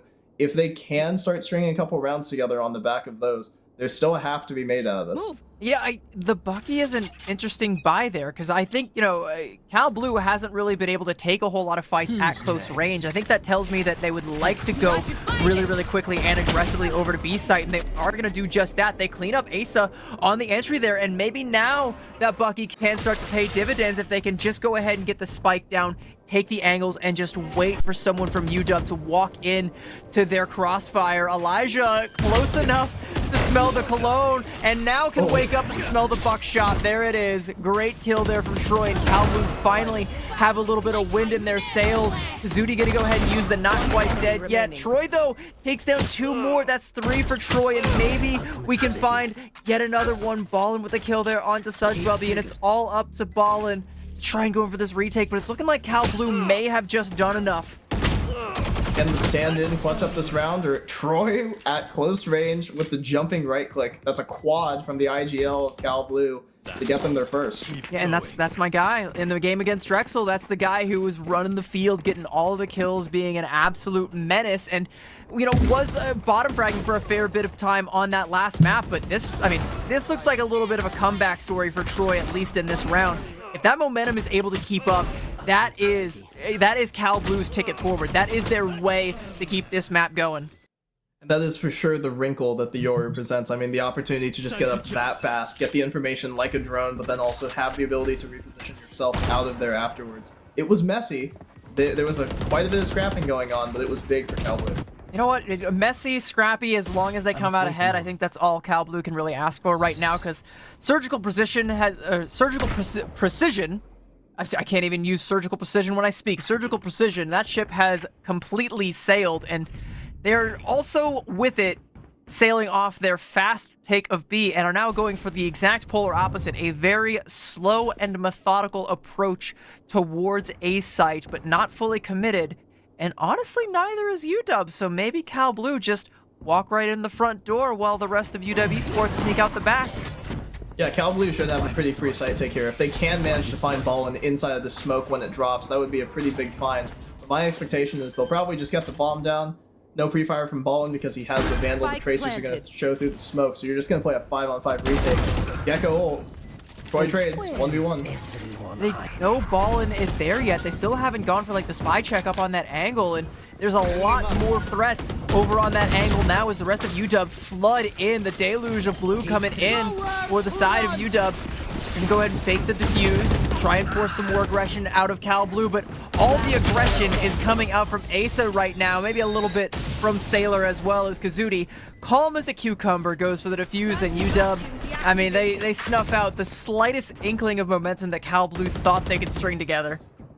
Yeah, it's really unfortunate that off of the back of the first kill, Troy wasn't able to teleport out, because the death there enables the Cypher to ult and find the positions of all 4 Cal Blue members who are all in main. And the Neon Wall splits it in half. You throw a shock through, you throw a flash through, and you have a high dart that scans 3. It's just a recipe for a clean up from UW Esports. By the way, I think I heard at some point you mentioned the Gecko ult, but that wasn't used. Elijah still has that Thrash available for this next round. It's like economy-wise, score-wise, weapon-wise, utility-wise, UW Esports have just about everything they could possibly want to keep this going. Wow. But Elijah turns around at the wrong moment, and suddenly they don't have all those same tools. A lot of it has now been taken off the field. This is the second round that this half with a 1-6 scoreline. This is the second round that Cal Blue has actually had a man advantage. Let's see what they're able to do with it. I know exactly. Looks like they don't want to get too big for their britches just yet. Gonna go ahead and use the neural theft. See if they're able to get any sort of intel. Troy gonna go ahead and push up towards A site. No one is showing their ugly face just yet for Troy to take off. Sailor though gonna round that corner, but just a couple of ships in the night. They never see each other. This is actually really good for Troy because it means the heaven position that they have, Kazudi has to go so deep in order to clear this, and Dadson's going to take down Ballin on the immediate. Knife out basically for Kazudi, and see if Troy can handle Asa and not play it. Yeah, meanwhile, Sailor takes down Oni, so it's not entirely cooked for UW. Is Sailor going to take down another, and it's 2v1, but one of those health bars is looking pretty scant, and there is no spike plant yet, so Sailor does still have an opportunity to do this. The spike is going down, and Sailor knows they're going to go ahead and shoot the drone, use a little bit of that utility to try and get some intel, maybe get a shot onto Army, but Army going to take that heaven position and try and avoid the inevitable. Everybody's now evacuated, and Sailor no longer knows where to look, no longer knows. Now sees Army, can't quite get that last cleanup shot and takes a lot of damage trying to make it happen, and now you just got to be waiting for that Astra to come around the corner. Sailor trying to check behind him and make sure it doesn't happen. Has to go in and try and take down Sudge, but he finds the shot. It's just one last little bit of HP on the side of Army. If Sailor can get this shot, no! It's just too greedy. It's so difficult, and Army is definitely not expecting Sailor to just walk peek, just straight into the open, pre-aiming. Not really pre-aiming the corner there, but the moment he saw Army, good pivot towards it, needed to hit the headshot there, but this is a nice take from Cal Blue with the man advantage. It's really concerning, actually, that from a 5-on-2 situation, you're playing a 1-on-1 clutch, where either player is one bullet. But messy rounds, they're still rounds. A light breeze could have knocked Army down there, 5 HP, but like I said, I think it was a little bit too greedy to try and stick the plant there and not maybe even spray up that heaven position and try and negate some of the, because I think you had to know that the HP bar was low, but we're gonna go ahead and pop the dimensional drift, try and look for any kind of intel, but nobody's showing themselves. It's enough ground game for Dadson to get the plant. All I'm gonna take down Army though, so it is a life for a spike. Hopefully that is good enough for Cal Blue. They definitely like these A-site plants. Big disable on that Thrash peak. But Oni is going to trade equal, and now it's a 2-on-3. Troy has to get one more with the Bucky, and he's not going to be able to. It's fall up to Dadson. Dadson getting a little bit of work done there. The wingman defuse isn't going to come out, though. Trapwire also triggered, and a headshot there onto Elijah, and now we're down to a 1v1 again. And what are we able to get done? Is Kazudi going to be able to stick this? Going to try and fake it. Gets it halfway. Dadston just has to waste Kazudi's time, but Kazudi finds the shot, and there it is. UW, they should be able to get that defuse, and they do. 7-2.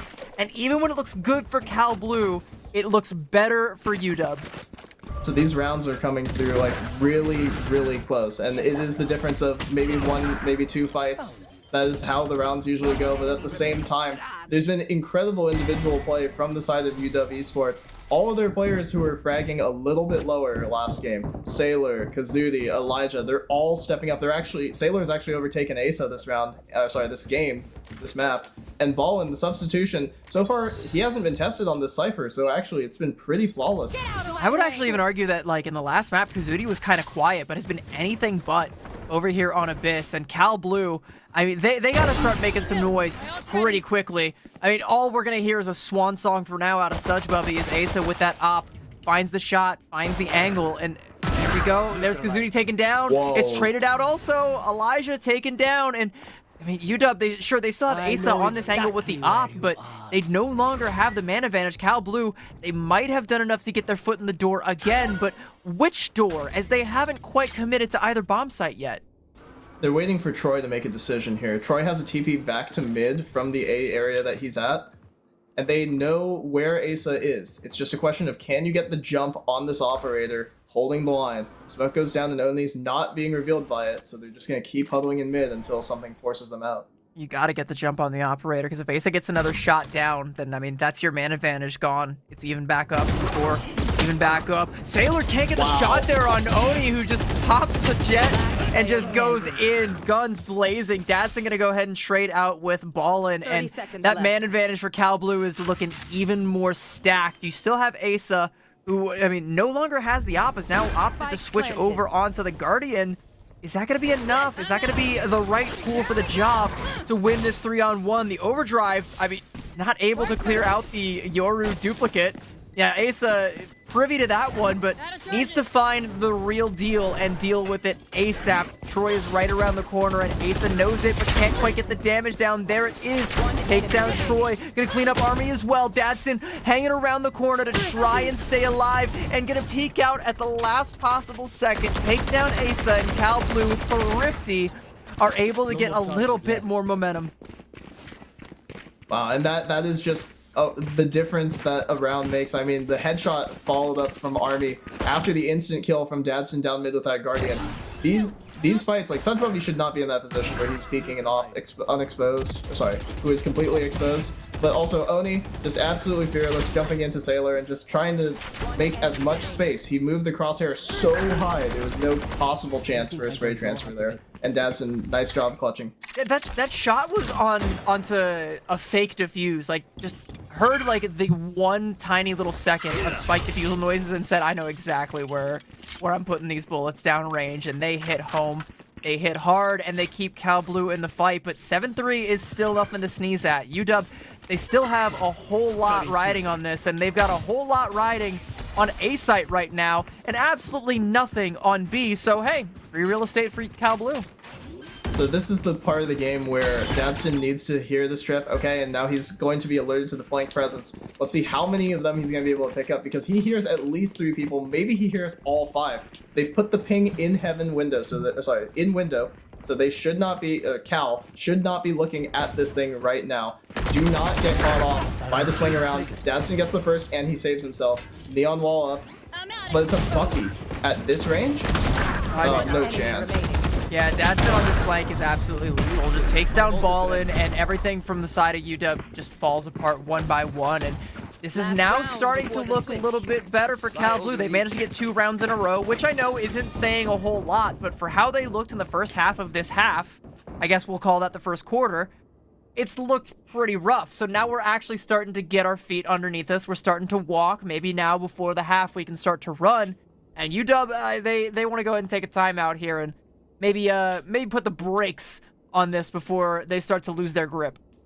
I'll just go out and say it. I mean, this game started, this map right here started, even though Cal is up 1-0 in the series, this map started 7-1 or something like that in the or like 6-1 or 7-1 in the favor of UW Esports. It was not competitive from Cal. You had people dying to environmental damage. You had Oni falling off the map, like not exactly sure how that happened. You have 3-on-2s and like constant man disadvantage for Cal Blue, but they've managed to swing it back in their favor, and they're even forcing out the timeout from UW Esports to try and get the last round of this half. Well, it's going to be an important round for UW. I think, even if you lose the... Actually, no. I was going to say, like, if you do lose this one for UW, you drop the half to a 7-5, which, we talked about how close that was in the last map. For how strong they looked in the beginning, it would be catastrophic to let it go down that way. They can't let this go 7-5. They have to try and go with the 8-4 and go in with that much more substantial advantage into the next half. Yeah, in a game, in a format where you're playing 1st to 13, the difference that one round is going to make, 8-4, is going to be the difference of another save/buy round. You're going to force Cal Blue into a couple of uncomfortable situations. Troy is going to make it real uncomfortable with all that information. Yeah, there's that dimensional drift, and like you said, a lot of information coming the way of Cal Blue. They now know where a lot of the defenders are planted, but what can they really do about it right now? Looks like they're going to go ahead and swarm into B site again, which once again was left reasonably unguarded, but you don't have to worry about Datsun on flank this time, so there might be something resembling a retake that comes out from UW, but it ain't going to be Ballin participating in it. His Army going to go ahead and take him out on the ingress there. Kazudi takes down Oni. It's traded out 4-4. UW still trying to find a way in here, but they run right into Sudgebubby, who Sudgebubby. takes down 2. Not quite dead yet is Kazudi, but Sudgebubby with the 3K. Kazudi takes him down, but the damage has been more than done, and once again we look to Sailor to try and win a 3v1. Can it be done? Potential fake defuse there. Maybe should have faked it a little bit more convincingly. And there we go. There's that scoreline, 7-5 at the half. And if you're UW Esports, you just called your timeout. You had the play written up. Cal calling a pretty aggressive counter there, using Troy's ult on the opposite side of the map. They have all the info, they have all the space, and Sudgebubby comes up ridiculous in this round. How does he get the kill onto Asa on the swing?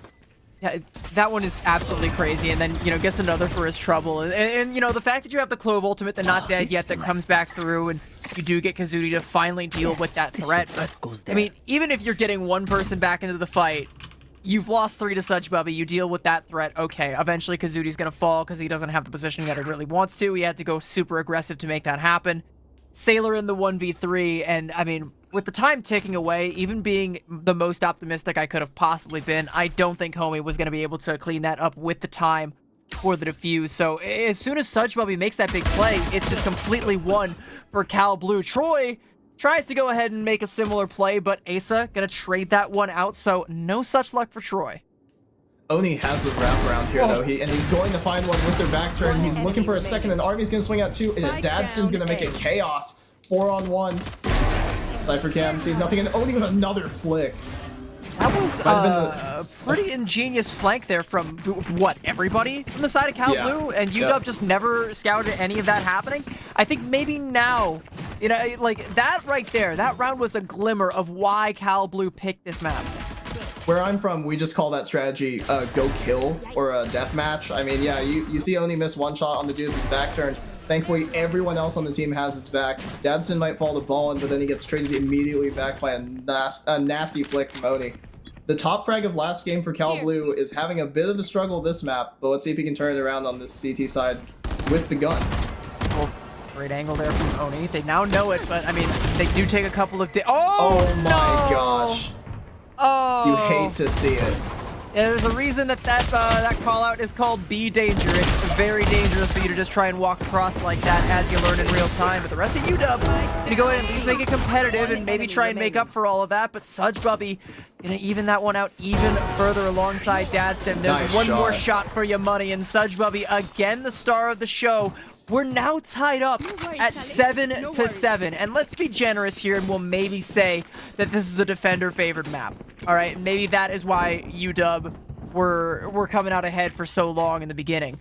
If that's the case, if that's you know what we're gonna assume, it's suddenly not looking good for them at all. It's tough. You had a massive round lead. You had all the momentum on your side if you're UW Esports. Cal Blue has wrestled it straight back from you, and they've done it largely without the help of Oni. 3 of his 7 kills came in the last 2 rounds that they won very convincingly.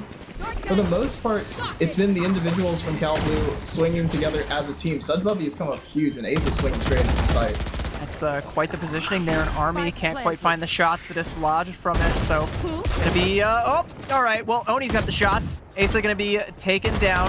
UW do have the spike planted though, and they do know where the threats are coming from. But the problem is, it's coming from 2 different directions, and they're all piled up behind one box, save for Kazudi, who takes a lot of damage from Oni, but Oni gets a little bit greedy, overcommits, Ballin, gonna go ahead and take him down. Troy can't find the shots with the Bucky. Sudgebubby can't get it done either, and UW, they might have just done it. It's a 2v3, a lot of damage coming out onto Army with 8 HP. Ballin taken out by Dadston. Everybody on the side of UW is super low, and so is Cal Blue. Everyone's got about 1 HP, but there's not enough time to stick to defuse. Kazudi might have done enough, wasted their time, and get themselves back on the board. UW 8-7, but we're back in that feeling from Haven where it's starting to feel scrappy, it's starting to feel bloody, and it's starting to feel close. And that right there is just an example of why, like, that round, if I'm being honest, like, you know, this is my, for those of you who don't know, I coached League for like 2 or 3 years while I was at Davis. If I'm the coach right now for Cal, I am mad. Like, I'm spam calling that timeout right now. Like, there is no universe where the stinger by the straight swing into sight should ever be giving us fits. But let's see. There's a reason why I don't coach Val, is all I gotta say. So let's see what Cal Blue's response is here to UW wrestling that round back from him. Well, I mean, if Cal Blue do have some strong coaching, then I suspect they will be able to get their way back into this one, just as UW Sports have gotten themselves right back into B site. Cal Blue know they're there. They've got all the intel with Cypher. All they get to trade out Sudge Bubby with Elijah, and there's another one there for Ball and taking down Dadson as well. And Cal Blue, even though they knew the threat was coming, and even though they knew what to do about it, are they going to be able to win this one outright? Asa takes down Troy, who was going in with that Bucky to try and make another close range shotgun play, but can't quite get it done. But there's your boy Army with a 2K, and look at the health bars for the last 2 remaining members of UW Esports. Army has just swung it right back into Cal's favor. You got to be really concerned about the flank here from Oni as well. He has all of window control. He knows that there's no wraparound because he saw both of the other players from the side of UW Esports. He is going to get walk peeked by Kazuti though, and it's going to be all up to Army. I was going to highlight, by the way, too, that the spike never went down, and UW are just kind of trapped here. They have to try and make that play, but now that they have the man advantage, they can actually get it done. The question is, with their low HP, can they stop Army? Kazuti damn sure can't. Going to be buried in the ground. That's the 3rd kill for Army. Might be looking for the 4th there. If Ballin can hold this angle long enough, maybe just, again, waste their time. You know, make it so that Army doesn't have the opportunity to go back in. No the shot. stand-in, No the stand-in shot. stands up, man. No, that's a painful way to lose it. But I mean, if you're Cal Blue, you're keeping it tied up, keeping it competitive, 8-8, and it's still feeling close. Really interesting to me why I know Ballin is on his cam, and obviously there's a reason he's playing this match and I'm not. But I'm a little bit concerned that Cypher cam the whole time you're never thinking about looking up. Like, you just saw Army take out your teammate in Kazuti. You're on your cam the whole time, and you're not considering that he could possibly still be heaven. He hasn't made any noise to suggest that he's above you, but you're just so worried. Oh, right now he definitely feels like he is above you, though. That's definitely how Army is feeling right now, and he's gonna just go right back to where his old stomping grounds and just wait for the fight to come to him. And come to him it does, as once again, UW Sports, they want to try and go in for a quick and aggressive B-site take. They're going to utilize the fast lane, utilize the overdrive as well from Asa, but he gets trapped there. Dadson going to go ahead and shut that one down. UW are able to get the spike planted, but Hunter's Fury coming out from Army is doing a ton of damage, a ton of displacement, and a ton of life taken as he's going to take down Kazuti. And even though you get the spike down, it is a dire situation for UW. It's just ballin' as Dadson cleans that one up. 4 for Dadson, and what a round. And Dadson he critically gets the kill on Ace's Neon, and then immediately hits the ult, which then Army is able to use the Hunter's Fury off of the Cypher scan, so really well-timed double combo from the side of Cal Blue. But the other crazy thing is Dadson gets a 3K after the fact. The Neural Theft is coming back immediately. You're already at 3. If Sudge Bubby really wanted to be a homie and toss the defuse over, he could have put it at 4. But you have the Astro Wall to stall out another fast take or to enable another retake. And Cal Blue, all the momentum back in their favor. If they win this round, another eco for UW Sports. And at 8-9, I mean, it's definitely no time to be going in for ecos. It's a must-win. It's a must-win situation for University of Washington. Are they going to be able to get anything done here? Are they going to be able to try and swing this back in their favor? All in with an early pick off there on Detroit. It's a great way to do it. Give yourself the man advantage. Take down Army as well. And it's starting to look, at least initially, like UW are in the driver's seat for this round. But they got to keep their foot on the gas. It was a nice util combo. The Neon dash up with the Gecko flash, the Gecko blind, just close enough to actually force Sudge Bubby off the angle. He is going to break the Thrash though.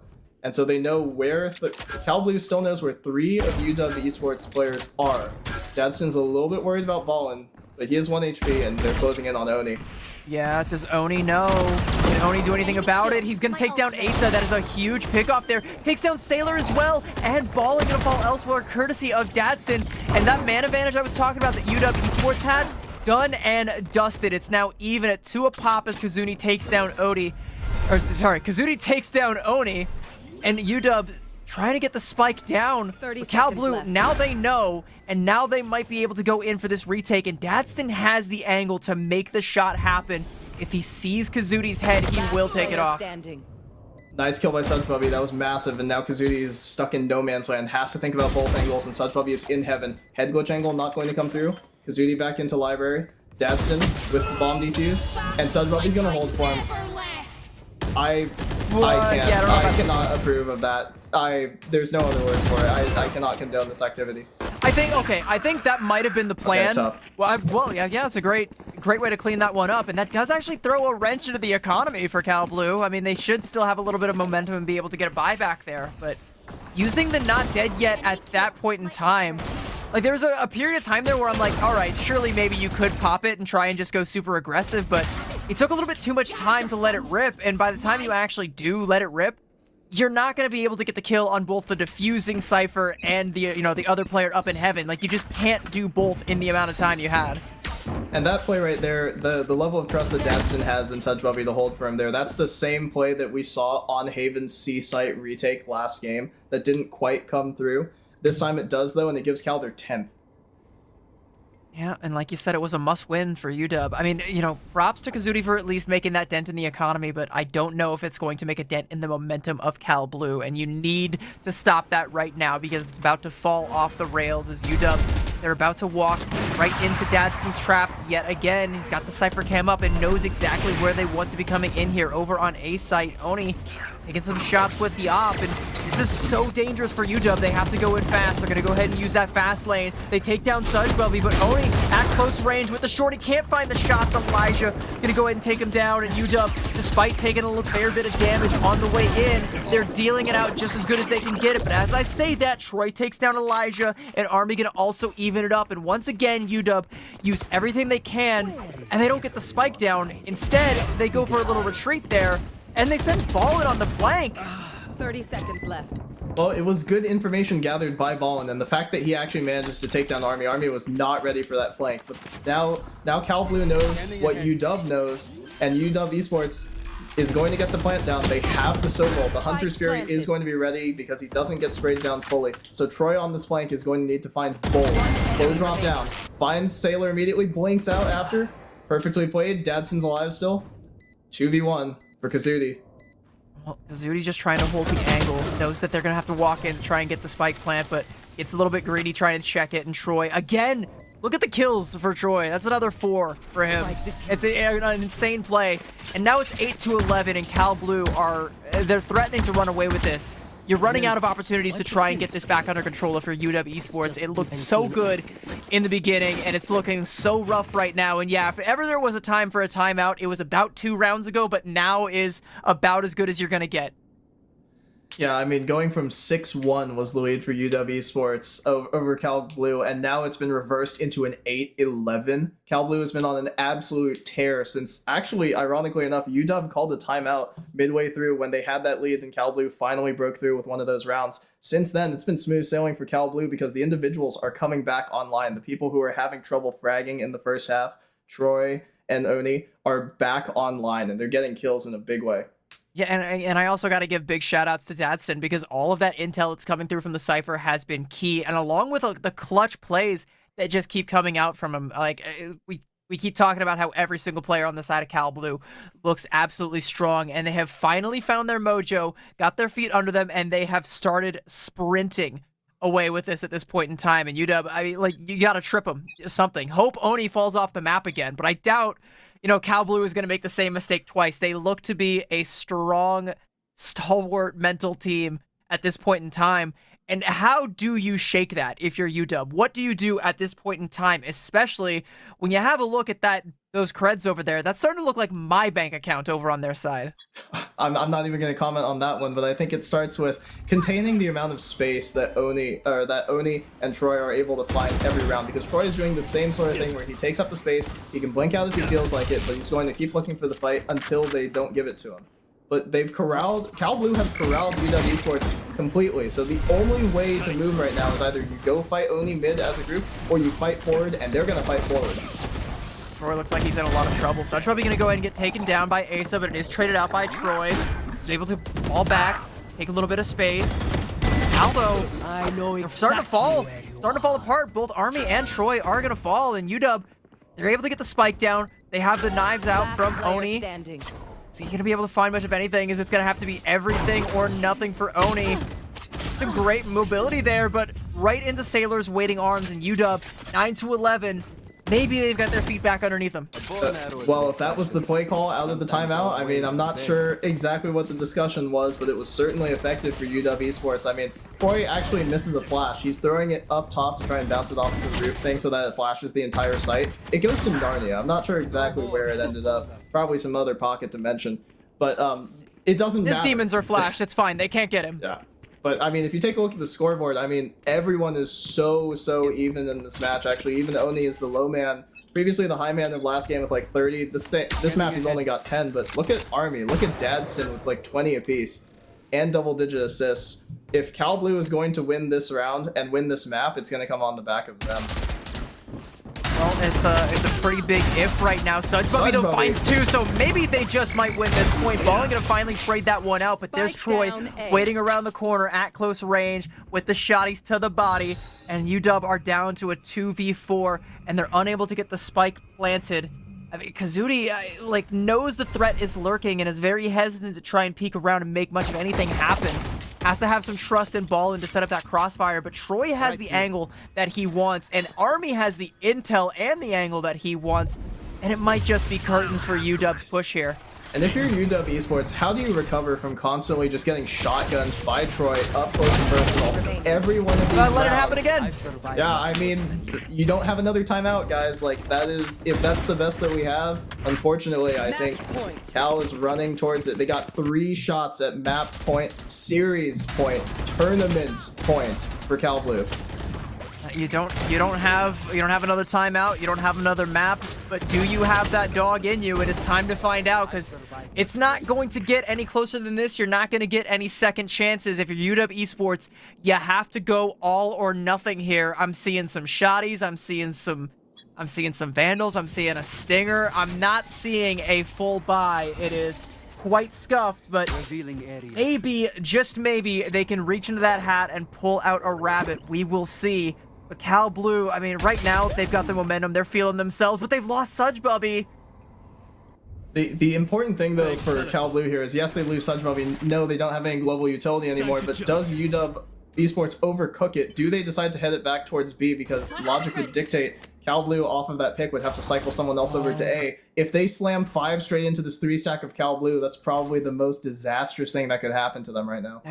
That's exactly what they're doing, and I'm looking over at A site, and I'm just going, where's the action? You know, you had it all. You could have just walked right up and planted it for free, and you would have only had to worry about that one lonely jet playing up there in A secret, but instead, you're going to throw everything you have at the wall and see what sticks, and you're going to stick 2 kills on the way in. That's a great start for UW. They should also be able to get the spike down before Dadson or Oni have anything to say about it. In fact, Dadson going to be shut up quite quickly by Sailor and UW. They might have done it. Oni, though, going to take the shot there onto Kazuti. Oni trying to be the demon to make it all go to bed for Cal Blue, but nope, UW, they're still alive, 10-12, and we might be going the distance once again. And Cal Blue, I mean, they had the perfect read on the play. They knew off the Sudgebubby pick they were going to overcook it, maybe somewhere, some way.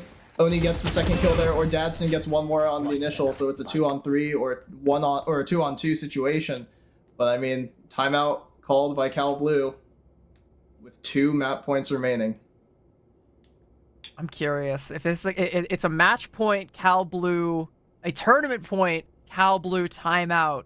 If I'm the coach right now, I am doing some Heisenbergian levels of cooking right now, because I need the best in the best to try and make this happen. Stick this one last point. You're so close to taking it all the way against the number 1 seeded team, by the way, in UW Esports, who have looked great throughout, except for this back half of Abyss, where they've just, you know, it all fell apart. You know, everything was going fine. The wheels fell off the bus. They were able to finally call AAA, get the wheels back on, but are they still going to be able to beat Cal Blue to the punch right now? And I think if I'm Cal Blue's coach, you see Oni on Jet already popped at the mid wall on off rip. He is ready to push down mid. Let's see if Cal Blue will actually set up any util for him to get this push, because they're on kind of a weird buy so far. You can probably buy Deagles, you can probably buy SMGs and make this an ugly round, we'll say, for UW once they actually make it onto the site. Probably not going to be too many long range engages as Oni peels off. And Troy has a teleport mid. Troy has a teleport mid, that's one thing, but it's also a really awkward buy on all sides. I'm seeing a lot of SMGs and a lot of not full armors, a lot of light armor across the board. So, I mean, it doesn't really look good eco-wise for either team, and I think that maybe favors Cal Blue, but does it though? The gun advantage and how large this map is with how you can force the rotates. If UW Esports gets a single pick, this map is so heavily in their favor. The more even the numbers are, the more you have to think Cal Blue has a shot at it. So that single pick might be coming pretty soon. Asa goes really aggressive, taking down Army, and that might be the opening pick. Troy, though, has the shotty, looking to try and find someone around the corner, but the spike does go down despite the presence, and there's a little bit of acid on the ground. Elijah picking out Such Bubby, and UW, I mean, they've got the man advantage. Troy needs to try and nullify it. Shotgun straight to the face of Elijah, gonna clear out that threat. Maybe we can get a little bit more for our money here, but Sailor takes down two, both Troy and Oni, and Dadston gonna fall as well. 11-12. We are continuing to go the distance in map 2. yeah, I mean, you saw both of these teams in map 1, Cal Blue and UW Esports, even though Cal Blue ended up closing out 13-11. Neither of these teams have been able to move the other. It's just one punch after another with the potential for overtime. We had 3 chances at tournament point for Cal Blue, and this is the third and final one. You close out here or you go to overtime. And it looks like an all or nothing buy coming out from the side of Cal Blue. They've got the operator, they're going for the armors, they're going for the vandals. It is a must win, and even if we go to another map or another point, you know, it's going to end up being an eco for Cal Blue, and UW might be able to run away with this. If they're able to just get one kill here, UW Esports might have done enough. Troy holding an angle, and Ballin looking to inch around the corner, can maybe catch Troy off guard. They both appear to be looking at the same ghost that doesn't want the smoke with either of them right now, and Ballin not actually going to commit. It looks like UW gonna full send back over towards A site. The really concerning thing about this is Elijah, if he gets caught, which he does by Army, that's the bomb. That is the spike down in mid, and you have to recover it if you're UW Esports. And you have Troy in such a deep position. If Army just high darts and Troy swings off of it. Oh my god. Able to get the spike like a thief in the night. Ballin goes in and gets out with exactly what he wanted. And Troy's saying, huh? Checking his pockets, trying to feel around for that spike that he could have swore was right there, but because of that pickoff, they can't full commit over onto A site like they wanted to. They now have to swing back over towards B site, and Cal Blue know it. Troy knows it. Gonna take down Asa, and it's looking pretty dire for UW. We're gonna need some clutch plays to come out from someone, but no one can deal with Troy right now. Kazuti tries to go in on the flank, but the dimensional drift means that Troy is still safe. His houses right now getting all up in Sailor's face, and Oni gonna find the shot there, and it's just Kazuti getting taken down by the firing squad. Flawless round for Cal Blue, and that is going to be it. Your run it back Valorant champions, just like you said, 2-0. It's Cal Blue. Congratulations. What a stylish way to close that round out. And I mean, that's just some completely unexpected stuff. I mean, Troy holding the close angle, getting the first kill, our Army finding the first kill way downrange and dropping the spike right in Troy's lap. UW Esports were able to grab it back, but because they're at the man disadvantage, they don't know how far up Troy was. They never actually saw him, so critically, he's able to come around and find a flank where 3 people aren't looking at him. You know, obviously we got to give our shouts out. We got to give our props to the second place team. I don't want to just outright say losing team, because they definitely don't feel like losers, especially if you watched how they played throughout. Aside from that rough patch on map 2, they looked pretty strong, did UW Esports, but it just wasn't strong enough. It just wasn't clutch enough to close it out when we went the distance for both maps. I mean, you can't get closer than that without setting it to a map 3, and I think that shows just how evenly matched these two teams are, but not quite evenly matched. One team did come out just that 1 inch ahead, and it was all that mattered. Cal Esports Blue. Hey, we went a little bit late into the night, but for them, for Cal Blue, the night is young. Celebrate away. Congratulations again on that trophy. Yep, I mean, 13-11, 13-11. These were tough rounds. Like, these games could have gone either way. The difference of 1 or 2 headshots, 1 clutch either way, the op shots coming through, every short play that led into this, every lurk, every flank. Crazy, crazy grand finals we just watched. And I think it comes down to just that one pickoff there. That one pickoff is they're trying to rotate through. You drop the spike, you have to send Ballin back in to pick it up, and suddenly, you're falling back to plan B, and it just never goes back your way. You're just never able to get it done. It looks so great from Cal Blue. Congratulations again, but again, we've gone pretty late into the night, and you and I, we both have a bed that we have to go to, and I'm sure a lot of other people do. Like I said, there's gonna be some celebrations from Cal Blue, and honestly, I think UW Sports, they deserve a pat on the back as well. So maybe they can stay up a little bit later. It's not a school night. You guys do what you want. I'm an adult. I need to go to sleep. But it has still been a pleasure to stay up this late with you guys, cast this matchup. It's been a blast to watch this entire event. But that's gonna be it from myself and from Takeshi. Hey, you got anything else you want to say before we sign off for the night? Oh man, I'm just so thankful to have been here. Thank you to Xfinity for the opportunity. Man, I love casting stuff. Hey, you can find me doing any of this sort of stuff. I'm everywhere as TK Starstorm, but just call me Takeshi. And with that, we're going to have to bid you adieu. We're going to throw it to a quick break, and we will be back with Light Rose to close out the show. Thank you guys again so much for tuning in, and we will hopefully all see you again next time. Mwah. Let's say you're deep in a show, or a game, or the game, on a train, at home, at work. Okay, maybe not at work. Point is, at Xfinity, we're constantly engineering new ways to get the entertainment you love to you faster and easier than ever. That's what I do. Is that Love Island? I got it too!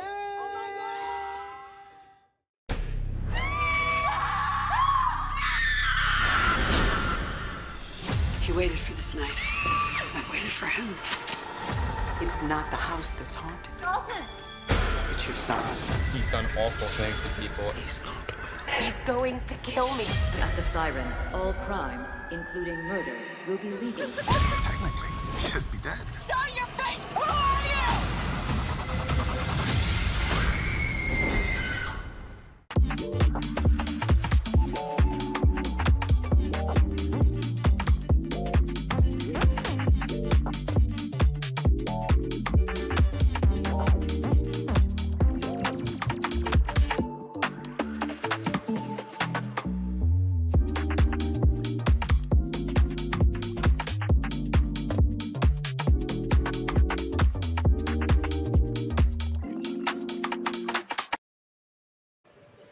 It's a little bit later than we all probably wanted, but the day has come to an end. It's a culmination of two Collegiate Esports, Rocket League at the beginning, ending with Drexel winning it all, and then Valorant with Cal at the top.